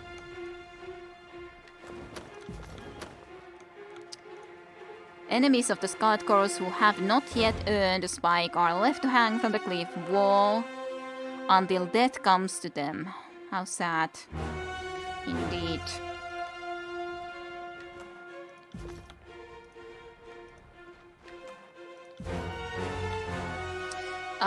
Actually, let's go and clear this direction first, because this is clearly separately over here. Cacophony Marketplace, yeah, well, if I would have been allied with them, I could have come here and do the things like I'm doing in the disfavored location. Yeah, Katamari Damacy, re-roll. Daido was talking about, yeah. I have no idea how that game is, but still. Max Payne 1 is a great one. I thought so, then will push the Witcher series ahead. But again, I've already told a million times that Witcher series would never be a Twitch stream. It would be a Let's Play, so it would be foolish to be trying to success it over and over and over again as a Twitch stream, because I've said it, that it will be a Let's Play. I know Kiddo won't play Witcher as a stream game, so I'm only pushing those when Kiddo talks about Let's Plays, yes. Yes. No Witchers for streams, because that wouldn't be that fun to me. I wanna be concentrating only and completely to the Witcher when I will be playing it, so doing a Twitch stream for it would suck. For that reason, because obviously enough, it's not completely going to be about the game then. And I think Twitch, especially Witcher series, does like deserve all the attention when I get to it, so I wanna do that instead, nonetheless. I don't like those. I don't like the look of those guys. Let's do a couple of puffs already, shall we? I suppose I can do that.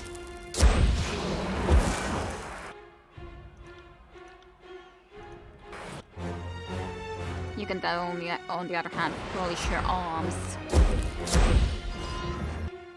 Yeah, polish arms does indeed go and replace the fire attack, so that sucks.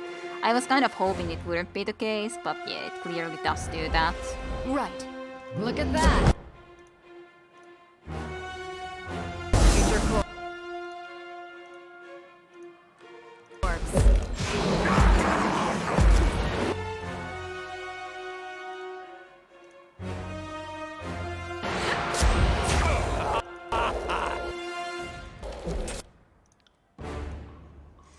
Good, good, good. Now you could try to do this for him. Be nice. Right.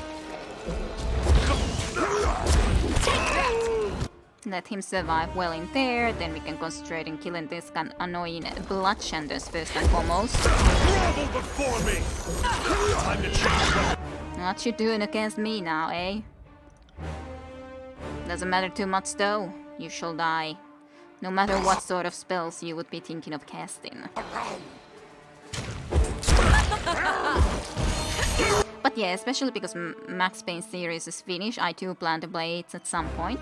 That is at least going to be a stream game. It's just, of course, I guess I need to still figure out if I can make it for sure work. After all, it is an older game, so it's a possibility to have some difficulties for certainty. I've been practicing my range.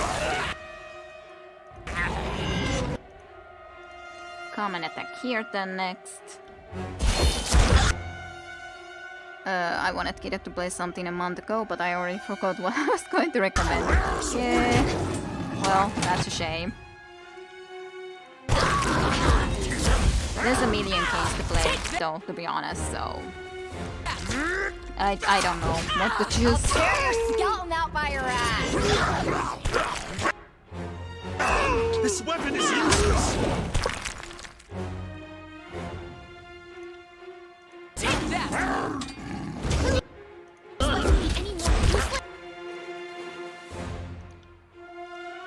try to get this guy to maybe come back to you. It'd be cool. Yeah, dodging is very unfair. Extremely. Like, so unfair. How dare they dodge?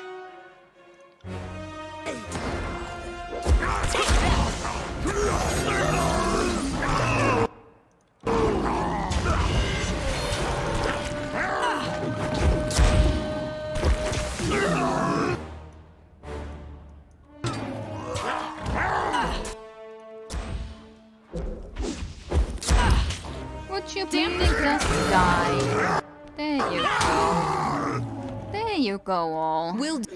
Good job. The cluttered and unorganized dance go on for as long as you can see. And Sirin also gained a level up. Let's see, what shall we get for you now? Sure.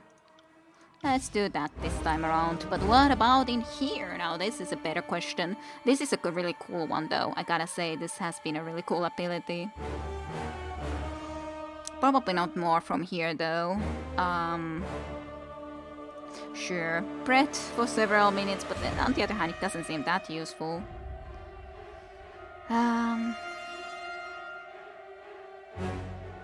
Sings notes that seep into the minds of your allies and draw them to lucidity.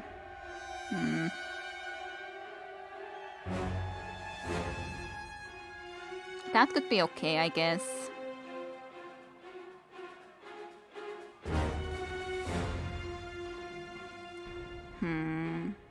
Let's do this. It's something for the start of the battle. I think that's alright.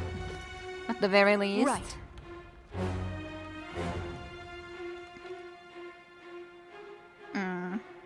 You didn't like the second Max Payne and third one is made by different people. I never got around to play it. Yeah, I can understand that. At least the two first ones I feel that I should then play if I'm gonna play them. But other than that, not certain, not certain.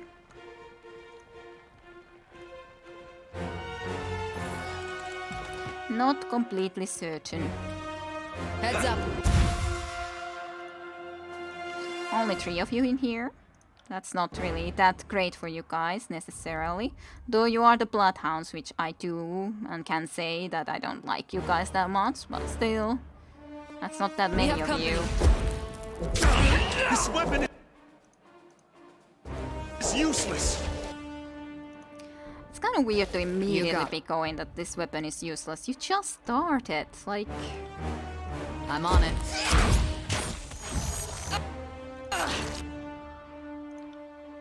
I got First it. can be surrounded with these now then, so we can gain some extra damage, and then I got it. Verse also flaming weapons mayhaps.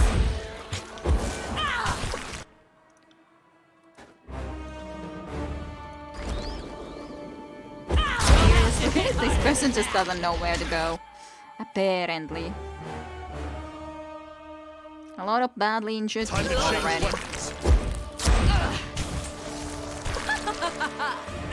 Damn thing couldn't pierce glass. Will do. I couldn't do my spell. Too fast dying. Cool. Scraps of food and cloth litter the floor of the tent. So, Yes. that's something. Anything secretive in here that I that could odd? loot? There is something definitely. Nothing that special, Can't but do something that. nonetheless. I guess now we've at least cleared everything else around here, any enemies that are around, other than then the main enemy, the main foe, the voices of Nerat, which will be interesting to say the least. That will be interesting to see how that will be working out. I don't know. On the other hand, I feel that I shouldn't rest.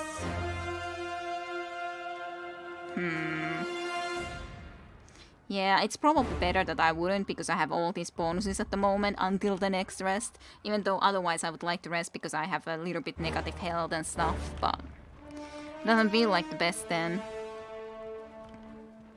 Doesn't feel like the best choice.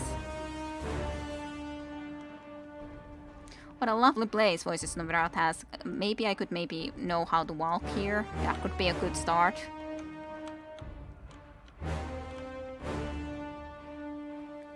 This is the Horde member walking about. Bodies of disfavored commanders are proudly displayed behind the Voices of Nerat's throne. There's just some Horde members walking about. A lot of disfavored people just spiked. I haven't played Control yet, no. But I think I should play Max Payne's first before Control anyways. It is made by the same people as Max Payne, yes. I haven't played it yet.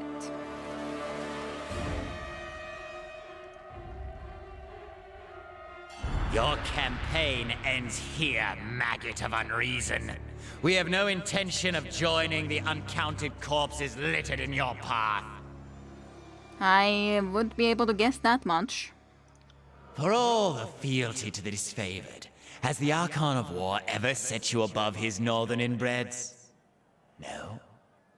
He would have sacrificed you 10 times over to save some brain-dead grunt from stubbing his toe. True. We could have been magnificent together. But instead, we will have your bones fashioned into a scepter, your skin knotted into a belt, and your tongue fed to crows. At least crows know the meaning of respect and gratitude. Sure, I'm sure that you know the respect and gratitude too. With all the things that you would be planning to do to me and all that. Fatebinder, wait. The Voices has been weaving at my loom for years. I got your verse. Verse pitches her interjection just above a whisper. What are you saying, verse? Well, there's no need of you, monster. You talk too much. Total silence. What are you saying, verse? I'm saying that he pointed us at Crocus, he led us to Fort Squander, and that he wanted me to learn what I learned there. She counts her points off on her fingers. Yes. True, verse. Does that mean that he's a good guy? I'm saying that maybe everything's gone according to his plan, including this. That's definitely plausible. That is true. Yeah, I don't know how well Control would be running in my PC, but definitely seems interesting, yes. You presume we possess a more than passing interest in this trumped-up barrister? He taps his scepter against his bronze bed. Whatever our dear adjudicator lacks for, his rationality has never been in question. How are we to know that one of Tunon's students would engage in such ridiculous folly? Ridiculous folly, eh? Your paranoia delights us. However, a stint in infiltration has complicated you delectably. Complicated you delectably. You think I didn't work out your little plot? That I didn't fathom why my sisters got all mixed up inside of me? Don't dance around the accusation, girl. Seize it like a lover. You want Verse to be your lover? She Go shakes. fuck yourself, Archon. She shakes her head violently, feathers swaying wildly atop her head.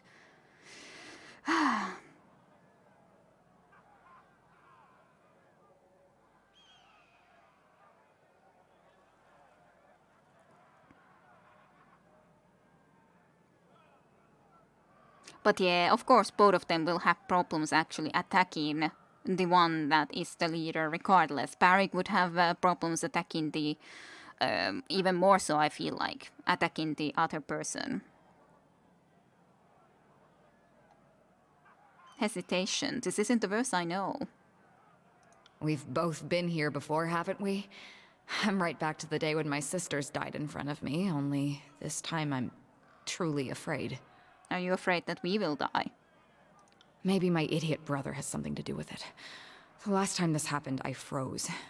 Now I'm more afraid of what happens if we attack. I understand you, Verse. You don't want to lose Barrick either, especially not. He is still your brother after all. Listen to her, Fatebinder. She shows wisdom beyond her years. The Voices of Nerat is a terrifying, centuries-old mastermind, and neither of us have been around as long as him. That point seems worth emphasizing. I really, really hope you understand that he's going to hurt us. Yeah. It's true. We promise. Of course you would promise. But I won't be yielding to you. That's a fact. So, yeah. If you're up to it, then I'm with you. I've killed my share of gang bosses, and it doesn't take a genius to know when a leader is flagging and needs to be replaced. No offense, Archon. She glances at the Voices of Nerat and frowns. None taken, wretched girl. We have never been more proud of you than at this moment. You are everything the chorus strives to become. How nice. And first you just killed all her sisters. Crossed in its wreath of green flames, the Archon of Secret's bronze head turns to you. Perhaps not all is lost between us, Fatebinder. Perhaps you would be willing to accept a settlement of our grievances in exchange for the return of our fury. I would never return fury to you. Since yours then, yes, totally, absolutely. No. There's no version of this conversation in which I give you verse. Sorry, Voices. Looks like I found a new Archon to follow.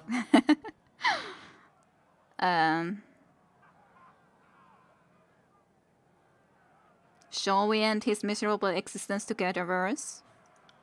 Sounds like a plan to me, boss. I'll sleep a lot better knowing there's one less parasite in the world. Good. Wow, I don't even remember this conversation at all. How could you not remember such a conversation? Or maybe you just didn't get it. You probably did. Or maybe you just attacked him. I don't know. Our little spy is right about one thing, you know. You're going to die, screaming.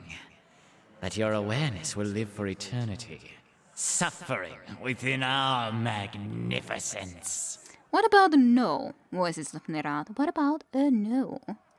Attend to us, darlings! There is more than one way to skin a Fatebinder, and we will show you as many as possible. The Voices of Nerat ready to attack, yeah. That is worrisome, however, but we'll see. We'll try our best.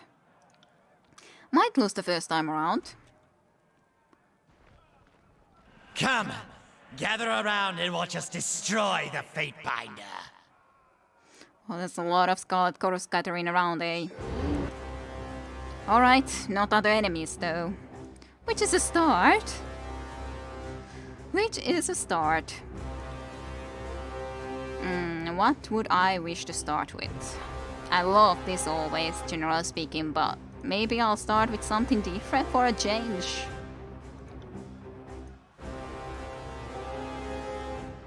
Let's go with your bow for a moment.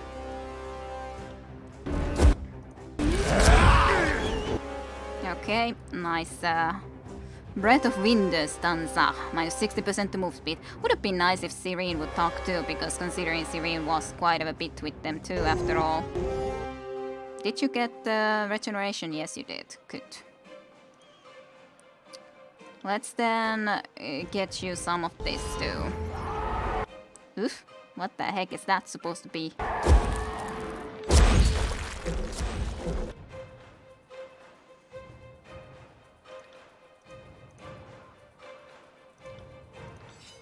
Will do. That,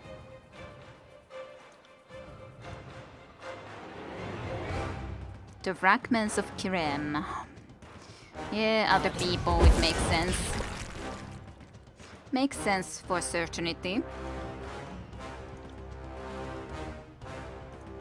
Do that, however. Sounds cool to me at least. I will aid.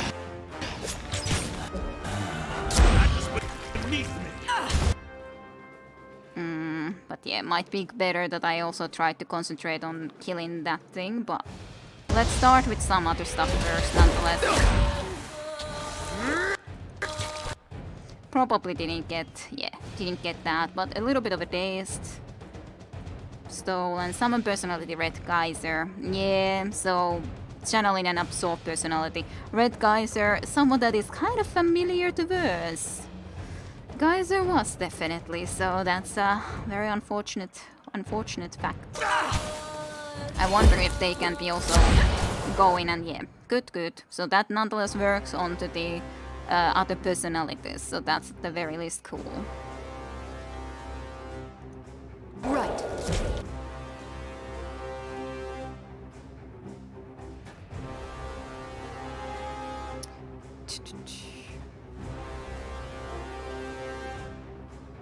Okay. Let's do this then soon. After I do this little spell. Let's do Fury's Rage. Me out!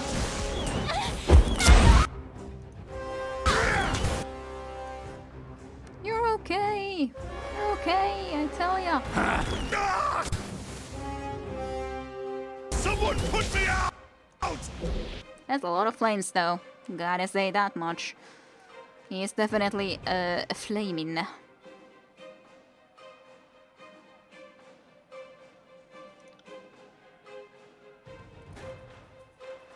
Just wondering, what would I want to do next? Actually, let's go here and do this this one. Why not? Should be affecting him too. And should be able to affect this thing. Yeah. Cool. Come. I wanna. What about a no on that? Still a little bit of more spells. Right. Let's give this to Parry. Embrace. I wonder if I need to kill these personalities. Would he just summon another personality? Is there an end to the personalities? Those are all good questions, but I cannot say an answer to that. So... You got it. We are never alone. I do understand that you are not ever alone. Don't like the spells that this guy is doing, so yeah, maybe I should at least try to kill some of these, because there is otherwise gonna be more of them, so would be a benefit to at least get rid of some of them. Even if that's not exactly the way to just, like, win.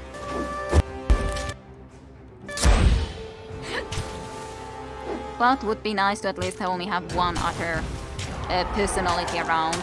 I would like to move you to the other side. That also looks weird. Yes. Okay. You got If that like return there, perhaps.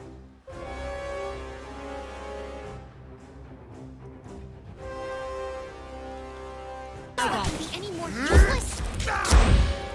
Pity you won't enjoy this as much as I. Badly wounded at the moment though, which is cool. Maniacal laughter. I don't hear you maniacal laughter though. Can't choose Barrick however, which is unfortunate. Yeah, confused and all that. What a shame.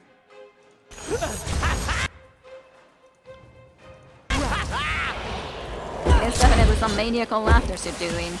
You're doing me spells. My spells. Go back to the fight, Barrick. Let's do some more of our special abilities. Well, if I could. Maybe with you. Sure, let's try to do this one. Mayhaps. You got it. You got it. I did not see that coming. Yeah, I'm throwing her the rock and she can splinter it. Cover your ears.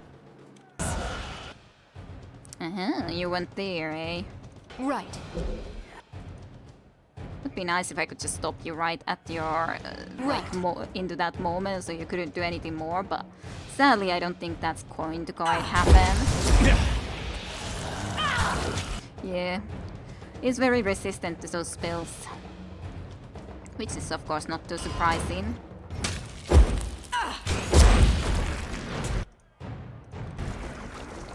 We are able to kill your fragments pretty fast though, you know. So it's not too big of an issue, at the very least. Have some shock. I think you would enjoy some shocks. You are near death according to this. So I wonder what you will have up your sleeve. At least you wanted to move.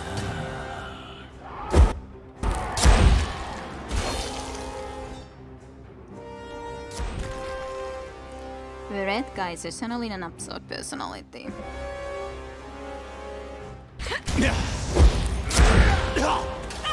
That was just luck. That was just luck, you say? Well, what about if I say that that's just not true, my friend? Let's see, what was your other thing that you could do with me as a combo? Nothing actually else even. Kinda sad.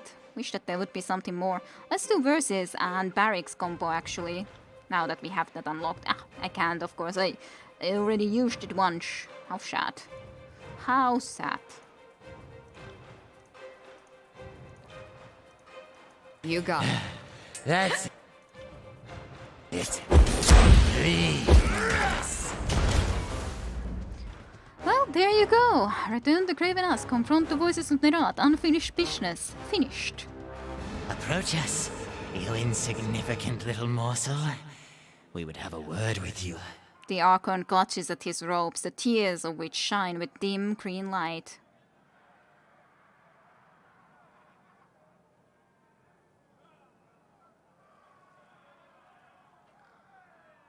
I'm suspicious of him, though. GG, thank you for the GGs. Block your ears. I don't want to hear you say a thing.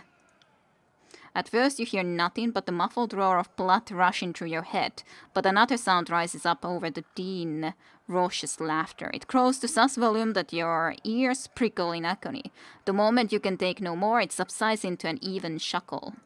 Did you think we could not make ourselves heard if we wished it, you naive and despicable fledgling? Aw.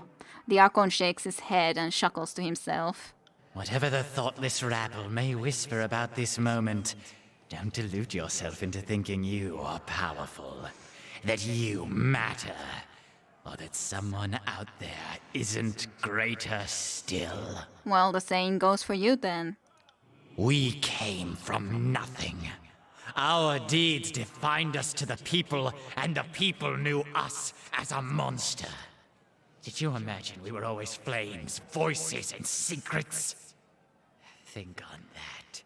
You Archon of misguided decisions. You're so just full of hate, aren't ya? Always flames, voices, and secrets. I could never become like you. Couldn't you? How much you've changed since this war began. Imagine if you subjected that same pressure to centuries of time. We don't have to wonder, but you do. You have all the time in the world. Well, at least you're a goner in the meantime regardless, but no, I'm not planning to become like you. Something about this strikes the voices as funny. He begins to laugh. Short bursts developed into violent, uncontrollable spasms of insane joy. The voices lets his hands fall from his ropes. The very flames that defined him as a shapeless being whip into a frenzy, consuming him as they burn. You hear a distant, incoherent chorus of screams in the back of your head, but as quickly as it rises, it fades to silence. The Archon of Secrets is extinguished before your eyes. No! Not like this! We were so close! Of what, though? Is he truly dead? Can I hope that the monster that tormented me will never torment another? Good riddance, asshole. Shouldn't have screwed with me and my sisters. She kicks a smoldering pile of ashen rats. Is the thing finally dead? I'm actually asking because it was difficult enough to tell that he was alive.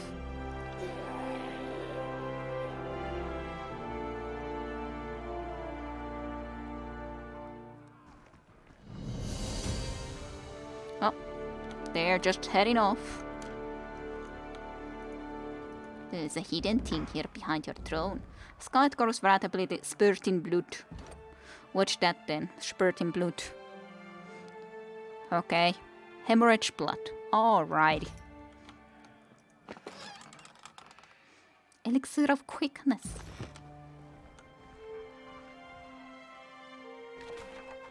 Some cheese. Some much needed cheese. And of course, Nerat himself is over here.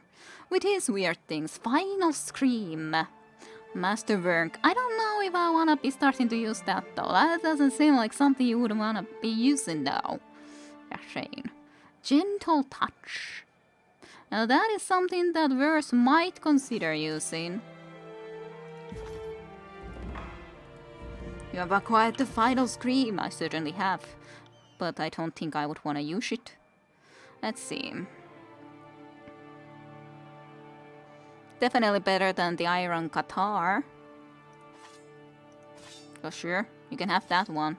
Looks cool. One really. I think this should be the other way around though. Shiny. Nah. I like it. Shiny, you like it. You deserve a weapon from...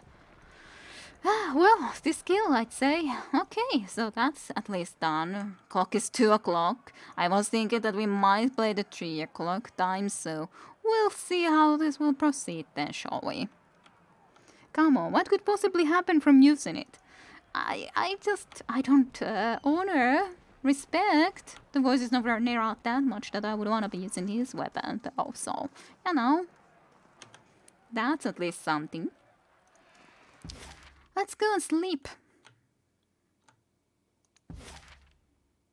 This should be the place for my library. I can rest there before we then go to the disfavored camp. And have about a look in there.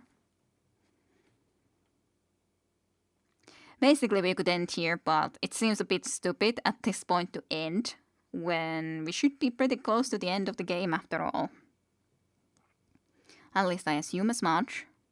I might be incorrect, of course, but I definitely don't think so. We did, of course, spend a huge amount of time just chatting to people and all that before. So that took a lot of time.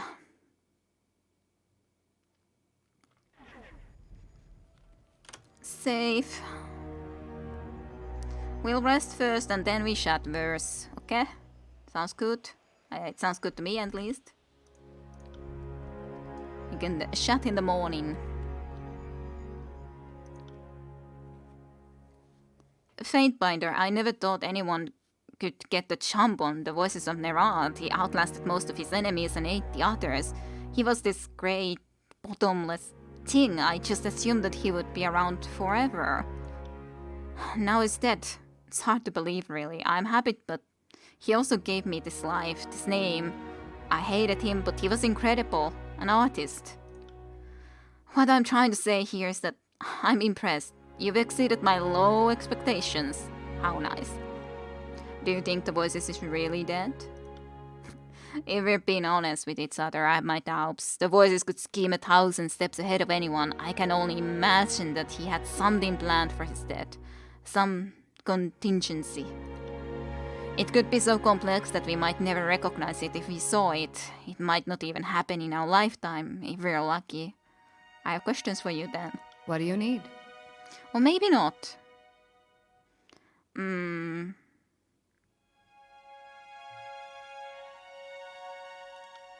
I guess that's okay then. Well, that's a step forward regardless.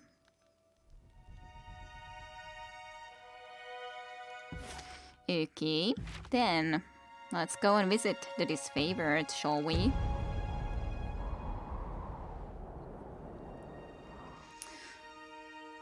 And who knows, if he has something in this weapon that would be influencing others, maybe he could become and possess someone and be again alive, the voices of Nerat.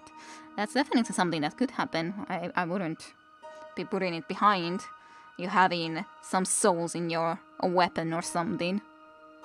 It's plausible. Who knows? These was voices of Nerat after all. Who knows of his capabilities? Can't do that. I tried to just get into here, but I didn't see the spot where I was able to walk. So that's unfortunate. Let's see if we can reason with this favorite then. Hopefully, yes. At least they're not straight up hostile.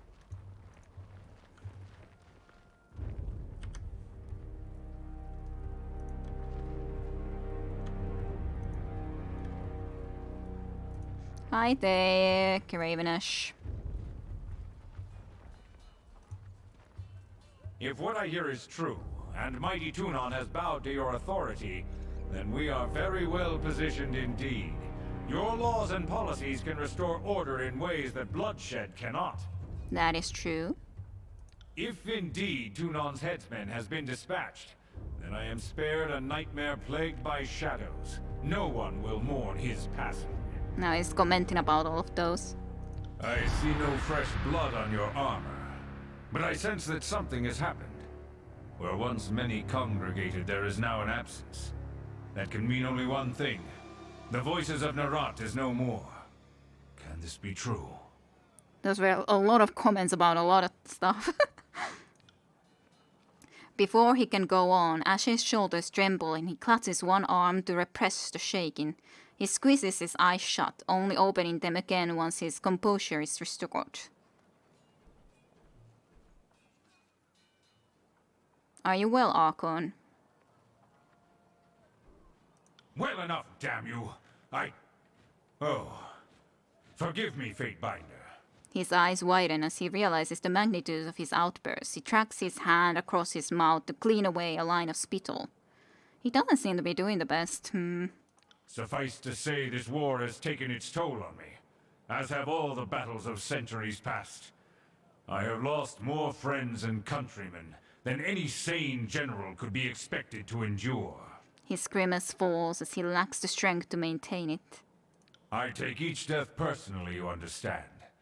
Down to the rank and file of my stone shields, the harm inflicted upon my northern sons and daughters. At times it seems visited upon me as well.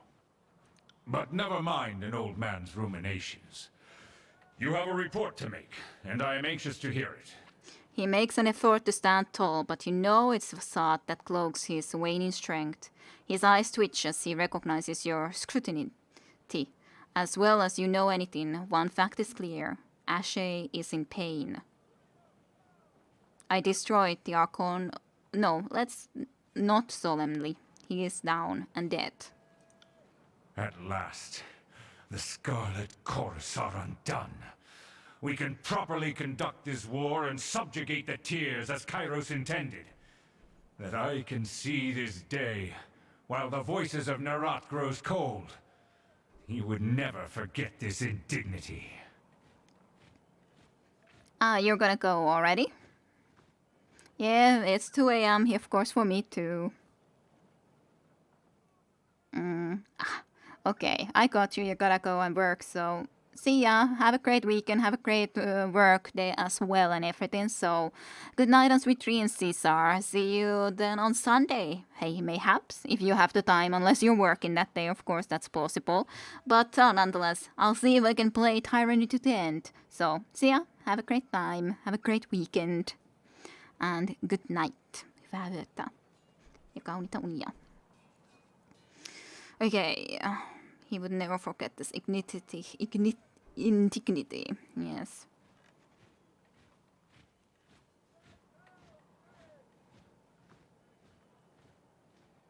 We still have to settle the matter of Kairos' decree. Only one Archon may rule the Tears. Yes. I thought we would come to this. I had hoped to avoid the confrontation. Your service to my army has been exemplary. And I hate to lose a friend on the eve of victory. I knew you as Tunon's pupil, but now you are an Archon, and so much more. I would see you continue in your service to Kairos, but as my ally rather than my enemy. Bow in allegiance to me, and Kairos will be appeased. We can govern this lawless land together, and invite the savages into civilized custom. I don't want to really do that.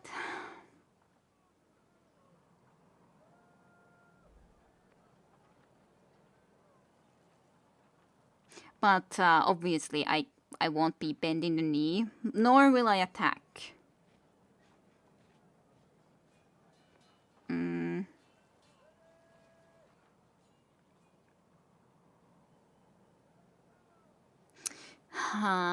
I guess I will just try to say first, I haven't come this far to bend the knee.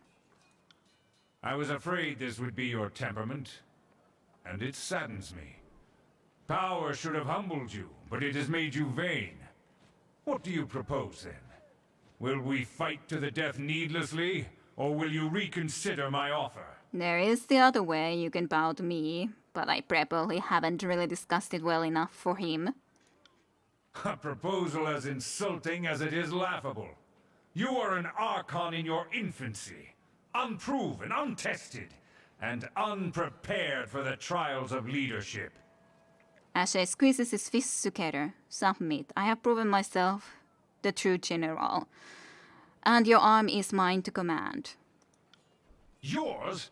By what possible right? By what mad ambition do you challenge my... The strength behind his words falter and Ashe goes silent.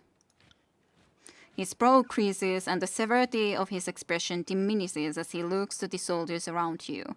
The countermand he proudly marched in the war. He studies them each in turn, noting as some unspoken truth is confirmed. Attack while he's distracted, no.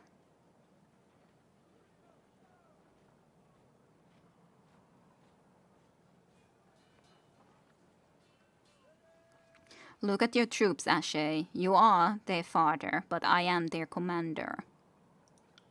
I am not ignorant to the wisdom of your words. Yay! They pierce me like a lance through my heart, but there is truth. This conquest has opened old wounds. At times, I have not acted like the leader that my army deserved. I was an accomplished warlord in the earliest days of the Empire. There was no fortress I couldn't breach, no distance I couldn't march. But the years have reduced me. I cared too deeply for my legion to see them suffer. I lost nearly everyone for whom I cared, and suffered for those I sought to protect. I would not wish this for anyone. I submit to your authority as Archon and Master of the Disfavored. Where you lead, I go. Where you command, I follow. Yay! Nonetheless, I'm glad that we could solve this peacefully. No. No.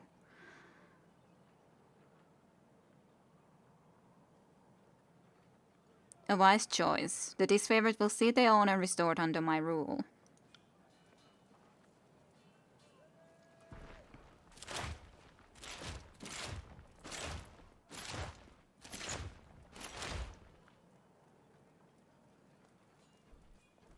Fatebinder, you have proven yourself a truer general than I ever was. I relinquish my hold over these women and men, and place them in your keeping. I ask only that you be good to them. They are far from home, and deserve treatment and leadership befitting their noble blood. He sighs and stands at ease. I submit to you. As your Archon, I will obey your laws, carry out your orders, and protect whatever ways of life you see fit to impose on the tiers and beyond. Yay! You carry a heavy burden now. It is no small task to lead a legion.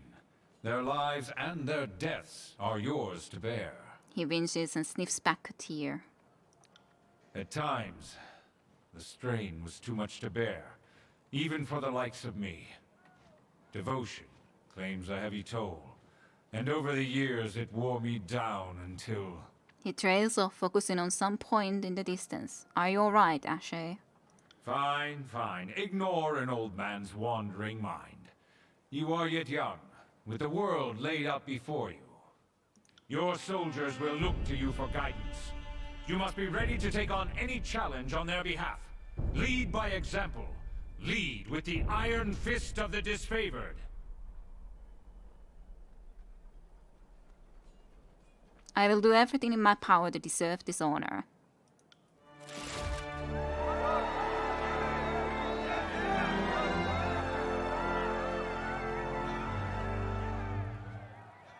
The time has come to bring glory and triumph to this conquest. Go now, and bring order to what remains of the Tears. I will stay behind with the army, training and preparing to carry out your will. Sounds like a plan, Ash. I can hardly believe it. You are the great general now. I will adore Ashe to my dying day, but I never expected to see him bend the knee. Varric nods at you with great respect. A gang of your very own to order around? That's damn impressive, even if you consider they're a bunch of ironclad northern crybabies.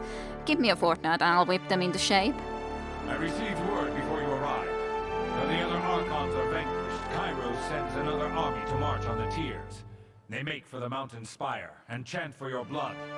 It seems the Overlord will not tolerate competition. What are your orders? I don't think there is a possibility of a peace, however, no matter how much. That wouldn't be my original plan. I do wonder then, should I go for... What do you think, Satan, then? What did you do? Did you go against... Then, well, you have to defend yourself, right? That's at least something you gotta do. Did you end it peacefully or did you try? That is the question.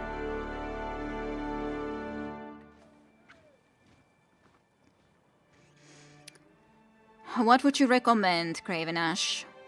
Nothing less than a demonstration of power will halt the Overlord's advance. I suggest you find a means of flaunting your authority that will send a clear message. An edict on the Northern Empire should do the trick. Upon the North itself. I like this idea not at all, but I cannot deny that it is the right course of action. Do whatever you must to repel this advance. Go now, to Vendrian's Well. Alrighty. Well, you have gained the loyalty of the disfavored. Woohoo!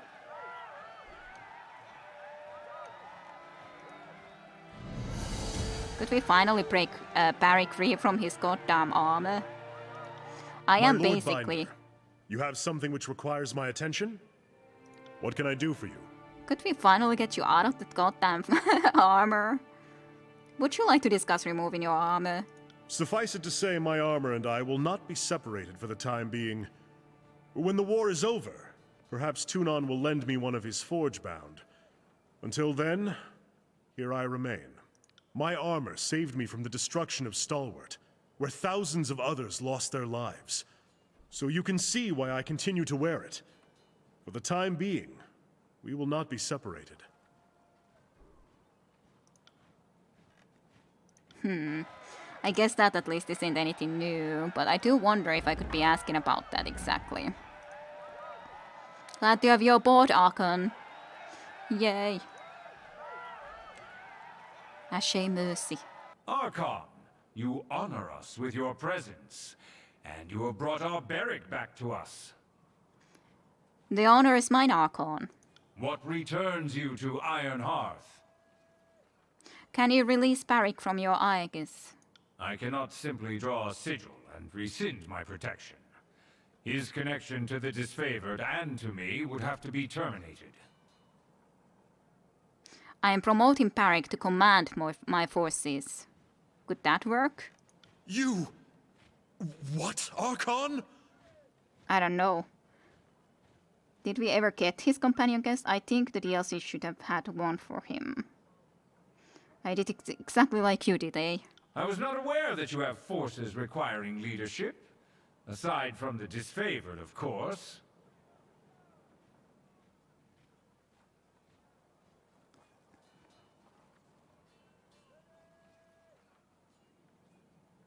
It will require more than the disfavored to rule and defend the Tears. A valid point. Though each disfavored stands the equal of 100 Tearsmen, they cannot be everywhere at once. Your new role will require you raise forces of your own, and I can think of few finer commanders for them than Barrick. General, Soon you may wear that title yourself, son of Barraconin.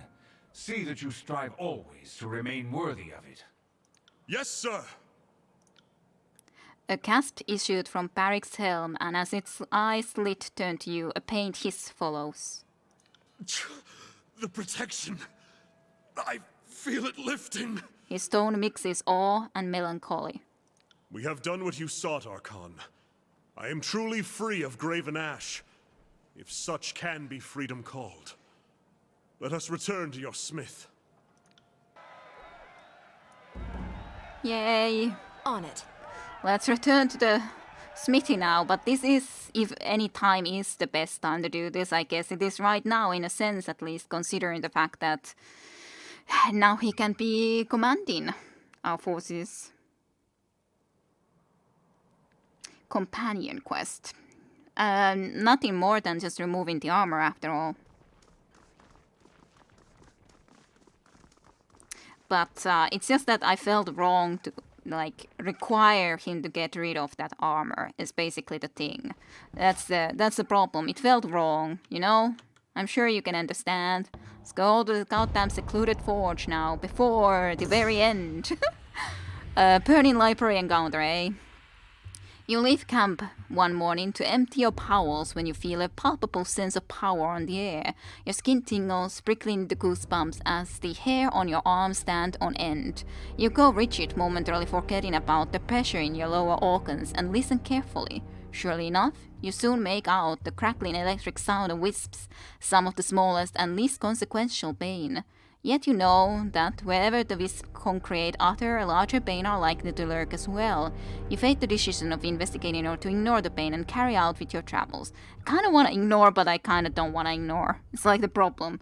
On the other hand, I would like to just finish the game now, we are so close. But on the other hand, we can't really just... These encounters, we haven't even had encounters with Bane before, so we kinda pursue the goddamn Bane then. You soon find yourself in the shadow of the towering ancient edifice of the old walls. Continuing along their length, it's not long before you make out the sounds of your quarry. A series of low, grim, fully unnatural growls punctuated by the constant pops of electrical discharge. Soon you make out the glow of the Bane, a pulsing miasma of wisps, their forms almost indistinguishable from one another as energy cracks among them, backlit by the hateful red glow of a pair of scorches. But yeah, I did have his quest for trying to do this, but after all, we went investigate, we asked Tunon first that could he free us, free Barrick from that. That didn't quite happen, and yeah, we've tried, but generally speaking, it just hasn't really worked out very well.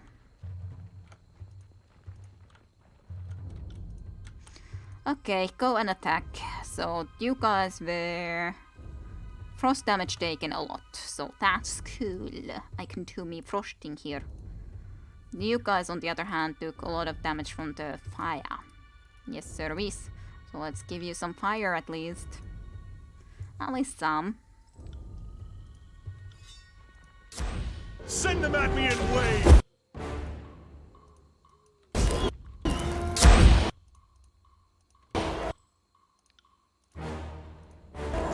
Not as good as it could have been, but not the worst either, I guess I could say. Let's get some nice frost damage done into them.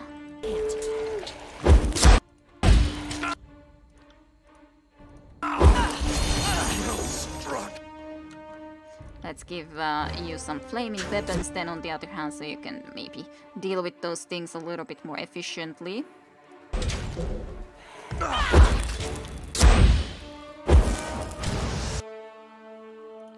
Let's give also that.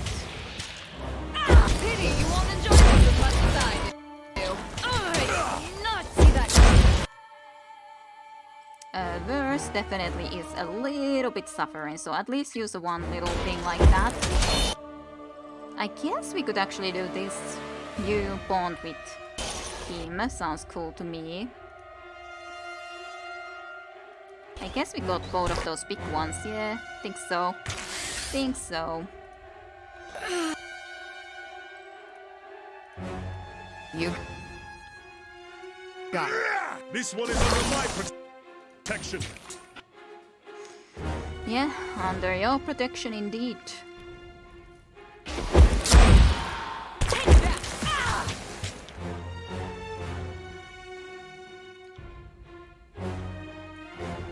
Then do that one.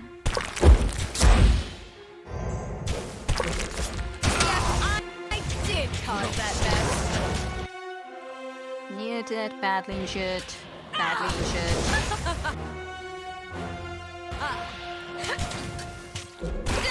I think that one hit bone.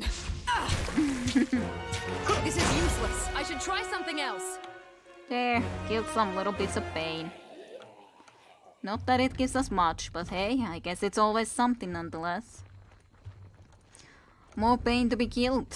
So good to kill all those pains. Let's go forward. I assume you had the conversation with him where he confesses that he is afraid that he is already dead inside the armor. I don't think I did.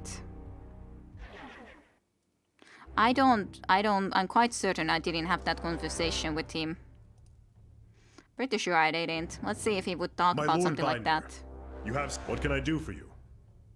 Suffice it to say, my armor and I will not... My armor saved me from the destruction of Stalwart, where thousands of others lost their lives. So you...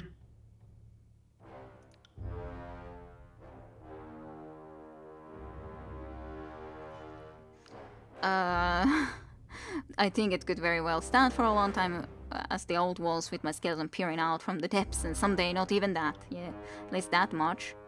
Isn't that a cheery thought?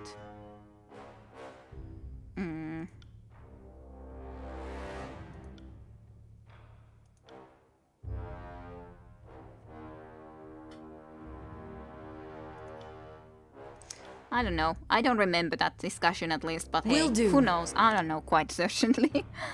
But okay, you, Smith. Faint Pinter, I didn't really expect to see you again. What with everything? Lycanthia wipes her palms on her filthy robes. It's Archon now, by the way.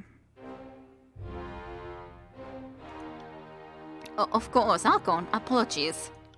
I hear strange things out in the Blade Grave. They say you and Craven Ashe have come to an accord? I suspect I know why you're here, she glances at Barrick. Getting him out of that armor is no simple feat. It's part of him now, fused into his muscle and skin. Anything that gets him out of it, well, it'll be akin to peeling him like a potato.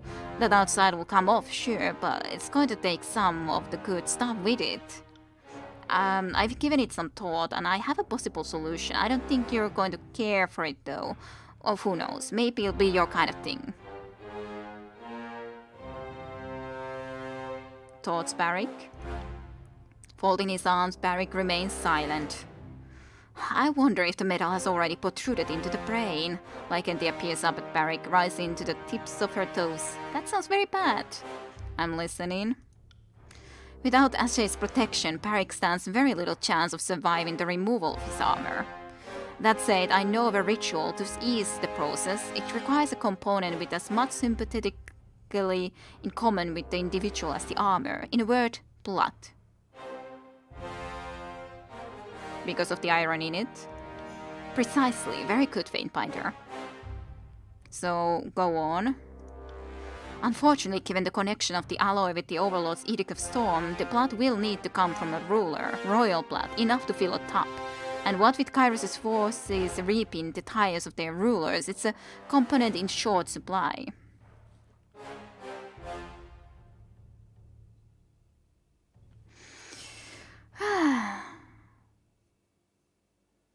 Yeah, probably not able to get that conversation anymore at this point. Yep. I don't know. I've missed it. Will Archon blood serve? Perhaps in the case of Craven Ashe or two known, given that Archon blood might have any number of other unknown properties, I'd be very, very hesitant to use it. Darkest Ari had noble blood, didn't she? If you can find her, a wise woman would have fled as far from vengeance well as her treacherous feet could carry her. Her yes teeth grind together. Though were she wise, she'd never have taken up arms against the Overlord in the first place.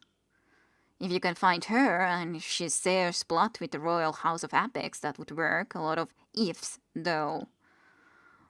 What of the statue of Queen Lycurius at Echerin? How many gallons of her blood does she cry in a day? decided to join us, Barik. That's not a bad idea. Would it work? I'm well familiar with the statue. The sages wanted to pry into it, but the Ventrian guard wouldn't let them anywhere near, save for those who fought in their ranks.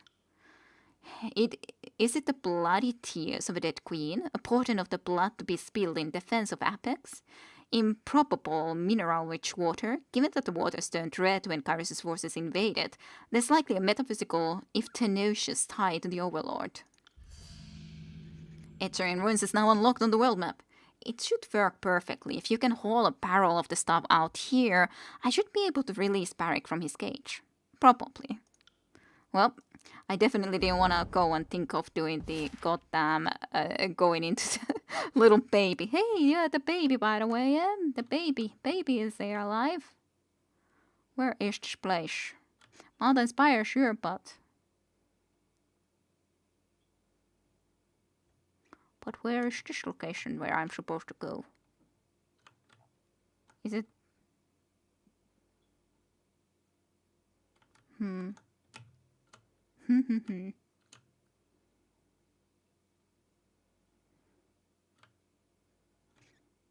This place is really like glowing, like it would be the right place to go.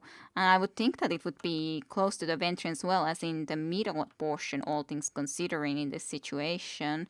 But doesn't seem to be the case. What was it where we were supposed to go for your quest, Barik?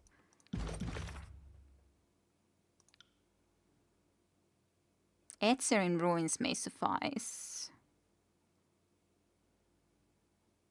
Etzer Ruins. Etzer Ruins. It might be like that I need to open this map.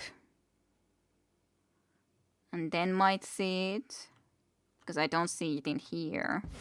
Yeah, Etzer Ruins here. Etzer Ruins is nestled within Apex's western range, serving as the gateway into Ventrian's well. Kairos' forces have recently transformed it into a full garrison to ward off insufficient desperate to lift the well. Well, let's see if we can go into there and do that first before we try to do something against Kairos' forces or show off power. Hopefully there isn't something yet here. But yeah, I remember the statue now that we're talking about this. Interesting.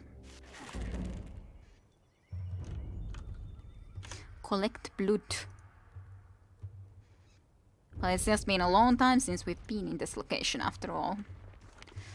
I wonder how many quests I've exactly missed. After all, it's not like I've done any side quests with Ebb, but I don't know if it would have been even possible to do side quests with Ebb, all things considering. Sorry, when I'm not on the Rebel side better.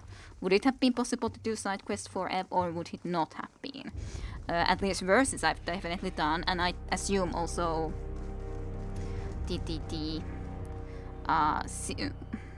I guess not Serene necessarily, but Lantry at least. Definitely have done at least a lot of DLC quests.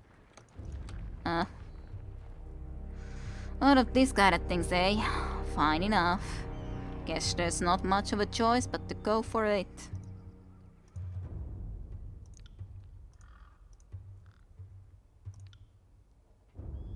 You got it. Yes.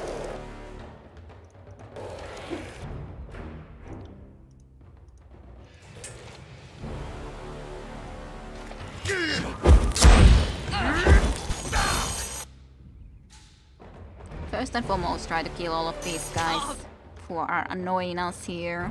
That one fucking hurt! I can understand. Battles can hurt. Makes sense. Does make sense. Take that! Yeah, I have this one here.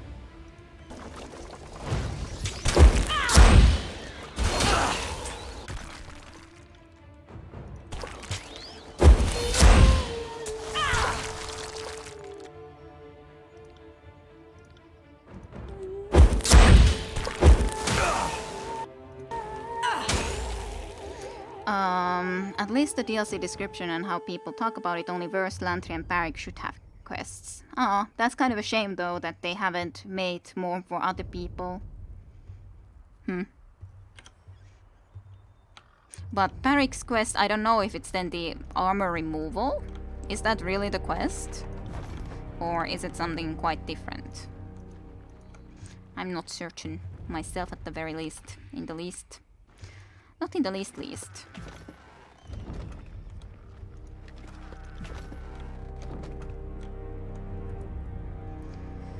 Fire damage taken, Moray. Let's try to give you some flaming weapons then, eh? I'm not here to make friends. You take the lightning damage though. I dislike you the most, to be honest, but...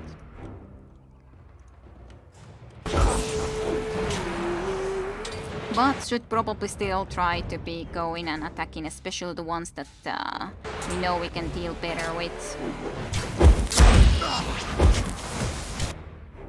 You, on the other hand, I am quite happy to get you at least debased. That one rattled me hard. I really don't like you that much.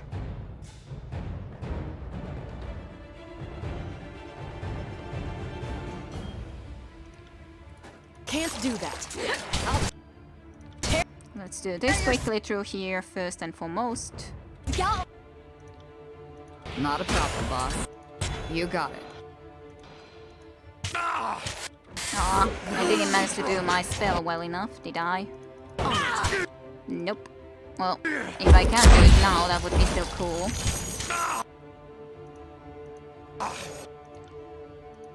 You definitely gotten a little bit wounded though, Barrick. I will aid you. Sounds like Then some more frost to you. I got it. You go there. You got, after all, verse has the fire against this thing at least. I don't have more lightning sadly, but...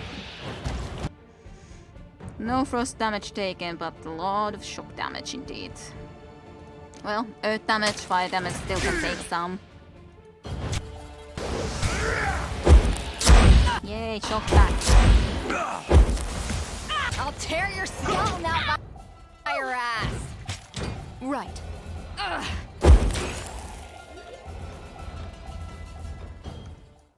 Just wanna pick up more stuffs. Will do.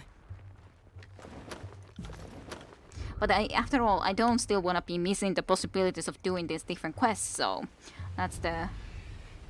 Alright, that's it. The vessel of Ventrian's tears, a torrent of thick red blood pours from the hollow eyes of Queen Lycaria's stone likeness. Though out of immediate reach, you suspect you can find a way to adjust it. Leap, the cap. Barrick toss. Command Barrick to toss you to the power. The landing may be a bit tough. Barrick bridge. Have Barrick bridge the cap with his body. You doubt he will be thrilled with the succession. No, I wouldn't be successful in that. Let's just leap. I have enough athletics gladly. So, why not leap? Myself, why not?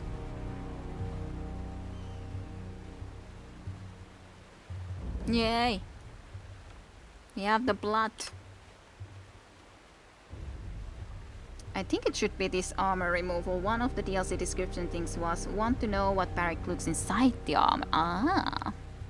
But yeah, I wonder if I should really have done it a lot earlier, but this was the only way that he would actually be relatively okay with it, because before definitely just like no. Obviously enough, like just making him abandon Ashe's protection without even a good reason. Sorry, But I guess I probably could have done it earlier, but it just felt wrong, you know? Just didn't feel very right. Little remains of the small scarlet chorus of the disfavored camps that once claimed this clearing. Save tattered tops and the reek of old latrines.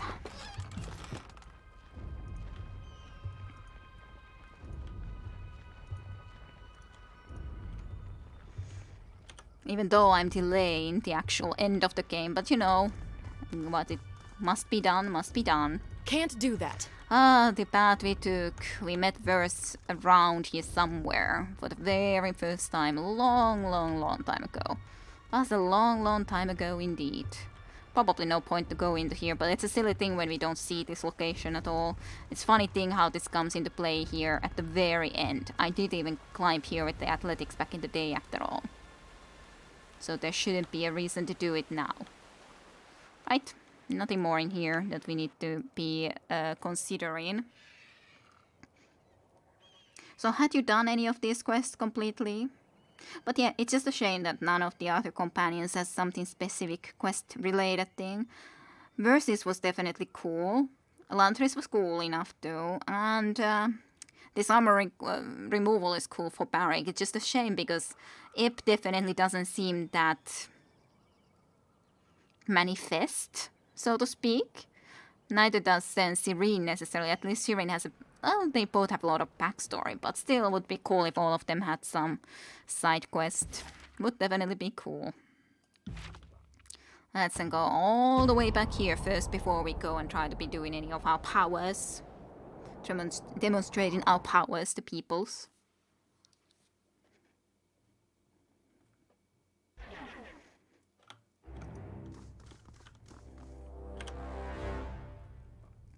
Alright, Barrick, are you ready? Let's be off. Right. Welcome back, Archon. I too believe I aspire parallel Queen's plot. Lycanthia looks you up and down, frowning with a mixture of interest and distaste. She helps you roll the barrel into the workshop, and the two of you dump the noisome liquid into a large copper top. Wow. Alright, Barrick, into the vat. Traveling over to the basin, Barrick places his hand on its lip. He flops heavily into the vat without a word and lies there, motionless.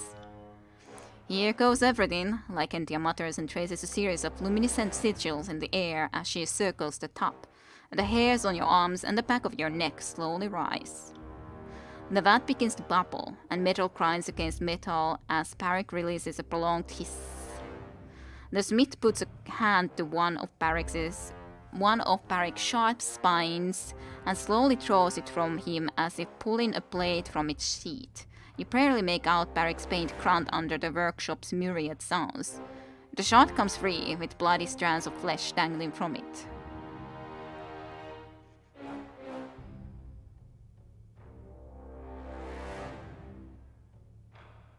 I could try to use my magic to aid the process. Or I could just take his hand. Ugh, good question. Well, I can't do this quest when they are DLC I don't have. Yeah, but I was kind of like... But it seemed like you knew that he was talking about something like that, but I guess that's something that he was talking already before after all, so that's the problem. That, like, was wondering then. This seems the most correct as us use your magic to aid the process. You add your own sigil to the air, fortifying Barrick's body against this ordeal. He visibly relaxes. Foam-crested red liquid sluices between the caps in Barrick's armor, darkening as the crime and filth from his carapace mixes with the blood of queen and stone shield alike. He shudders, his left content clamped tight over the space left by one of Lycanthia's past excisions. Standing, the smith places a sigil to the side of Barrick's helm and knocks on it 3 times with a hammer. Each blow resounds more loudly than the last, and the third is accompanied with a sound like a blade slicing into armor. She places both hands on one of the metal spines crowning Barrick's head and begins to pull. He screams. Oh dear. Even if I'm trying to heal. Well, he doesn't have the armor now. The procedure finally reaches its conclusion, and Lycanthia slumps against the wall, hair tangled and sweat-soaked, hands and face red with gore. She releases a long, shuddering sigh, and the energy in the room slowly dissipates. Well, he's definitely very scarred, but hey, he doesn't have the armor anymore. Clad only in his small clothes and a thick patina of blood and crime, Barrick stands before you. Heavy ropes of matted hair hang before his broken face, and long twisting scars mar his limbs and torso. He reeks of sweat and feces, the stench coalescing with the heady smell of gore and iron into a noxious pool. Your stomach turns. You okay, Barrick? The pain will fade. The pain will fade in time, perhaps more time than I am accustomed to, though. He smiles faintly. Freedom feels raw and cold, but comfortable. Welcome back to the life of the free, you walking pile of... I'll have to dream up some new names for you, won't I? Anyway, put some pants on. I'm tired of looking at your... everything. Your everything. Well, isn't this just fantastic? At least one of us is free of their onerous overlord-inflicted headgear. Yeah, isn't that nice? It's at least one step forward. I hate to cut this short, but I'm dead on my feet, and there's one last thing we need to settle. Her eyes meet yours. I'm keeping the alloy we pulled off of him. In exchange, I took the liberty of forging the sample you brought me before into an axe. I hope it's worthy of you. She pulls a long hafted axe from the wall and proffers it to you. Its head glimmers in the wan light of the forge.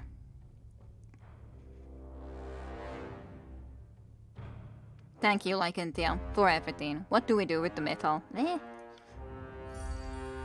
Headed Crescent, favor with the Stone Sea villagers. It was my honor, Archon. She places the axe into your hands. It bristles with energy, a spark leaping from its curved blade. I'd wish you safe journeys if I thought it would do any good, so try to stay alive out there.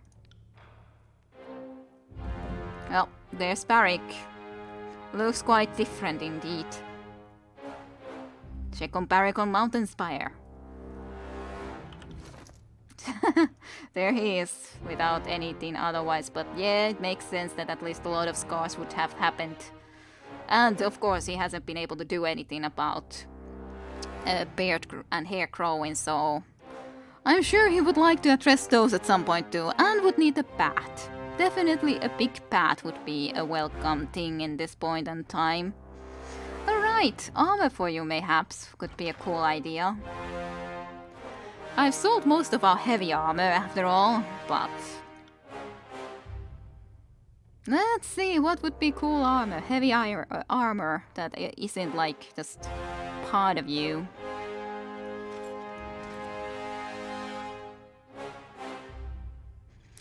Let's see, these seem to be better though. Armor is a little bit worse, but well, merchant boots, that's not gonna be something I would be giving you.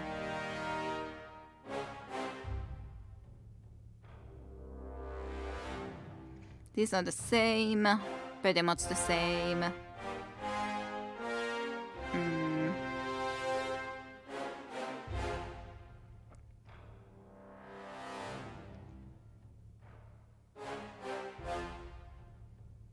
All damage increased by 20% at night.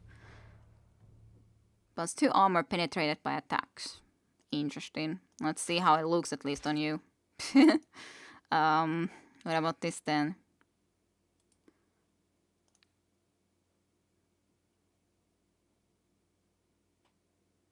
This gives more armor and more recovery, but...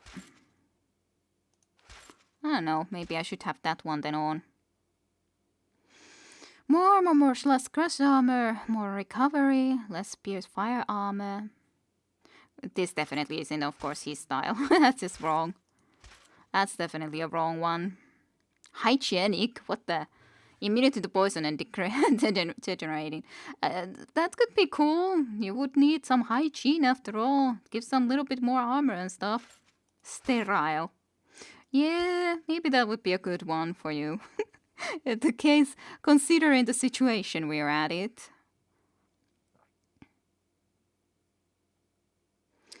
I wish I would see where we would have some nice shift.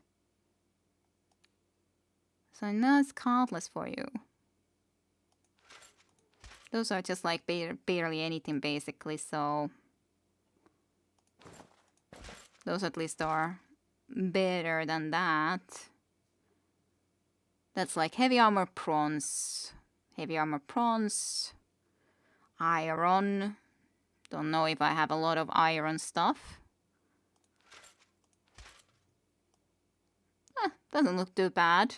You could actually have a normal armor on for a change. PS and frost damage would be a lot less. Minus to armor. Let's see how it looks. I guess looks matter in this case the more. That's a little bit too much though. I like this definitely better.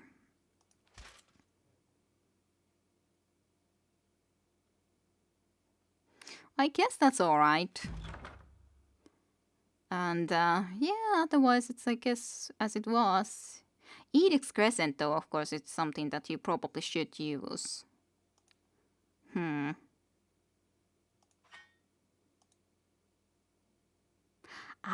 Two-handed weapon though. That's not exactly perfect. Well, at least you have it with you, I guess. Let's check how it looks if we take these off and replace into here in the second set.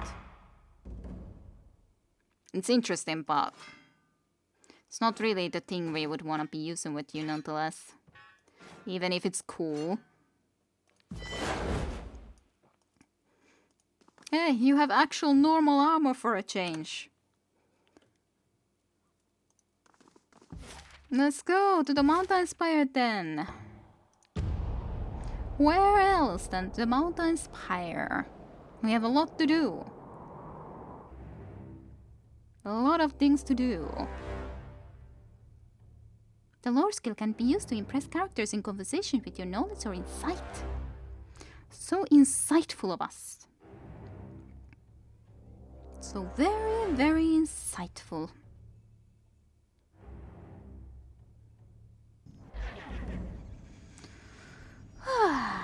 Yeah, soon then the edict. We could also go and get to the smithy and try to craft some more armors, but it seems a little bit silly at this point. But Parik, first and foremost, what do you say? Chains of Carabas. The former stone shield stares mutely at his heavy hands. Magic hair hangs over his face and crime coats every visible inch of him. Fate but Archon? He crosses his arms over his chest and frowns slightly, the gesture apparently unfamiliar in the absence of his Carabas.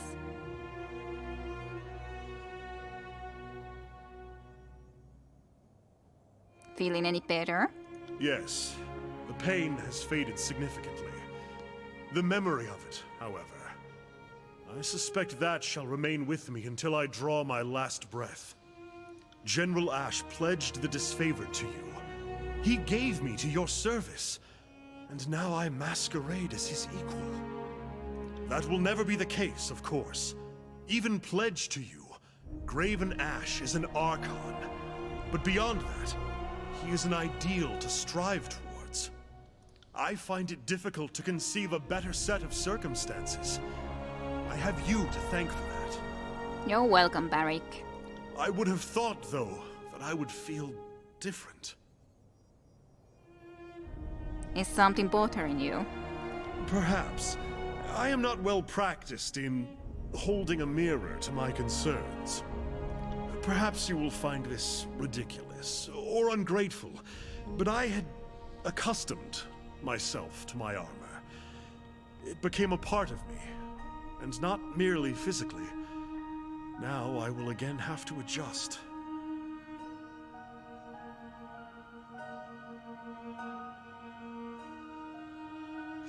I'll help you make that adjustment then. I appreciate that sentiment, Archon, but you need not worry further about me. You have far greater concerns ahead of you.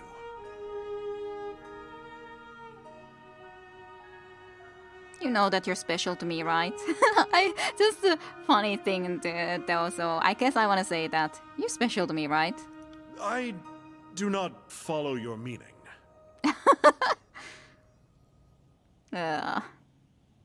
Yeah, no. Private fun. Just that I'm glad you're around. Let us continue. Barik nods. I don't think so. It would be just a weird thing to say to Barik. No. No, siree. But now then, we are very close to the very end. Should I save separately first? Let's just do a separate save, because who knows how this thing will proceed. Let's do this. The waves of energy radiating from the spire draw you forward, pressing your body and mind to the It's eager in praise. At the center of its height, the resonator stands ready to broadcast your voice, echoing your commandments to the furthest reaches of the Tiers and beyond. From here, the highest point in all the peninsula, you could, with the sum total of your efforts, project your will far north past the edge of the Tiers and proclaim your edict as far as the lands of the Northern Empire.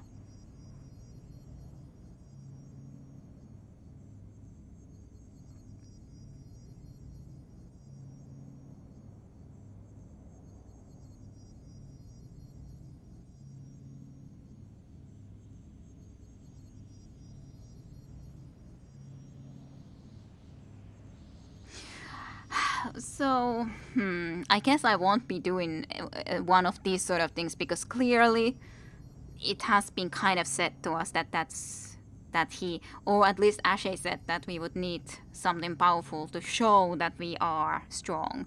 Not just say that, yeah, it's done and all that. That's not gonna be working out very well for us. So, turn to your companions. Any requests? Can you turn everyone inside out or make them piss rings? Damn it, I can't decide. You figure it out. I'll just be in the way. Barik studies you for a long pause. The Edict of Storms helped to craft the man I am today. For better or worse, this might be exactly what the Overlord's hierarchy needs. A little mischief to toughen them up. Little mischief, eh? Barik, I'm impressed. Where did this rebellious streak come from? Well, let us say I have shared this campaign with some inspiring people of late. You big dumb softy, get out of here. I mean it. Leap off the fucking edge before you bring a tear to my eye. They're such a fun sibling pair. You want me to success the best way to destroy an entire nation? No, Faintfinder, I leave that decision up to you. This probably amounts to declaration of war against the Overlord. Are you guys ready? So this is it? We've come a long way since Etcherin Ruins. Before this I was nothing important, one Scarlet Chorus killer among thousands, but we're really doing something here. Thanks for letting me tag along. She turns to the edge of the spire, avoiding your gaze. Opportunity. I can feel it like coaxing breeze. Not since Craven Ashe stood against Kairos has anyone made such a dent in the Overlord's defenses. It has been an honor serving at your side. Come what may, I'm ready to face it. Barik nods to you. You've done great things to get here. Just imagine what you could do if you continued on this vein. Show Kairos what we do to tyrants. I'm ready to stand at your side and see it through.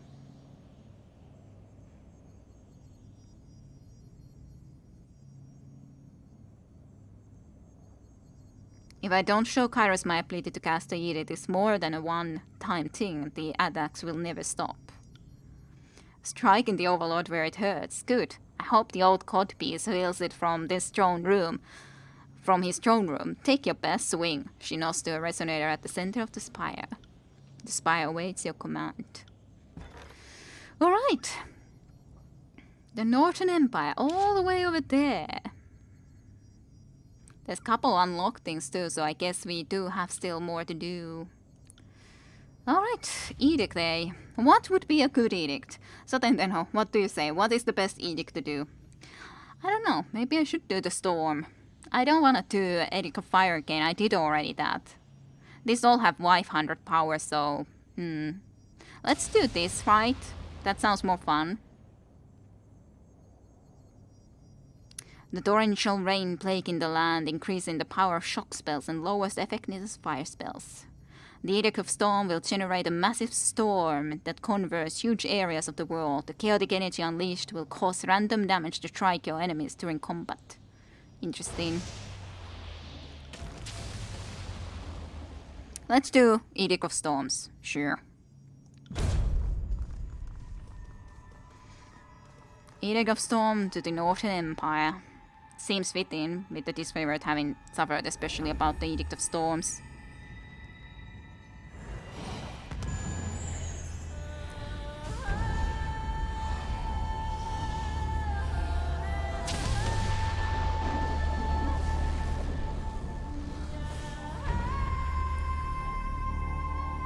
Kairos can't cast them that far away, though. They always need someone to say the words. the edicts. The Tears have been conquered, unified at last under a single banner. Your edict brings devastation and ruin to the Northern Empire. Some believe the edict to be Kairos' work. Others hope, or fear, that this edict comes from a new voice. Kairos' forces withdraw from their march upon the Tears, as they are sent into disarray by your edict. You have brought order to the Tears, uniting the realms with the disfavored Legion, enforcing your will. The Overlord's conquest of the known world has come to a halt, and the whisper of a challenger to Kairos' power slowly spreads throughout the land.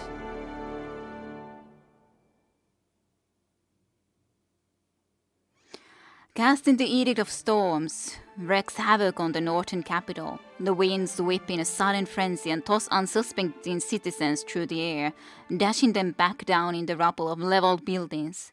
The temporary settlements take in refugees fleeing the devastation from the now uninhabitable city.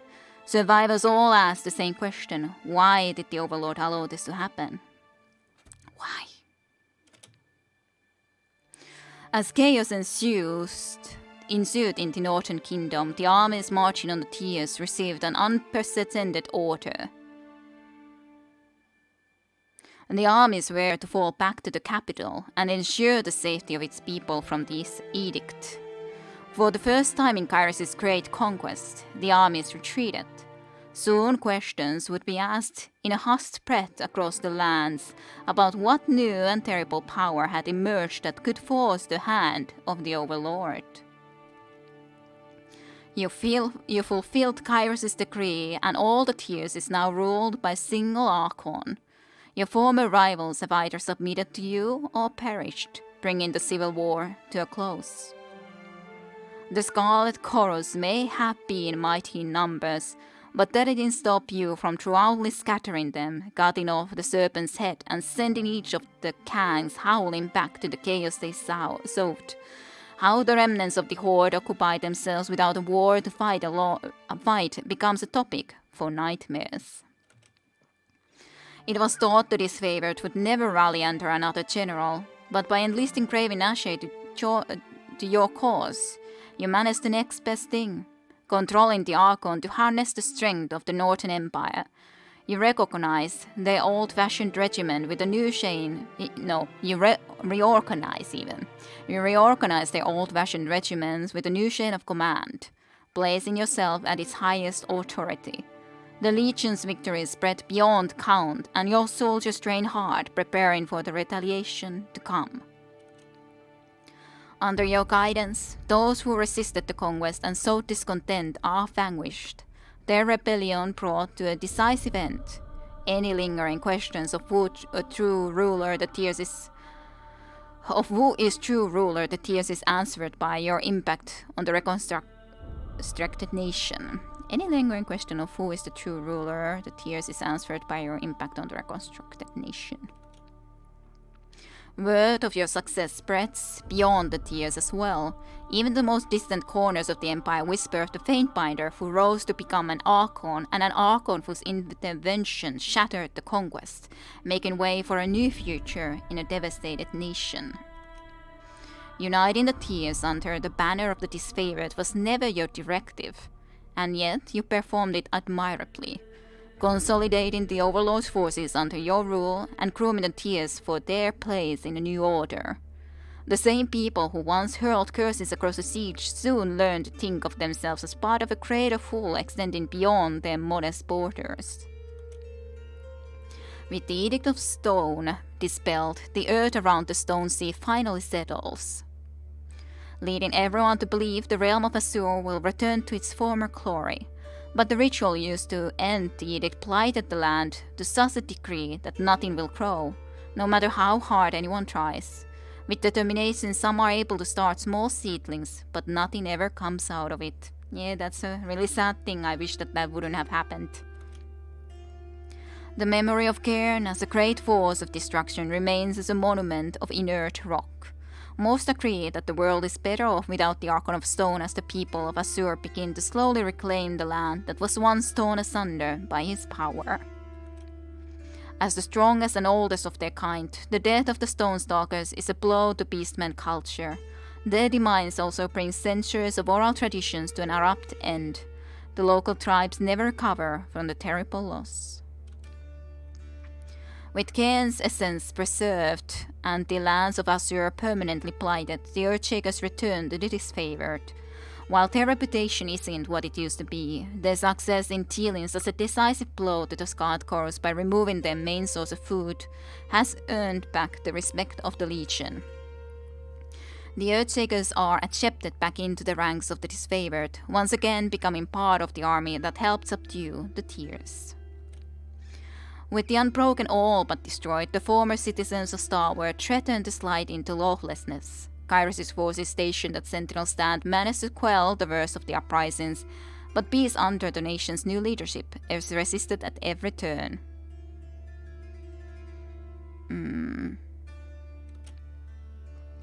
Amelia returns to Graven Ashes Fort at Ironheart with her baby, the former heir of Starward. Her presence brings unease to the disfavored who don't know what to make of the circumstantial traitor. How she navigates the future you impose on Teratus will be her decision. Though it takes time to recover from the devastation of the Edict of Storms, the Blade Grave begins its slow march towards healing. The realm of Starwards may never resemble its former glory, but the land is not so blasted that something new and better can't be built atop the bones of the past. The region's bloodline has ended. With it, new traditions and legacies spring to life. You eliminated the Scarred Chorus that plagued the disfavored troops in the Vellum Citadel, cutting a path through them all the way to the Silent Archive. Instead of destroying it as Craven Ashe wanted, you chose to keep it for yourself, realizing that the knowledge contained in the scroll was far more useful in your hands. By taking the Silent Archive from its pedestal and disrupting the preservation spell holding the Vellum Citadel in stasis, you caused the collapse of the single largest repository of knowledge in Teratus. The world may never know the true extent of the loss. The sages are all but wiped from the Tears. What remains of their hoarded knowledge is vulnerable, as likely to be misused as destroyed. The damage done to the intellectual core of the region is likely beyond reversal. Though small groups of would-be scholars can influence from time to time, the setback is ultimately too vast to overcome. It is a shame though. I kinda wish that I didn't destroy everything, but there wasn't good choices sometimes, like suddenly starting to change plans when you are already on this path. It didn't really work out very well, or didn't seem like there was a logical choice for that. Without your help, the small garrison of Kairos' forces is easily overwhelmed by the Bronze Brotherhood, who are intent on taking the settlement back. It flounders under the control of the Bronze Brotherhood, and what was once a thriving center of commerce for the Tears quickly devolves into a lawless town prowled by mercenaries and thugs. I went to the Burning Library. I couldn't then go into this place anymore, unfortunately. It is a shame though. Reef Talon's attempts to play doting mother to the wound community prove ineffectual. She tries to establish a sense of discipline and hard work, but her self-doubt sabotages her methods. She never overcomes the suspicion of the rest of the wound. As wound denizens abandon their patrols or listlessly perform chores, life in the settlement deteriorates, pain attacks become more common, and people begin to leave. Well, to be honest, it's not like they need to live there anymore after all. They can definitely move elsewhere. The battle is over after all. Jaspos and Vagstaff finally find common cause, critiquing Reef Talon's leadership. Far from uniting them, however, it only further polarizes the settlement, each of the mages moving once again to solidify a base of power from which to claim authority. Well, I tried to help them, but it was impossible. It should have been just destroyed altogether, I guess.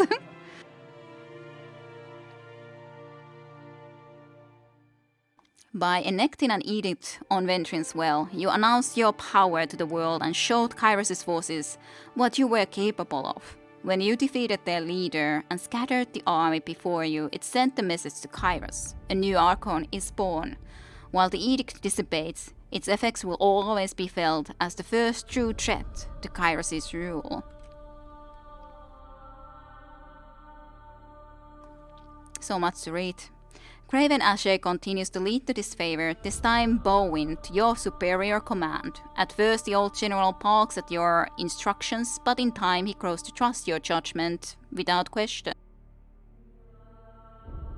Without question, working together you bring much needed order to the lawless tiers. But yeah, it's definitely starting to be like, I wouldn't be able to talk much more, but hey, it's almost over, I guess, I hope, maybe, one day.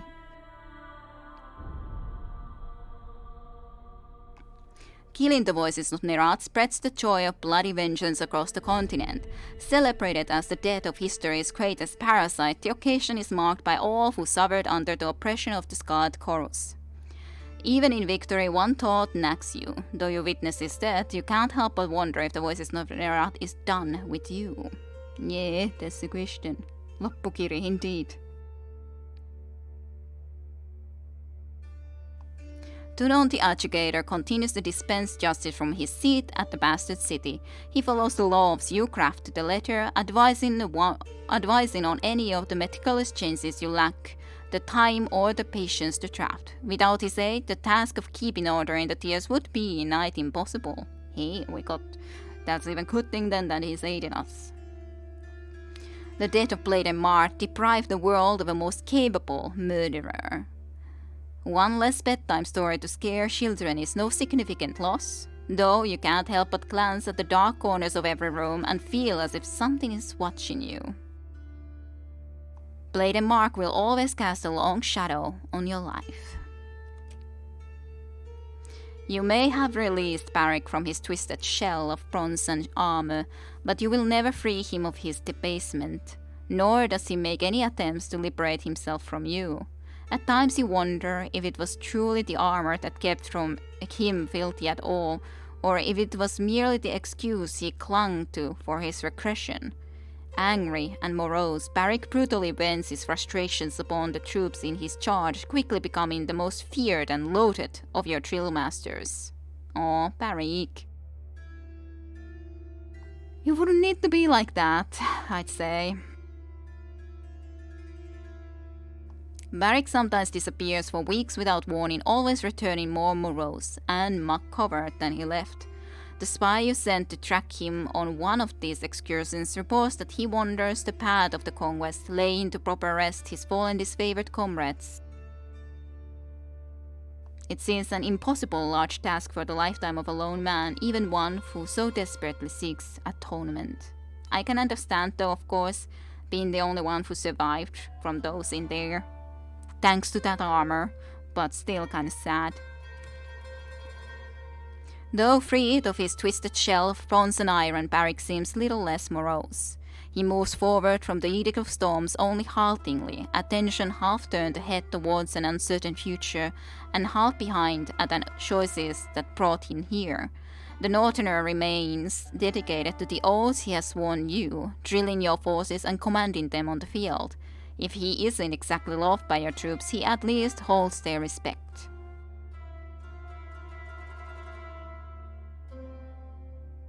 Yeah, I don't remember Barik ending like that with me. Maybe he really needed that armor. Yeah, that's what I'm starting to feel, that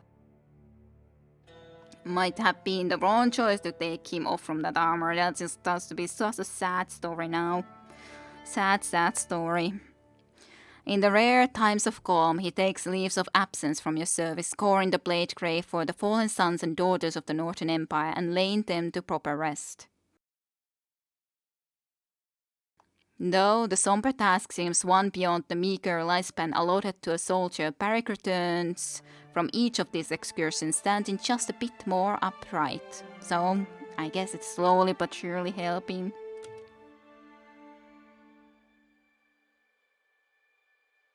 Still very sad. In the absence of the voices of Nerat and the need to avenge her fallen sisters, Verse discovers something akin to contentment. For a time, you find her high atop your spire, face turned towards the horizon with eyes closed against the wind that ruffles the feathers in her hair. it doesn't last.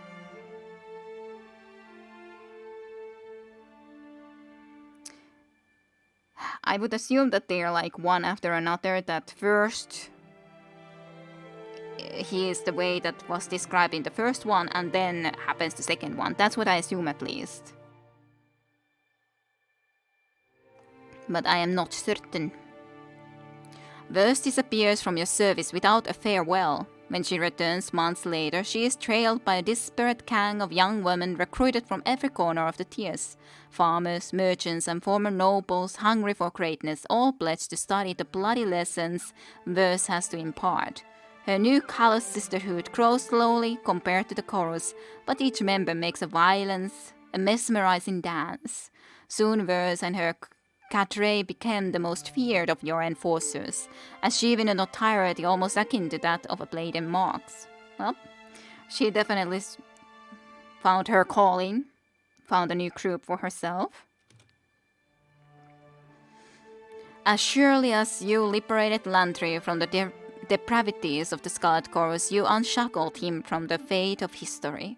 No longer fixated on the preservation of the work of the sages, the scribe instead sets himself to recording the present with renewed vigor, becoming your most persistent biographer, even if some describe his work as more propaganda than history.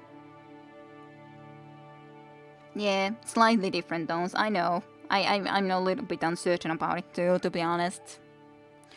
Lantry increasingly turns to scavenging lesser pages of the chronicles for writing material, making of the sages historical palimpsests of your rising glory and your inevitable confrontation with the Overlord. If Lantry's scrutiny sometimes discomforts you, his predictions for the future, deduced with the experienced eye of a student of history, rob you of more than one night's sleep. Ebb remains in your company, where she seeks out promising recruits among your supporters. After recognizing some obvious talent, she takes on a team of apprentices in a new school of would-be typecasters.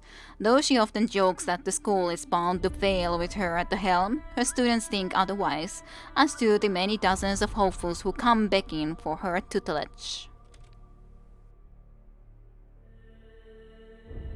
With no desire to remain in the company of humans, Kills in Shadows returns to the wilderness and seeks out her own kind. She discovers a haggard community of beastmen who abandoned the realms of Haven and Azure, only to be enslaved by Kairos' forces. Out of this rabble of defectors, she forges a tribe. Their nomadic ways, respecting no established border or law. They raid villages and caravans when possible, glutting on the spoils and boasting of the severed ties with the human world. Though Lord's bounty follows in the tribe's wake, no human can survive the hunt for its leader. Oh dear.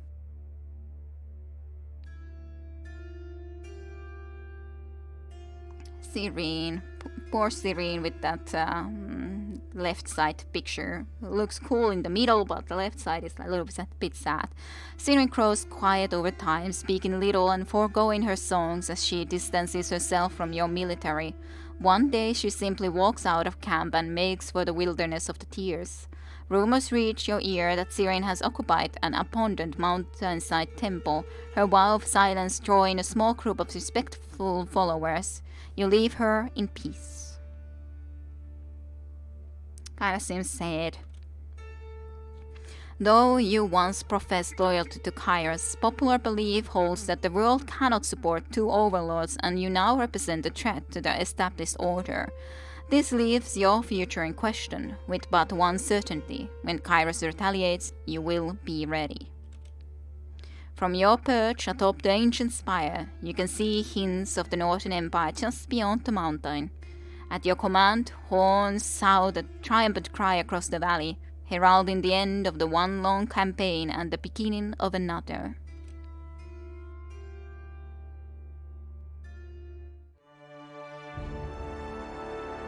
Well, that was it then. It's kind of a sad thing though, not to ever be able to actually know if we would be able to win against Kairos, but I guess that would have to be Tyranny number 2 game. And then you would be able to put this previous save file into there and so on.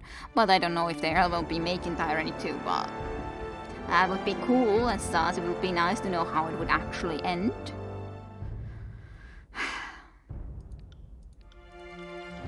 32 times speed.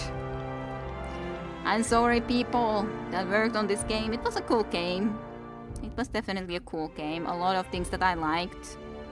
Especially the spell system is from the game side, and I like the characters, I like the story. Of course, well, art, everything like that. Though it wasn't that difficult, I wouldn't say personally. Like, there's a couple fights that I had to restart, but not a lot at the end of the day. I still wonder how I was supposed to get into those couple of places in the those couple old walls locations. Maybe I needed to be on the rebel side for that? I don't know. I have no idea. But thank you all. Is there a point to go through the credits if I go them through that fast though? But yeah, my thoughts are basically that I like the game. It was cool. I liked the different characters that we had with us, and overall, story was cool enough. It's definitely different than many other games. There was quite a lot of nonetheless choices, even if it feels that the end at least would probably end this way to some degree pretty easily. But yeah, I liked it. It can end very differently, that's true. I swore my loyalty to Kairos, for example, and he left me in peace to rule, at least for the time being. Yeah, that's the question, of course. I was like wondering that, would that really make peace? That wasn't at least something that was given to me as a certain option that would be giving the peace. I was considering it, but then it felt like I guess I have to first retaliate in some way for that to be possible. But yeah, unsure I am. I guess I could at least load and see that sort of ending for myself too, what would exactly happen if I just did that, but otherwise, yeah, I like the game, nonetheless. I don't know what else to say right now, after all, we played over 6 hours now at the straight across, so, and it's starting to be 3:30, so starting to get a little bit sleepy, after all, so, anyhow, I think I'll just thank everyone for watching some Tyranny here on the Twitch streams and later on YouTube as well. And I hope you guys enjoyed the story of Tyranny well enough with me. And thank you for watching. I'll end the recording here, so thank you all, and see you with some other game then. Bye bye.